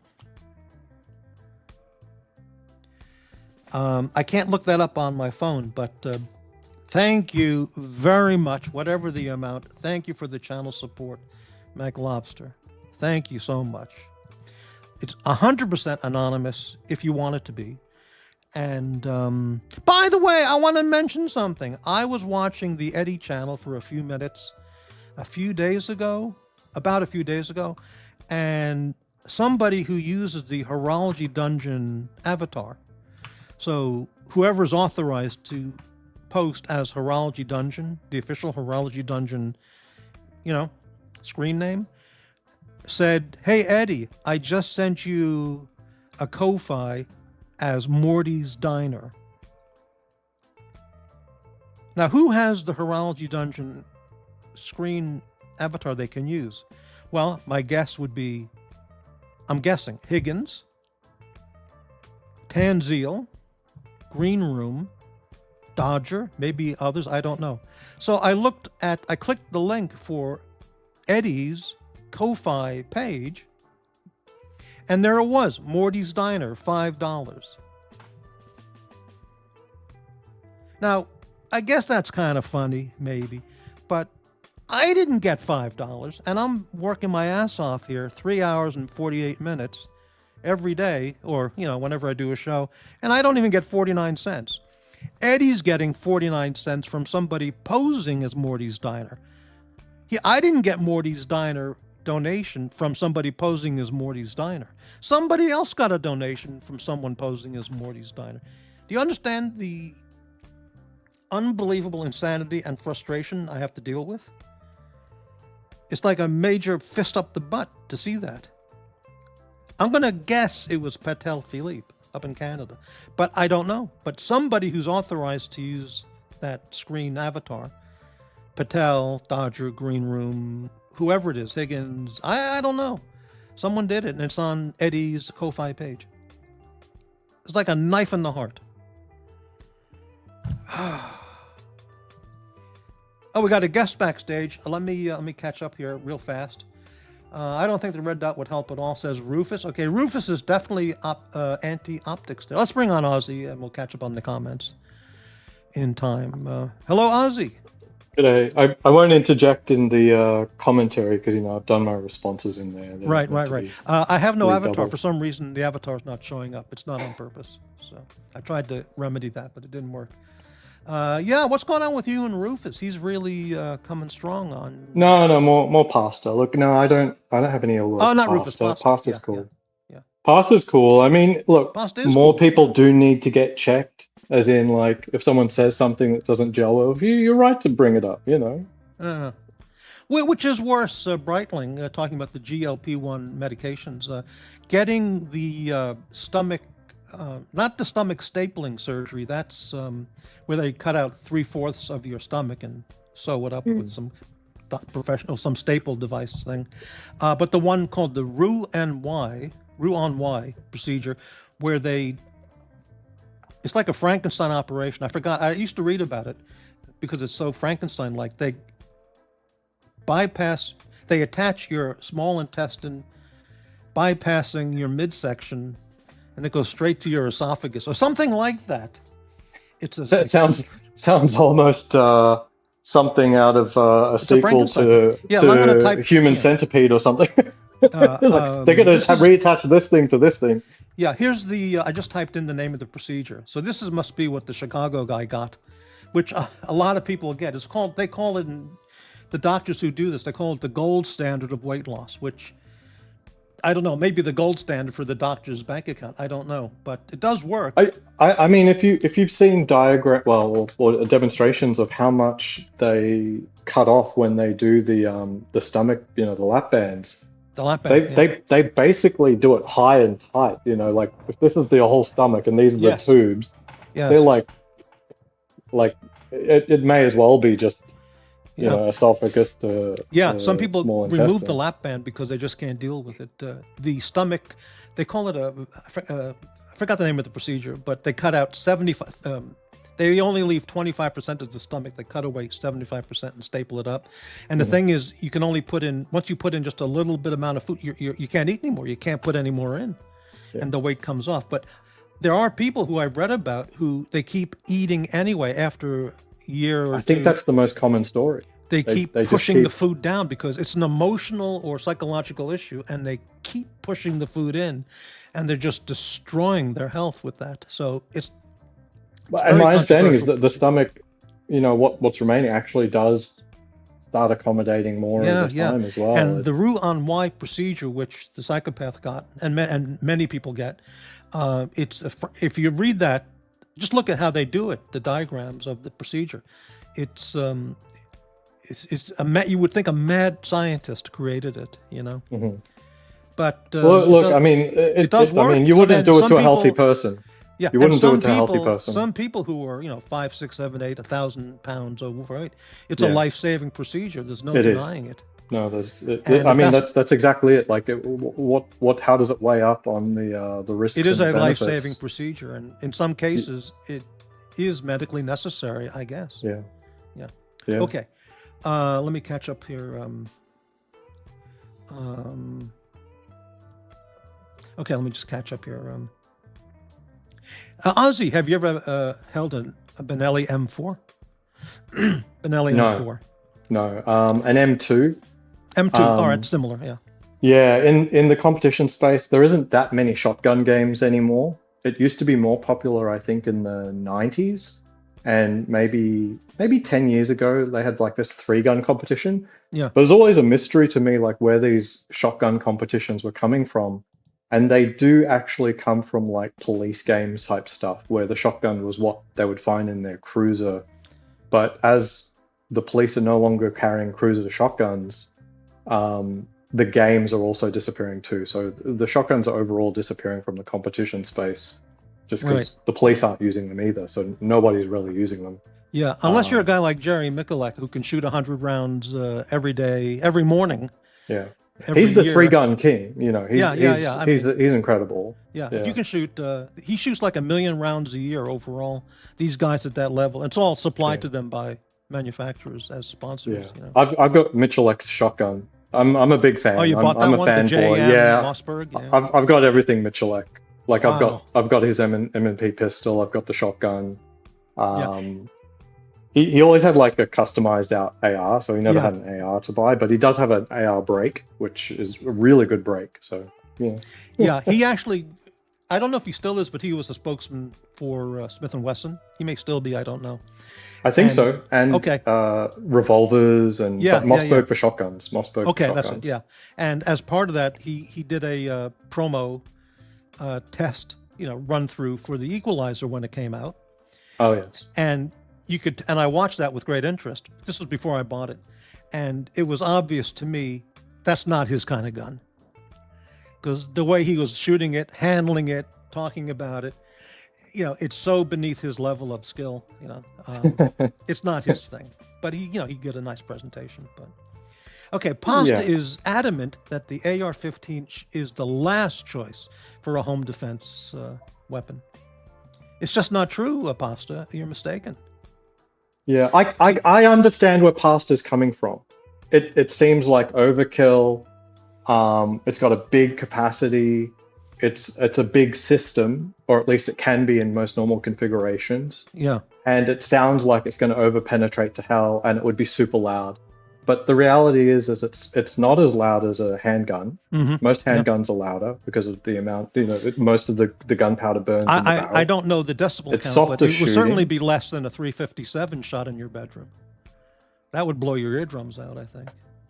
Yes, yeah. But yeah, especially a snub nose or something like that. Yeah, you would 3-inch you would be 357 will blow your so eardrums out. Yeah. so That messed one. up. Yeah. And when I take people to the range for the first time, and I love doing that, introducing people to such things, they are usually quite shocked at how quiet the AR is, because you're burning all of the powder in the barrel. Mm-hmm. Unless you've got like a short barrel AR, it's quiet compared to a handgun.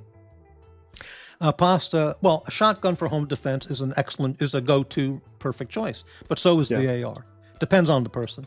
But I think both the shotgun is really good. The only practical, and I do go into the comments, but I don't think we ever came to an understanding. If you have a round chambered in, say, a Remington 870, Mm-hmm.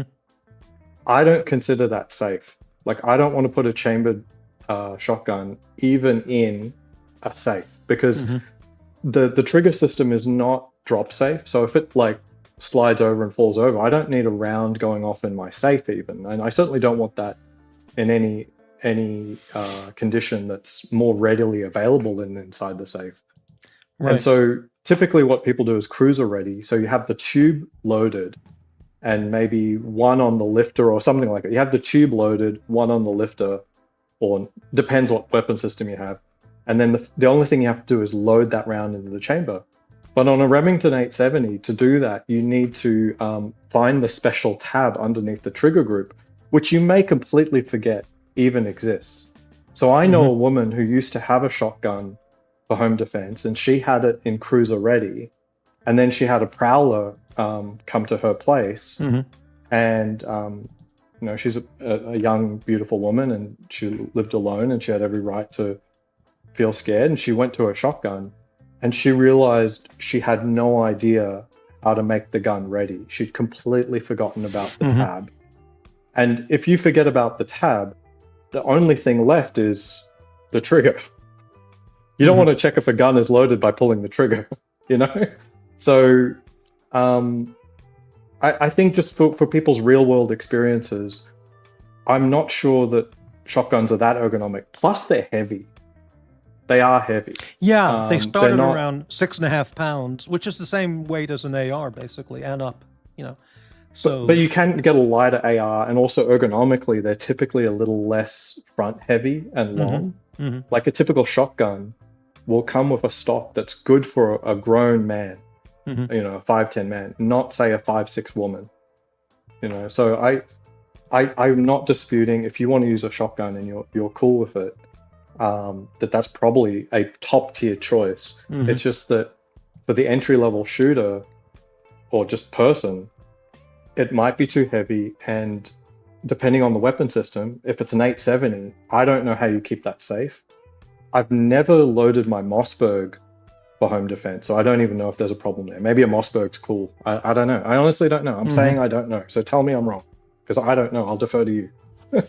Well, I think a hammer-fire double action, single action is extremely safe loaded. Extremely safe. First, if you're not touching it. It can be. It can. Yeah, be. if it's properly checked, it's drop safe, and but you can't some of pull them the trigger. aren't. If you pull the trigger, it's not going to do anything. Well, the problem is if they don't have a transfer bar,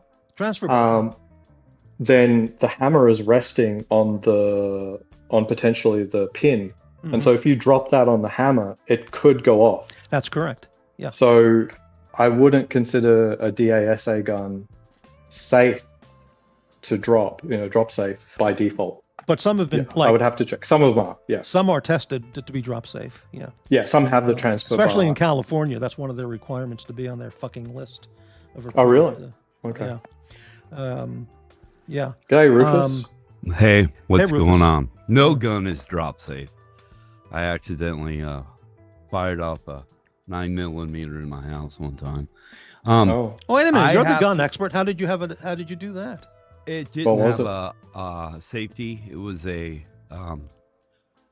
it just didn't have a safety on it, and I was goofing around, and it went off. but some safeties don't prevent a drop from setting it off. So, for example, the 1911 prevents the trigger from being depressed, but if it's a Series 70, it'll still go off if you drop it on its nose.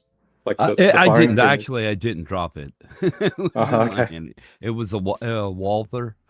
I'm sorry, Okay. Rufus. Hold on. I'm sorry. I 9mm. thought you were pasta for a second. My mistake. Okay. Oh, Yeah. yeah, not pasta. Yeah. Go ahead. I have to ask Aussie a question. Oh, go ahead. I wasted probably about 45 minutes of my life watching Speed Racer the other day. Oh, please, come on! Don't tell me you wasted your. Come on. Man, I went on your recommendation. I went full in, open mind. I get, and I even watched the YouTuber that you're quoting quite a bit as saying it's the most. Important guy with the movie of 21st Paddington- century, The guy with the Paddington Yes. sweater. Yeah, he's absolutely wrong. I mean, I understand what they were going for by the way it was shot. Green screen, everything in focus, cartoonish. But yeah, they missed the mark big time. Okay, I'll take that on the chin. I mean, it was really cartoonish, really. What? I'm guessing you didn't get up to John Goodman's sit-down talk of speed. Yeah, I did. I got up to, where did I get? When they were racing, he lied and said he was racing In Monte Cristo, yeah. Yeah, and he was found out by his dad, and Yeah. I got Did you to get- about Because after that part, John Goodman has I'm not saying this is going to save the movie for you. I'm just saying, yeah. were there any good elements? Because someone mentioned it the other day that they think it's actually like I went through looking at Speed Racer stuff just like you did, and I rewatched Speed Racer on last Saturday with some friends. That it's probably John Goodman's best performance, and looking at him on screen, like his actual scenes, I think they're right. Like John Goodman's an incredible actor, and Speed Racer might be his best performance. I wholeheartedly disagree. I would take the Big Lebowski, his role in that way. That he's way better than that. He's a character in that. Yeah, he's a though. character. He's a character. in that. Everyone's He's a not- character in Speed Racer. No, but I mean, like he's like bringing main character energy into Speed Racer. He's not just a character actor in Speed Racer. But anyway, you tell me why it sucks. I don't need to tell you why it's good. Because Oh, God, Yeah. I had some. were your eyes sore? Were your eyes sore? It was visually. It took It's a tough. while to adjust in the beginning, and that was annoying. It was definitely dated from when it came out. It was that Okay. MTV era where everything was fast camera shots, fast. It's stuck in. I believe it's stuck in the era it was created. Yeah. No, so I disagree on the action side of things. So everything is very fast, but it's not fast camera work like Born Identity and choppy shots and everything. Oh, it never stops moving. It's one flowing camera move. Yes, yeah, but that is in So contrast to what happened in the decade following it, which is all of this where they Yeah, just there's use not- 15 there's some cameras of and they that. never stop. There's some of that, but there's I don't know. The way they portrayed, I don't know. I wasn't for me. Okay. Wasn't No, for me. I understand. I understand. To me, it's an indie film with an unlimited budget that just happens to be like not ready. Like people aren't ready to me. Like the visual style is very hard to get used to. It's Like it's even for it's me, I'm used to it. And by the Casta Cristo scene, my eyes were literally sore. yeah, But it hurts to watch. It really does. It's oversaturated. It's I mean, it's talk very about fast. yes, and they can't. I mean, I understand. I watched the documentary about explaining the way he shot it, and there Mhm, I get they were going for something different, and I mhm. applaud that. But man, did they miss the mark? Okay, They missed the okay. mark. I find it very entertaining. As in, I really love Susan Sarandon's monologues. Um, the Yeah, relationship of Speed and his family and Rex.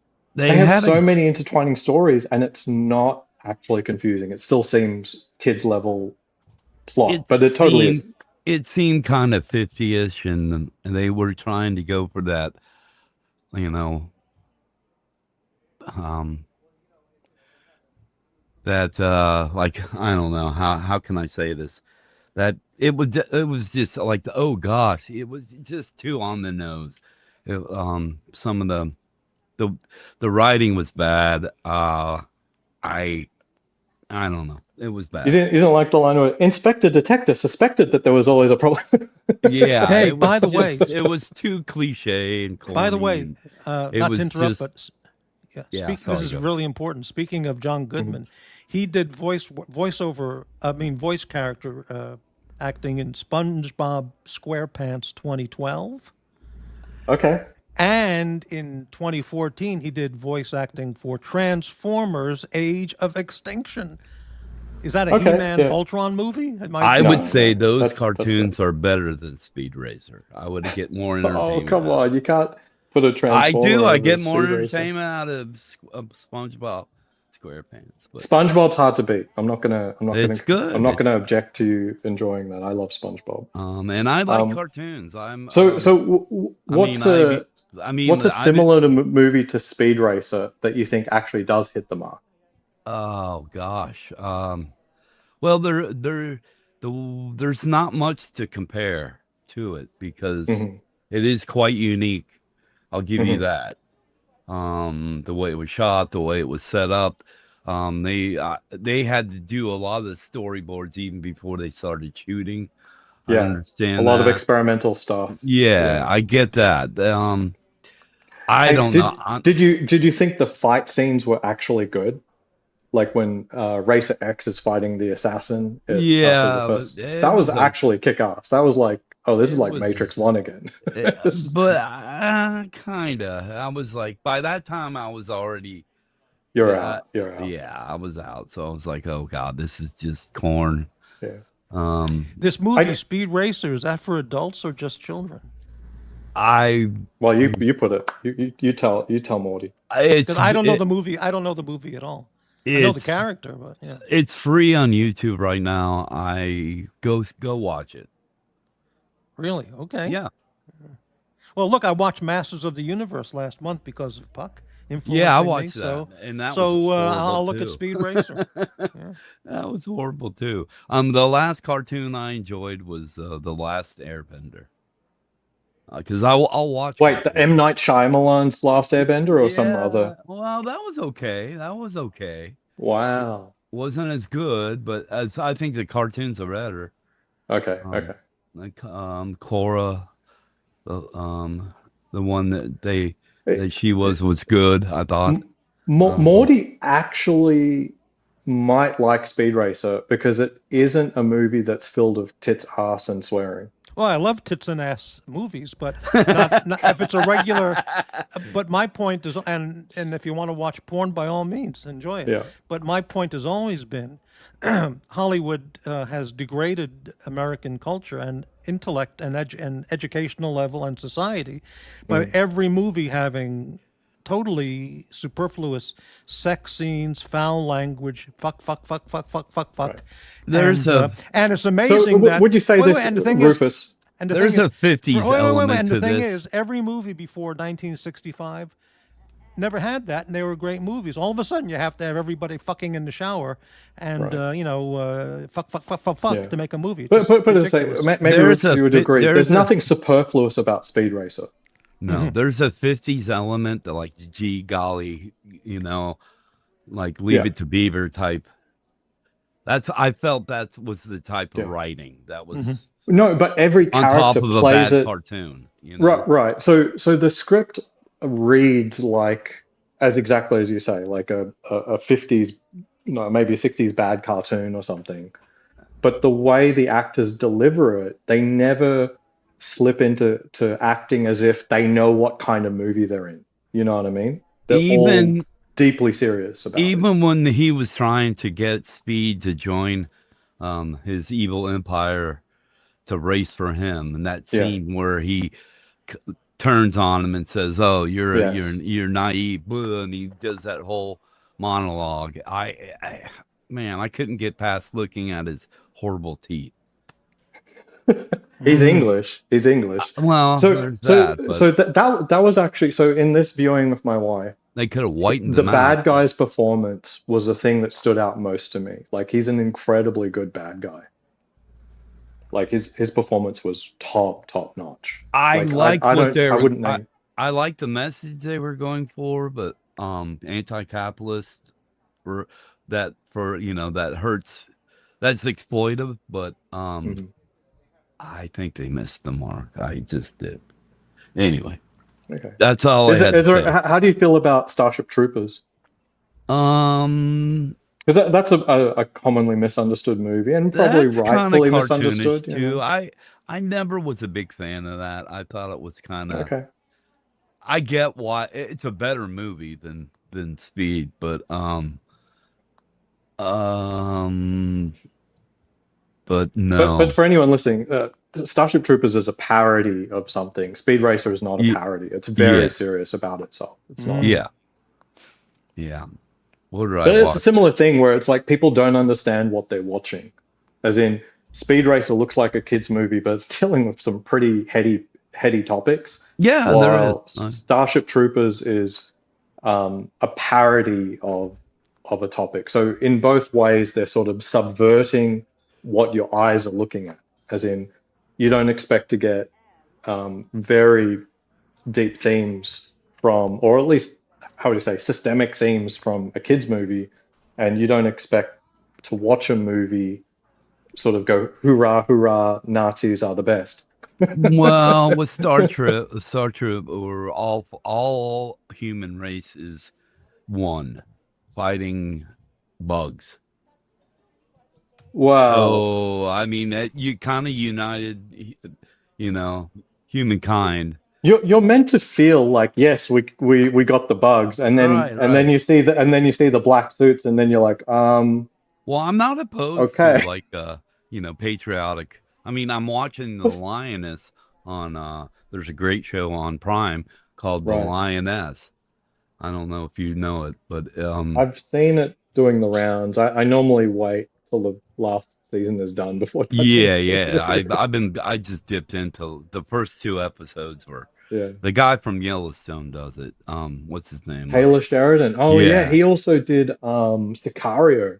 And He's a fantastic the writer. military scenes in this are second to none. And I'll have to they watch it. I'll put dip it on my into list the right now. Ukraine, how Ukraine is fighting now, and they cover that, which I Wow. thought was impressive. Did you see the latest Tom Clancy movie with Jack Ryan, since you're Yeah, in the Prime space? Is it any yeah. good? Because I stopped watching that series after season 2, because season The 2 was a joke. latest one wasn't as good as the first couple. I'll Yeah. say that. But is the movie like top tier now, or It's is good. it It's good, but it's not great. The latest. I like the okay? earlier show better. Okay. Because season 1, man, that's the best incarnation of Jack Yeah. Ryan ever. Well, that's That what was you so get good. from the Lioness. The first two episodes are like, Okay. whoa, it's intense. I was on the edge of my seat for that. I'll put it on my list right now. Yeah, because Um, Yeah. I've read Clancy books, and season 1 of Jack Ryan on Amazon is the best version of a Tom Clancy adaptation I've ever seen. It is true to the books and true to the way What's Tom Clancy writes his books, and very I also technical and deep. yeah, he's good. He's good. I also watched the latest Spielberg. What is it? Something Day. Disclosure Day. Yeah, I was on the edge of my seat until the Oh, it's final good. bit, Okay, well, don't spoil. So and I rewatched then E.T. just I because I heard Disclosure Day isn't the best, and I'm like, I'm gonna watch E.T. I think Hail Mary Project's probably the best movie I've seen this in a while. Okay, I Uh, just got a Blu-ray of that, so I'll watch it. watch I'll that. watch it this You week. it's I think it's like E.T. meets God, what how did I say it? I explained it. My sister was like, wow, that's a Well, good way to the put it. guy did The Martian. Is it as good as The Martian? I'm not It expecting it to be, but you know, I thought it was better. John. Yeah, deeply intriguing. Very Um, scary themes. And I encourage you to read the books, but be wary. It's not written well. The yeah. characters are awful, and it's just not written well. Like the Chinese, like Asians, I feel aren't writing at a level that we have enjoyed in the West for hundreds of years yet. You know what I I mean? thought That's what Parasite I was feel. pretty damn good. And Okay, anyway. I'll take a look. They tend to like to emphasize the melodramatic and the childhood trauma and stuff like that. Oh, It seems very cliche to me. It feels like who's the director you hate most, Morty? Tarantino. It I feels don't very hate him. I just think Tarantino-like, he's a sick and twisted guy, but right? but he definitely knows how to make a movie. he's liberal, so Morty I hates him. don't understand his choices. I mean, they're just No, I aberrant. like his scenes. I don't like his movies. As in, as a movie, the characters rarely hold up to their character, consistently. He just does whatever each scene will make the scene interesting, and he just does that. So you end up with a hodgepodge of scenes that are No, I all the like best quite the a bit scene of. can be, Yeah, but no, they're there are a not the lot of best the movie things. can be. There are a number of things I appreciate about him, but his movies are just. I don't see the Yeah. point of them in many cases. I think his best movie was his ghostwriting on Under Siege. Under Siege was a good movie. That was fun. Yeah. Yeah, Hey, watch Hail Mary Project. It was one of the Yeah, I better will. I movies I've will. seen in do a either of while. you guys know a movie? I saw this movie some months ago, and I can't remember the name of it at all. With John Goodman, he plays some guy in a really decrepit neighborhood who is a real scum lowlife kind of guy, and he deals in anything. And some guy who's the star of the movie, I forgot who it was. It's a Nicolas Cage, John Wick actor, whatever, I forgot his name. Keanu Reeves kind of actor, I forgot his name. And he goes to him to buy some guns off the street, and he says, Mm. and he's just a disgusting looking blob, like, and he goes, I don't know you. And he throws thousands of dollars on his desk, and he goes, oh, congratulations, you're now a preferred customer. And then he opens up the back, he has a wall behind him that has a full display of firearms, and he sells them a shitload of guns and stuff. Does that movie make any, No, anybody I'm recall that? not sure what you're That talking Shit, about. I can't sounds remember. like wait, who's the actor? The other John actor Goodman. was trying to buy guns to get after a Goodman. gang who stole his car or his girlfriend or his dog or I something mean, like that. this just sounds like Death Wish, but No, it's not Death Wish. No, I'll tell you what, some of the best new mob show. I can't remember it. It's called The Westies. It's on Prime. Uh huh. It's really good. It's about the Irish and Italian mob in New York during Yeah, yeah. the 50s, 60s. I mean, That sounds intriguing because I like all that mafia it's New good. York It's stuff. got Yeah. what's his name? He was in that movie about he was a drum teacher and he was over the top with the kid. Anyways, I can't remember. I can't remember the guy's name. But anyways, it's good. The Westies. It's an Irish I'll look. gang. I'll So look it up. Rufus, you watched one of my recommendations. I'll watch one of yours. Is it just Project Hail Mary? Because I can go in the back catalog. We can find something else if you want. Project Hail Mary's. I think that's the Okay. best new movie I've seen in a while. Okay. Um, Doesn't have to be new. I mean, I recommended to you a 20-year-old movie. yeah, Yeah, there's that's the movie. Death Sentence, 2007, with Kevin Bacon. Thank you, Pasta. Oh, That's it. huh? No, I haven't seen it. It was not my kind Wow. of movie, Okay. but it was well done. It was good. Death Sentence, 2007, directed by James Wan, Kevin Bacon, John Goodman, James Kelly Preston. Wan. Oh, Yeah, that's James awesome. Wan. I don't know That's who he awesome. is, but He's in He that- went to my university. he's an really? Yeah, Aussie film he's producer. very Yeah. famous amongst my alumni. Yeah. He went to my university, RMIT, You said in Melbourne, amongst. Australia. That was very good. I like that. Yeah. Yeah. Yeah. Oh, is that a word people don't use anymore or something? No, no. Well, people don't use among or amongst, but nobody uses amongst. So that was good. Yeah. Yeah, occasionally. Great. Yeah, I don't know his Yeah. movies at all, but Death Sentence, I just tried it on Tubi or Pluto just for the You've hell of never it. seen Saw? No, I know that movie. I've never seen it. There's a good. Saw's good. Saw is good, but it's equivalent to like a really good episode of Twilight Zone. Honestly, it's Really? not. There's it's not another good show that unbelievable. on Hulu called Furious.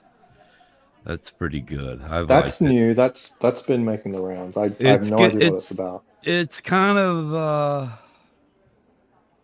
there's it deals with a point of view from a woman dealing with trauma and abuse, but Oh, and it's Emmy Rossum from what's that? Emmy Rossum, you know who she is? She was in that show with about the family that was a British show and then became an American show. It was Shameless. She was in Shameless. oh. Okay, I just Talking looked about up. James Wan. Oh, go ahead. Yeah, I just looked up James Wan. There's a shitload of Saws that he was involved with, but there's a movie called Saw 2004, starring Cary Elwes and Danny Glover. Is that it? That's the original Saw. Yeah, Is that the that's one his. that you Yeah, recommend? that's the one. Or That's the break. Two Yeah, Men absolutely. Awaken. Yeah, Two Men Awaken. No, to yeah. find- Original Saw is Okay, that's it. There's Two no men reason to awaken skip into any of to them. find yeah. themselves on the opposite sides of a dead body, each with specific instructions to kill the other, escape, or face the consequences. These two are the latest contestants in Jigsaw's games. Yeah, That's it. it's Okay. good. So talking about James Wan and Speed Racer. So James Wan also did Aquaman, and Aquaman is one of my favorite superhero movies. Like, if we're all tired of them by now, but Really? Aquaman I just adore. So I'm guessing you didn't like Aquaman. It's kind of like Speed Racer, where it's like it's a Yeah, silly no. world, but they take themselves seriously in it. Yeah, no, not my favorite. Yeah, no. You didn't enjoy the octopus banging the drums? No. No, It's like that movie there's an octopus drumming. It's like, if you don't like that movie, okay, it's Is Aquaman fair the movie enough, with is Aquaman the movie with Amber Heard? yes, yeah. Before we found out that she's disgusting, Because I never heard of Amber Heard until the Johnny Depp trial televised. Right. Yeah, that she was plays a the- cultural phenomenon. That trial, that was Oh, yeah. amazing. Incredible. Yeah, not a big fan of Aquaman. Worst performance by an actress in history was her courtroom testifying with the fake tears. The I fake think crying. Morty would like Unbelievable. Yeah. Morty would like the new noir with the Spider-Man with Nicolas Cage. Oh, you're spoiling something for me. Is that like Brand New Day or something? It's a TV show. It's Okay. it's kind of noir. It's old, Well, anything with Nicolas Cage, I'm down. Like, I don't give a shit. It wasn't bad. It wasn't bad. Yeah. It was good. It was watchable. Yeah. Nick Cage is the only celebrity that I I like would Nick Cage. just go gaga for and want his autograph, want a picture. No other celebrity would I really, walk across the room to. I think to he's do anything else. underrated. He's gotten a bad rep, and I've watched him since his the first movie he was in. What was that teen movie? Way back. Oh, okay. I mean, I've seen his early stuff, but I don't know what's the first movie I watched. I It Melt probably With was The You or Rock or something. something. Con Air, The Rock, Snake Eyes. When he had that like 7 movies in a row that were just like huge. Yeah, those weren't my favorite of his, but I like I love Birdie. Con He Air. was in Con Air was good. He was in a movie called Birdie. I thought was brilliant, and We never got to see him as Superman, although they did do this really awful little flash in, I think, the Flash movie. I think they showed him as Superman for a split second. They I also was had Christopher Reeve. I was hoping for better things with the Flash because that was my favorite character back when I was a kid. But anyway, Right. Yeah, that was production hell. It's shocking they even released it. we're taking over Morty's show. Morty, I'm Well, Morty relenting loves back. talking the movies and TVs, Oh, but I he's talk movies all the normally, time. Yeah. yeah, but he's I normally don't know these lambasting movies. anything that Yeah, we would be Speed talking about Racer, right now. and I don't know that stuff. Yeah, I do consume quite a bit of. I'm pretty ferocious. I Yeah, was a ferocious reader, and now I watch a lot. that's cool. I can't sleep at night. What do you So. think of collecting Blu-rays? I mean, obviously you saw me, my recommendation was from, perusing my Blu-rays. Um, What do you think about collecting physical discs? And I used to have a huge vinyl collection. I had mm, really nice equipment back, um, and unfortunately, I lost all of it. Hey, so, pardon me. Can you So guys excuse me for a few minutes? of course, yeah, I It's can do okay? Thank you very much. I'll be right back. yeah, I had a, um, I was in an accident. And I was in a coma, so Oh uh, dear. all my stuff was put into lockers, and then when I came to, it was all gone. Really? Like Yeah, it yeah. was stolen or ruined or It was put in lockers and then wasn't paid for, and then uh wow, that sucks. yeah, That that sucks was a lot. pretty rough. But anyway, I lost a whole good part of a recording studio I owned. Yeah. But We're kind of in the golden era for Blu-rays right now. And DVD if you care for that format. But the other formats like vinyl and CD, they're we're coming past the back. golden. Well, they're coming back. What I mean by golden era is like it's really cheap to build a collection at the moment. Yeah, Building yeah. a collection of CDs right now is expensive, Well, almost as expensive as buying them when they I'll came out originally. I'll tell you a good trick. If you want CDs, go to thrift stores, Yeah, but so movies, and their selection is so small that you encounter the same content again and again and again. you You know what I have to mean? dig, but it's what you. That's why they call it picking. You have to. My Yeah. sister's a picker. It's a hobby of hers. She likes to. Well, it's gotten super popular in the last 3 years It because has. Yeah. when I came to Vegas, I would go to the thrift store just for fun, see if we can find anything interesting or so forth, anything of value, quote unquote. Not to flip, but just, it's an experience. You don't get that in a retail store. Nothing in a retail store is good value, kind of by definition. Yeah. Yeah. But in the last 2 years, I've just stopped because anytime I go, it's just picked through.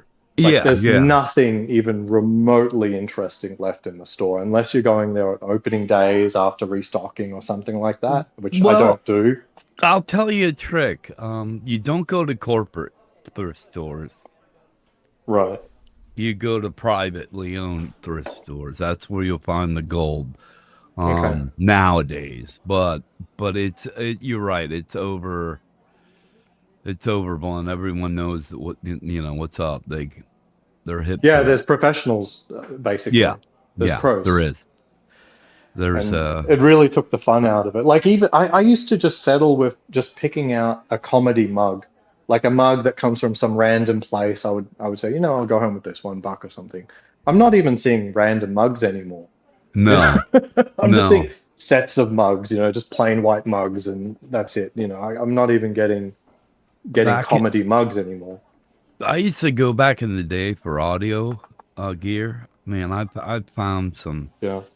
um incredible things back in the day, but you don't find it anymore. They're all picked out. Nobody spends the money to begin Now with. the That's now the the problem with finding stuff. This or someone what has to have owned it first, and if it was rare to begin with, it just won't end up in the thrift store by volume, because just as a volume the thing. internet has ruined picking because everyone knows Yes, the value of everything now. So yeah. Yeah. You can't really. There used to be value in having a good eye. Like, Yeah. so you still can find it with clothes. So on my last outing to Goodwill, I did find another blazer that was of good quality and fit me. And I thought, oh wow, I didn't think I would ever find anything of value ever again. No, you And yeah, can. I got a nice new blazer for like I think $15, and it's at a level that I'll go to a fancy event with because it's genuinely a nice jacket. Yeah, yeah. Well, I live in an area where wealthy people come to retire and die. Okay. So there a Well, that's lot Las of their Vegas too. yeah, yeah, exactly. Vegas the same way. So when their all their estate goes to thrift stores, you used to. So you Yeah. could find like camel hair coats and Oh wow. really high end things. And when you go out, and every time you go in, you could find something of value. But it's hard now. It's Yeah. hard. And you could find some seriously good audio gear. I I can't believe some of the stuff I even passed on Hmm. back in the day. I That's found interesting. a true Leslie cabinet. If you're a guitarist or an audio guy, a Leslie is a speaker that spins and creates kind of a unique sound. And Interesting. Okay, they're I'm back. worth Thank you very much. they're No worth a worries. fortune, but I could have picked it up, really cheap. Yeah. And, but you I don't think it's find things like that. right now. If it, like we were having this conversation in the chat about firearms. Right now is a little bit of a golden era for guns right now. Oh Everything's yeah. very affordable, especially secondhand. If you wanted to build a gun collection, you should do it before Trump Trump's next election year, which is what, 2020 28. 28. Yeah. So the next 18 months, if you're not into guns or you have a fledgling collection, the next 18 months is when you should buy your dream guns Hmm. because the industry is at a big low at the moment. Nobody's really fearing for their guns being taken away, so they're not buying them up and Hmm. stocking them. Even ammo prices are almost back to their pre-COVID levels, despite inflation and despite the wars. Um, yeah, things are very cheap right now, and we've got better access to things than we've ever done. So yeah, the golden era right now is Huh. Blu-rays are starting not to be a golden era as the prices are creeping up. I used to get them Well, for like $2 to $3. Now they're $5 to $6.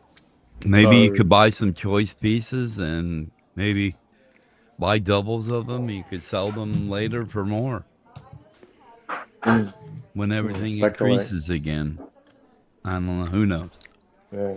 Ozzy, do you think that the gun market now, in terms of variety, prices, a range of prices, variety, Mm. features, offerings, accessories, is better than ever in the history of firearms?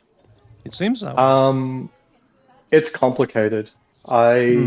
I think in the handgun space, yes, because they're still, despite how boring it is, they're still kind of innovating there. The rifles, I feel, is a lot more mixed. Um, like Ruger no longer makes their MPR line of guns, which is their high-end ARs, and those were bang for buck the best guns on the market. So literally the best bang for buck gun on the market for ARs is no longer exists. Daniel Defense, their latest versions are arguably not as good as their previous versions. So I think there's a little bit of enshittification happening in the AR space, or inflation is happening in the AR space, where the good stuff is just plainly more expensive than it used to be. So I think it's complicated. The AKs are completely dead now because we can't get access to cheap X39 ammo.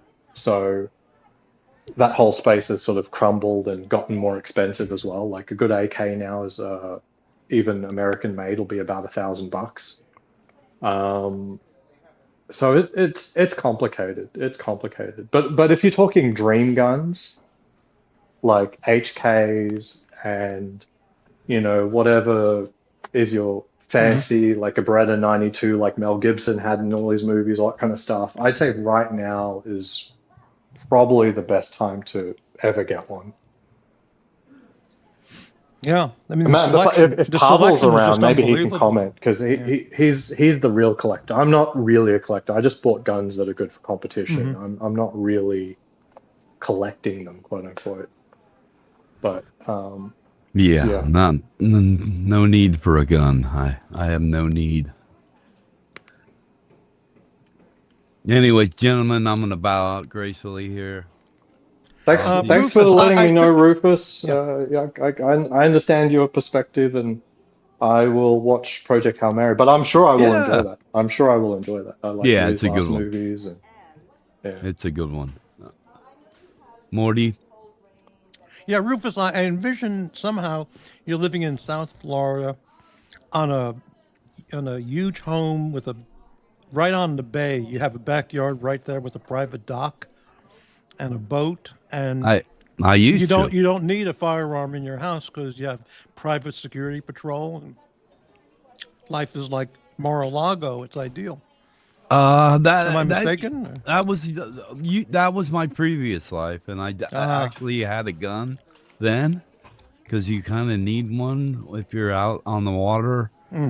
We would go offshore sometimes, miles. Walmart on the road is good. It's a good rest stop. You got My hot, food. You got a toilet. And they're everywhere. yeah, but Ozzy, the Walmart toilet. Can you imagine the people who have been sitting on that toilet seat before you?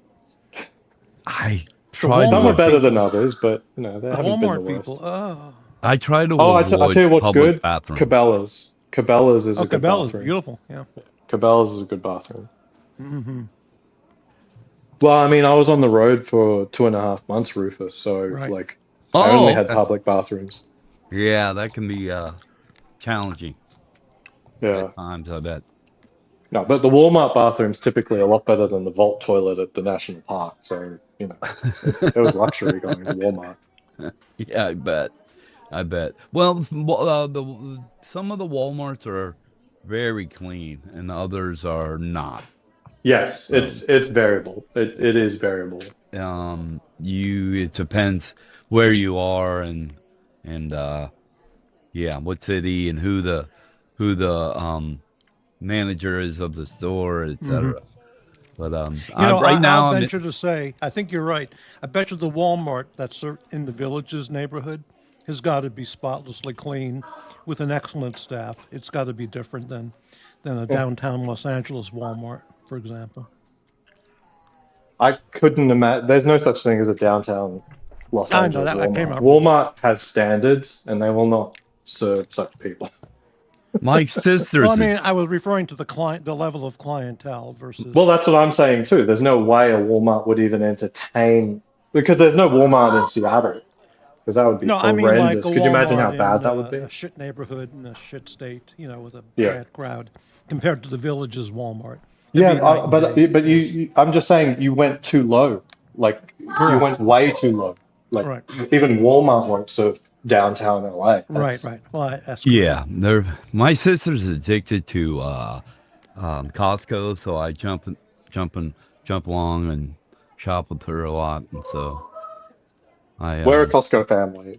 yeah. But on the road we did use Costco a lot, but we can't do it for groceries. Like It what can am be I going to do? challenging. 3 liters of Yeah. tomato ketchup. If there's thing you need in bulk, it's great. And Yes. fruit there can be great because I go. It's gotten better, but it's still not perfect. Like sometimes the bananas are just like these are way too small and they're overripe or underripe, and yeah, Walmart never fails on bananas. Walmart always has bananas and they're always good. Yeah. So does actually Amazon. You can order them, and I accidentally ordered way too many bananas one time. Did you know I used to work for Amazon? No, I did not. Okay, no, 11 years of my life. Wow. Did you work the overnight shift at the warehouse, loading boxes? Is that what you did? Packing No, boxes? but I have every respect for everyone who does Absolutely. everything for everyone else. Yeah, they're hard. But, People couldn't get their deliveries without those people on the overnight shift packing boxes. No, I was an engineer. I did mostly their when you get buffering on a video stream or something, It was basically my job to make sure that never happened. Oh, Rufus, how do you think I was doing with my job? How good's the streaming on Prime? Is it pretty well, good? yeah. I never have any issues. My Wi-Fi is iffy. I Yeah, have Verizon like Wi-Fi. 5G or something. Yeah. Yeah, it's the box. Oh, okay. Yeah, but Should be pretty good. I'm waiting for better Okay. Wi-Fi, but In my your Wi-Fi's Amazon spotty. experience, did you ever attend a corporate event where Jeff Bezos showed up as a speaker? I never went to one, and I know a lot of veterans who never went to such either. Oh, Rufus, also my wife, she was on the Amazon Prime Video team. She was Oh, wow. a lead designer on a lot of projects there. Um, Shamefully, have you noticed the ads on Prime Video? I usually pay for not. I Really? try. Okay, well, good for I try you. to avoid ads if I can. Yeah, I don't sometimes. Sometimes I I'll just know. go and get it as cheap as I can. It Yeah. it comes and goes. It depends. Okay. Yeah, Um, unfortunately, all of the ads were her design. but this It wasn't her idea, but it was her designs. I As did in, have she's a. all the ads during the World Cup, so Uh, I did see those because I got Fox as cheap as I could. Um, and they're okay. I mean, they weren't bad. yeah. Um, So um, ultimately, that's why I'm retired now, because Amazon was a there good you go. career, and it There you paid go. well enough, combined with a little bit of frugality and investment. It worked Yeah. well. Well, I've been spending a lot of my time recording music. I'm getting back involved Nice. in that. So if you ever Very hit, nice. I dropped a new song on my channel. So if you go see it, check it out. Oh, cool. What's your channel? Do I just type in Rufus? With Rufus, it's at the at symbol, and then Rufus is RU capital small F capital U capital S.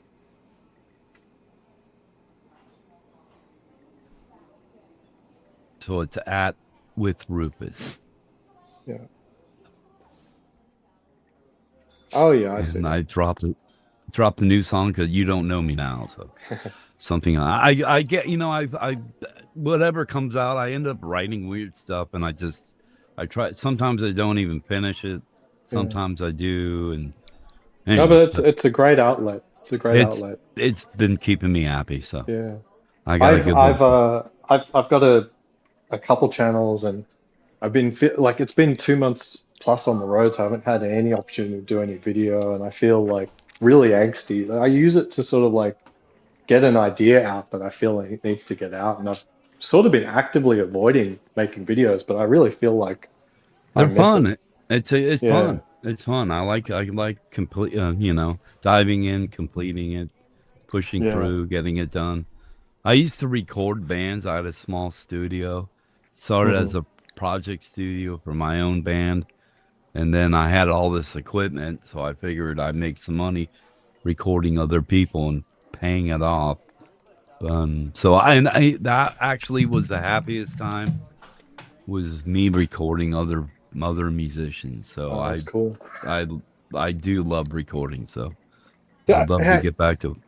Why is it, or is there something that I'm missing? Why is it that some of the best sounding CDs of all time, and maybe not some, maybe a majority, came out in like the early 80s when the format just began, and then since then there's like hardly any CDs, albums that sound any good. Everything was recorded to tape, Yeah. 2-inch tape, Hmm. and 2-inch tape is the best way to record music. Even now, even with Hmm. digital. I mean, digital's really come a long way. Hmm. You can really they're starting to emulate all those sounds with tape. You get Hmm. natural compression with tape. It rounds off the harsh transients. It's Mm. it's louder. I mean, remember when you used to drop a needle on the album and you get that pop of wind? and then the Hmm. music. It was recorded differently. Um, and some people do still record to tape. Some people do hybrid. Uh, Hmm. Certain bands and producers still like Eric Valentine. He was a he still records into tape, and even in he'll record drums on the tape and then tape through to digital and then back on the tape. And I mean, it's tape is Yeah. the way. It's just it does something that digital can't yet, but they're Yeah. getting there. So Interesting. Because yeah. on the road, I was like, I've gotten myself a whole bunch of uncompressed audio. I'd like to get back into CDs, but I think they're just too expensive. Um, and I'm sort of just trying to find my way back to getting off streaming. And I'm just really enjoying a lot of albums, but most of the albums are like ancient. Like, Yeah, I'm thinking about recreating a nice hi-fi system. I hmm. got a good little setup right now that I really like. It's small. I'm in a small where I listen to Yeah, music's in a smaller space, so I don't really need, you know, much. yeah, But if things change, because I do want to move, I might have a larger living space, and I might want to fill that room with louder music. yeah. So I might upgrade, but I got a great little system. I can't complain. I have my audio system right next to my recording system, the right next to each other. So it's all like I can reach to my where I record. I got a great workflow now. And then where I view movies, I got a nice subwoofer with two little nice speakers, so it's Yeah, really like a great sound. And that's cool. I might want to set up a quadraphonic system later, but right now I'm happy. So yeah. A couple comments. Yeah, Breitling, did Ozzy ever get a Springfield Cuna? Don't know. Or try Kuna, one yeah. out? Mentioned he was interested in it at one time. Just curious, looking at them as well. Yeah, so Breitling, like the PCC space is still like super complex, and it was sort of like done to death like maybe 3 or 4 years ago. Like everyone's bringing out PCCs, and honestly, it hasn't stopped. Like there was another PCC release just last week, the um the Caltech Stubby, and I think a lot of YouTubers have been paid to shill that one. That doesn't look that much more interesting than a P320 and a Flux Raider brace, which I think is just a very cool setup. Look, I think the delayed blowback for $1,000 with magazines that are good is a really, really cool thing. But I've already got three PCCs. I've got the AK 9mm, and then I've got the AR9 just blowback, and then I've got the SIG MPX. I think to me the SIG MPX is top tier PCC, and nothing since has replaced that. The delayed roller delayed blowback stuff, I think was top tier, and the MPX is better. But the reality is like you probably don't have an MPX, and most people don't have an MPX. And the Kuna is like $400 or $500 cheaper than an MPX, and probably feels better to most people. Um, so I think it's an interesting space. The only thing I can say though is it depends what you want it for. For me, this is all just competition and just fun. But if you want a gun that is also like a home defense gun or something like that, the choices start getting limited quickly. I think the Kuna is actually fielded to a military somewhere in the world, so do your own research. But it might actually be a good to go gun. The only other PCC below an MPX that I would say like has evidence of being people's, they put their lives on it. Obviously, MPX, MP5, those are greatly more expensive. The other one maybe is the Daniel Defense PCC, which is a bog standard, boring blowback AR9. But the fact that it's made by Daniel Defense, I think that's still compelling. It seems really stupid, but it's still compelling to me to have a go-to option for someone who actually wants, a PCC that they can trust their life to, and it comes with ergos that are the same as an AR. I think that's cool. The Kuna, if you just want that blowback feel, I think it's a good option, but it's certainly not a cheap option because you can get PCCs as low as like $600. So I don't know. Hello to XM Vibes. Just listen to mono for a few months and then go stereo, and it will be fresh and new. Yeah, I've done a lot. Go ahead. I'm gonna drop off. It was great Okay. talking with you guys. Right. Morty, Thank you, thanks for Rufus. having me. Thank you, Rufus. Take care. Talk about Ozzy. Project Hail Mary next time. Yeah, we will. All Absolutely. right. Enjoy. I'll talk to you All guys. right. Thank Have you, a good Rufus. night. I'll see you. Yeah, thank you. Bye. So I've actually been doing a lot of research on upmixing and downmixing channels, and I absolutely love mono, but the reality is that they don't make mono soundtracks anymore, and downmixing from stereo to mono, it's not the same experience as just having something that started off as mono. It just Right. isn't. When you were I a wish it little kid, was. when you were a little kid, say 5 to 10, were you already interested in like building stuff, like building a radio or taking apart a television set and looking at all the pieces inside? Or Nothing like completely ad hoc like that, but I mean, I was certainly taking my PC apart and putting it back together and right, hypothesizing certain upgrades and stuff. So right. yeah, Mm-hmm. I got to run. It's time to Okay, get the kids fed. So apparently, great. it's All been right. really good. Sorry to Yeah, dump thank you on very much, just after Ozzy. I Rufus really left, but appreciate you stopping by and really good content today. So love thank you. Thank you. I'll see you love later. seeing you again. Cheers. Goodbye. All right, we had Rufus and Aussie Expat. Fantastic conversation. They're really great. We have a new guest backstage. I got to hold on one second, please. Okay, let's bring on a guest. This is a surprise. Hello, Puck. Hello. How are you today, Puck? Good. Good. Glad to hear you. I've done my arting and crafting. What do you got there? My Voltron badge, Voltron badge. Yeah. and then it opens up.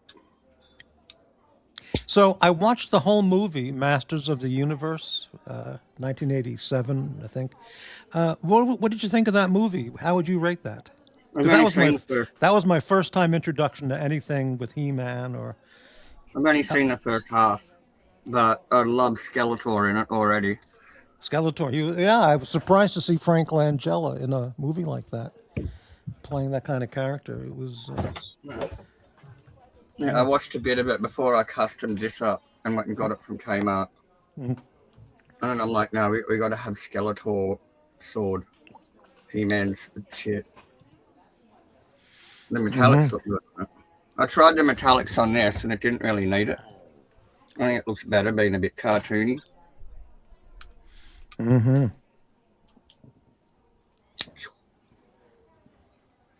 That's so cool. I wanted one of these since I was 4 years old. Well, you finally achieved it. So this has been a 5-hour show. I can't believe this. I have many swords of power. Right. Yeah, that Blimey guy's poison, dude. Yeah, his comments were not helpful. Yeah. I put him on a 24-hour timeout, and if he comes back with more hate, then I'll just have to deal with it. More He came back like in 5 seconds. That was a separate account. He's got like endless of them. Oh, really? I'll have to look for that. Yeah, he winds up Jevem and Ken, even trying to be on my side. But if he says anything that's positive about me to them, I'm not even there. I don't know about it. But they instantly think it's me constantly trolling them. And it's just not fucking ending.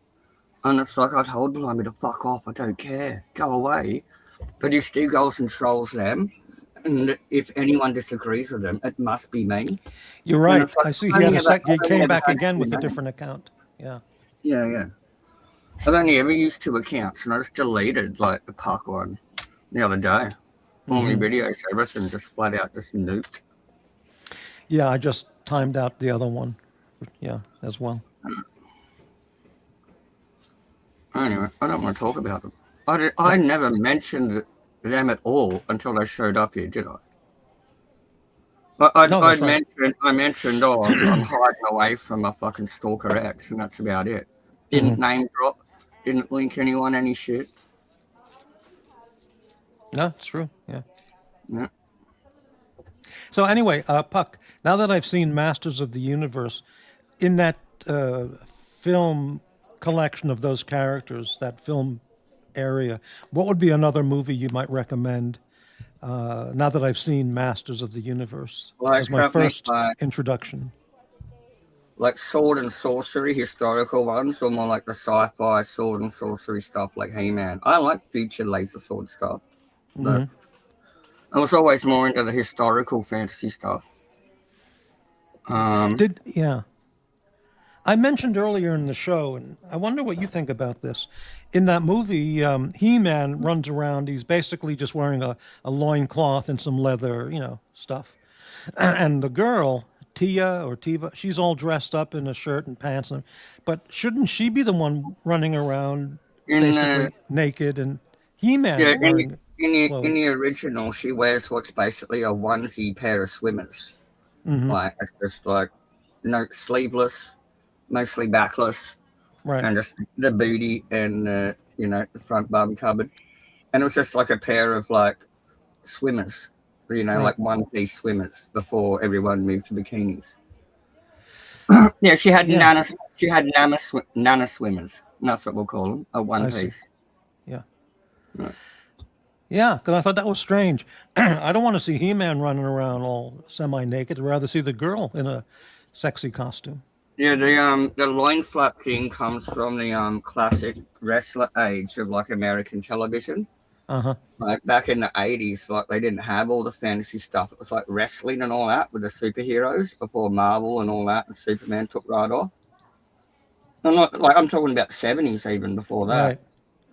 And then during the 80s, like all the when they had Chuck Norris and all that shit, they started doing the sword and sorcery fantasy exploitation films as well with hot chicks and muscle man. And so the men's loincloths like Conan and He-Man is designed on the wrestling fashion of the day. Oh, yeah, I see. Yeah. And like Stan Lee said that or whoever made Superman, that like the undies on the outside were like the strong men from like carnivals and circuses in like the 40s and 50s. Yeah, right. Yeah, they wore like the weightlifting leotard thing. Yeah. So there we go. Bit of fashion context there for He-Man. So what are you drinking? A cup of tea or? Just some Ribena with spring water. It's a black. What is Ribena? That's a concentrate blackcurrant syrup. Oh, I see. Yeah. It was bloody expensive. It was like $8 for like a liter. I'd never tried Ribena before, but it's been around since I was a kid. Oh. Look, one of them things you can drink if like women get a bladder infection or something. It's like high vitamin C berry thing. Yeah. What do they call it? Cranberry juice in America. We got this like Ribena stuff. Yeah. I don't know. I think they probably crossbreeds of the same stuff. They're just branded and patented differently. Oh, so glad I got that fucking PC diagnosed too. I finally got that cunt out of my way. Yeah, here it is. Walmart sells that Ribena blackcurrant juice. Yeah. Okay. Never heard of it before. Yeah. What's the price like there in USA for what it is? Well, let me click on that, see if it shows up. For the size of it and what price it is. Here it is. Walmart Ribena Original Blackcurrant Drink. Package of 4 850 ml bottles. $25. Oh, so that's like pre-made drink, or is that like Yeah, the that's a concentrate? bottled drink. Yeah.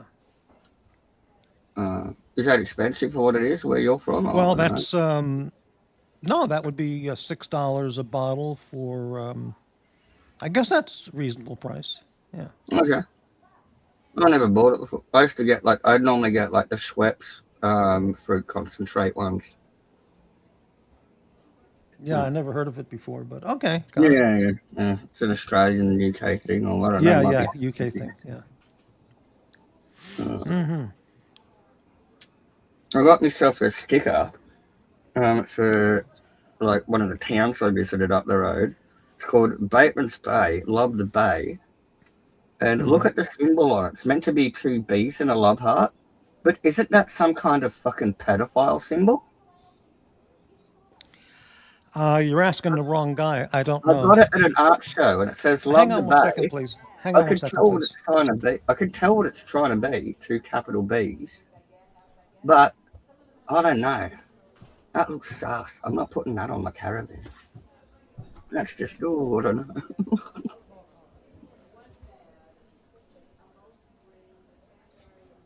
Anyway, so we fixed the computer. We're going to run Windows 10 on it.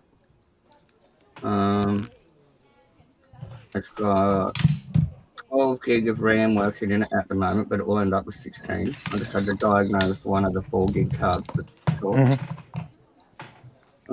They've got a fast hard drive, solid state. It's got a DVD burner and reader in it. It's got Wi-Fi and Bluetooth that I added to the motherboard.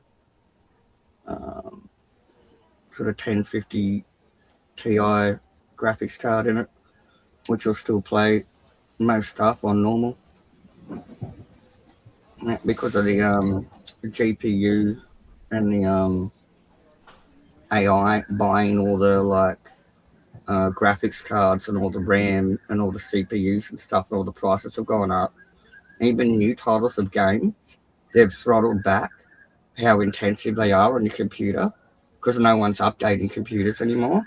And so even new titles you can run on older systems. For a while, everything was getting so beefy that you had to keep up to play the new thing. And now new things are just staying at kind of a base level because no one's updating. Mm-hmm. No one will play a new game if it's too intensive because no one can afford to buy the RAM and the graphics cards. Is that your magic stick in the background? Yes. Right. There I it was is. waving at it. I think it was Archie or MCF or someone the other day. Oh, dude, you should have seen me on fucking. I went to the dungeon because Gordon said he came here from the dungeon. Mm-hmm. So I went over there looking for the cunt to pick a fight when I was drunk. Yeah, I couldn't find him, but Archie was there. Archie was like the host or something. Mm-hmm. Man, I lit him up like a fucking volcano. Oh, really? What happened? He's just sitting there like a stunned fucking frog. He didn't know what to do. You know how he always puts down on people? Mm-hmm. I just fucking ripped him so hard. You know, I think he was almost about to cry. Yeah, I missed that. That's shit. Yeah. I'm like, look at you! You're filthy! I was fucking ripping it. Someone's got to clip that. Puck calls fucking Archie filthy. I think I called him a frog and all sorts of shit. Or Silas Greenback from Danger Mouse or something I was calling him.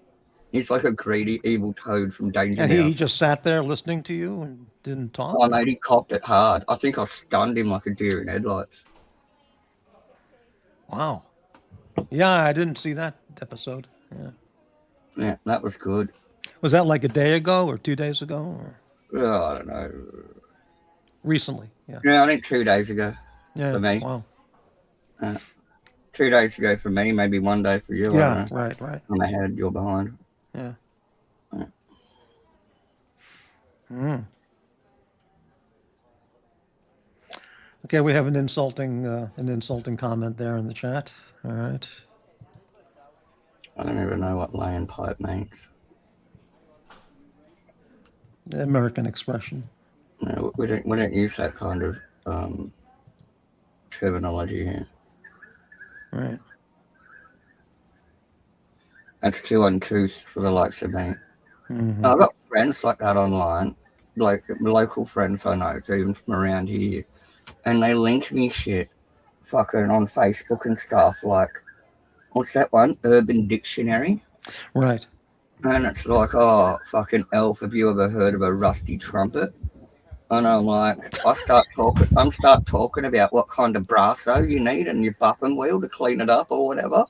Yeah. And they're like, link me this fucking shit. And it's like, oh, fuck, I don't want to know that. Well, these are the kind of people who inhabit that this community. Yeah. Yeah. It's like, I don't want to know, dude. I started talking about restoring antiques. And then this link, this fucking depraved sex act. I'm like, oh, fuck. Yeah, I actually forgot what that means. I'm looking it up. What the hell is it? I was just using it as an example. Oh, I wouldn't bother looking it up. You're never going to need to learn it. Yeah, I understand that, but Yeah. yeah, amazing. Yeah. So I'm pretty happy with this Voltron key. Mm-hmm. Alright, put some metallics around the rim and on the key thing.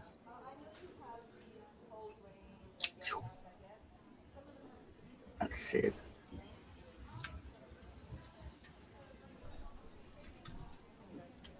I'm going to wear this around in town and shit. Will that get you a discount at Walmart? Probably. Ah, The people working there are going to be my age, right? Mm-hmm. When I went into Kmart to get my He-Man sword, I literally paid for it and stood there at the checkout and raised it above my head and yelled, "I have the power!" And everyone like clapped and laughed because you know everyone knows fucking He-Man, like even if you haven't watched it. And I'm literally like that age group that you would expect to walk in, go to the toy section and buy a He-Man thing. I bet every dad that walks in there and comes out with like the new He-Man figures has like been waiting for this for 30 years. I bet they all fucking do it. Yeah. You know, in terms of a character name, you know, Superman, Batman, Spider-Man, He-Man is not really a creative name of a character. He-Man, be like Not she-woman, you know. Yeah, that's why it's so generic. That's what makes it good. Oh, okay. I thought it was in the movie when he's at his desk and he got like his pronouns, he/man. Right. It's like, Oh, okay. taking- Yeah. yeah. I That thought that was a good piss take. So maybe You know? there'll be a character in the future reflecting the predominant tranny culture now. There'll be a they/them character. But no, but that was always the joke that Adam was gay. Like he gets around in a pink shirt and stuff in the cartoon series. Mm-hmm. Then he turns into He-Man, and all of a sudden he's Ultra Chad. You know, Mm-hmm. it was always a joke. He-Man's gay or whatever, and fucks his sister and She-Ra and that. Is that a character, really? She-Ra? Yeah. That's He-Man's sister. She had her Oh, own series amazing. of girls. And my first cat was named She-Ra. I wanted to call it He-Man when I was 3, but it was a girl, and so we had to call it She-Ra. Mm-hmm. There you go. I had She-Ra till I was 23 too, and I found her at the dump. She was a cool cat. Mm-hmm. Well, He-Man's undies based on the wrestlers of the time. Superman's undies based on Circus Strongmen. And the names are generic. You know, like,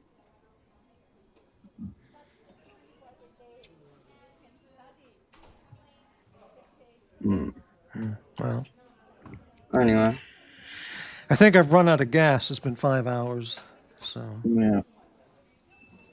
I got to gas up, have more booze eventually. Oh, I've got to hang out my laundry. I got laundry on. Oh, laundry folding time. All right.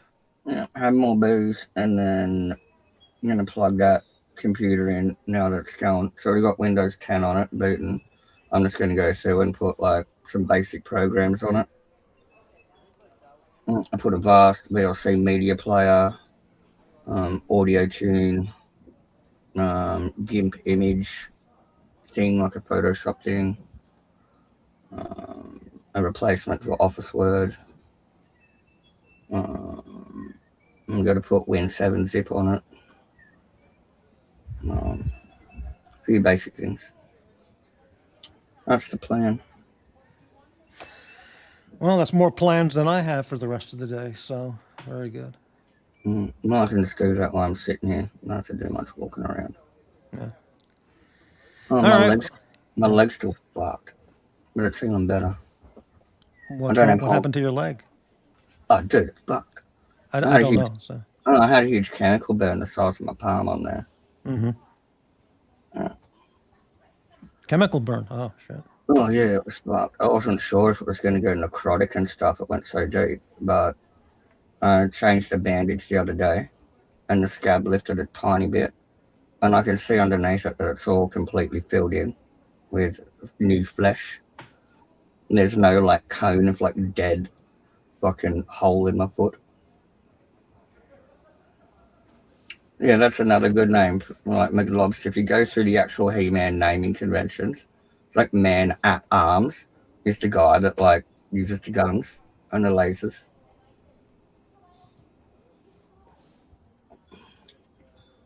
And you got like the dude whose face can rotate in his helmet. He's got 3 faces. And his name is Manny Faces. What's his name? I'm going to look that up. Yeah, Manny Faces. Many Faces? Yeah, Man-E Faces. Oh, Man-E Faces. Okay. Yeah, that's what I mean. That's what the naming convention. Like yeah, I see. Okay. Man-E Faces. Okay, here it is. Man-E Faces. Yeah, and then they've got the dude with the telescopic neck, and his name's like Nectoid or something. You know, like they're all telescopic neck. Oh, here he is. Man-E Faces. Okay. Yeah, they're all just so generic. Like, oh, here's a Wikipedia list of He-Man and Masters of the Universe characters. Holy shit, there's a ton of them. He-Man, Battle Cat, Man-at-Arms, Teela, Man-E Faces. Right. Yeah. Let's see. There's a picture of him here. There's like Skeletor's minions. Beast Man. What's the name of the guy with the what's the name of the guy with the expanding neck? Do you know that? Yeah, Neckerman, I think. I could just save this page for future reference. Oh, Neckermech. Neckermech. Okay. I'm the looking robot neck. See if I can find that. God, how do I remember that shit? Oh. There's a hero. All right. I think that's it. Thanks, everybody, for watching today's show. Thanks to Puck, Aussie Expat, and Rufus. Thanks to McLobster, and see you all soon.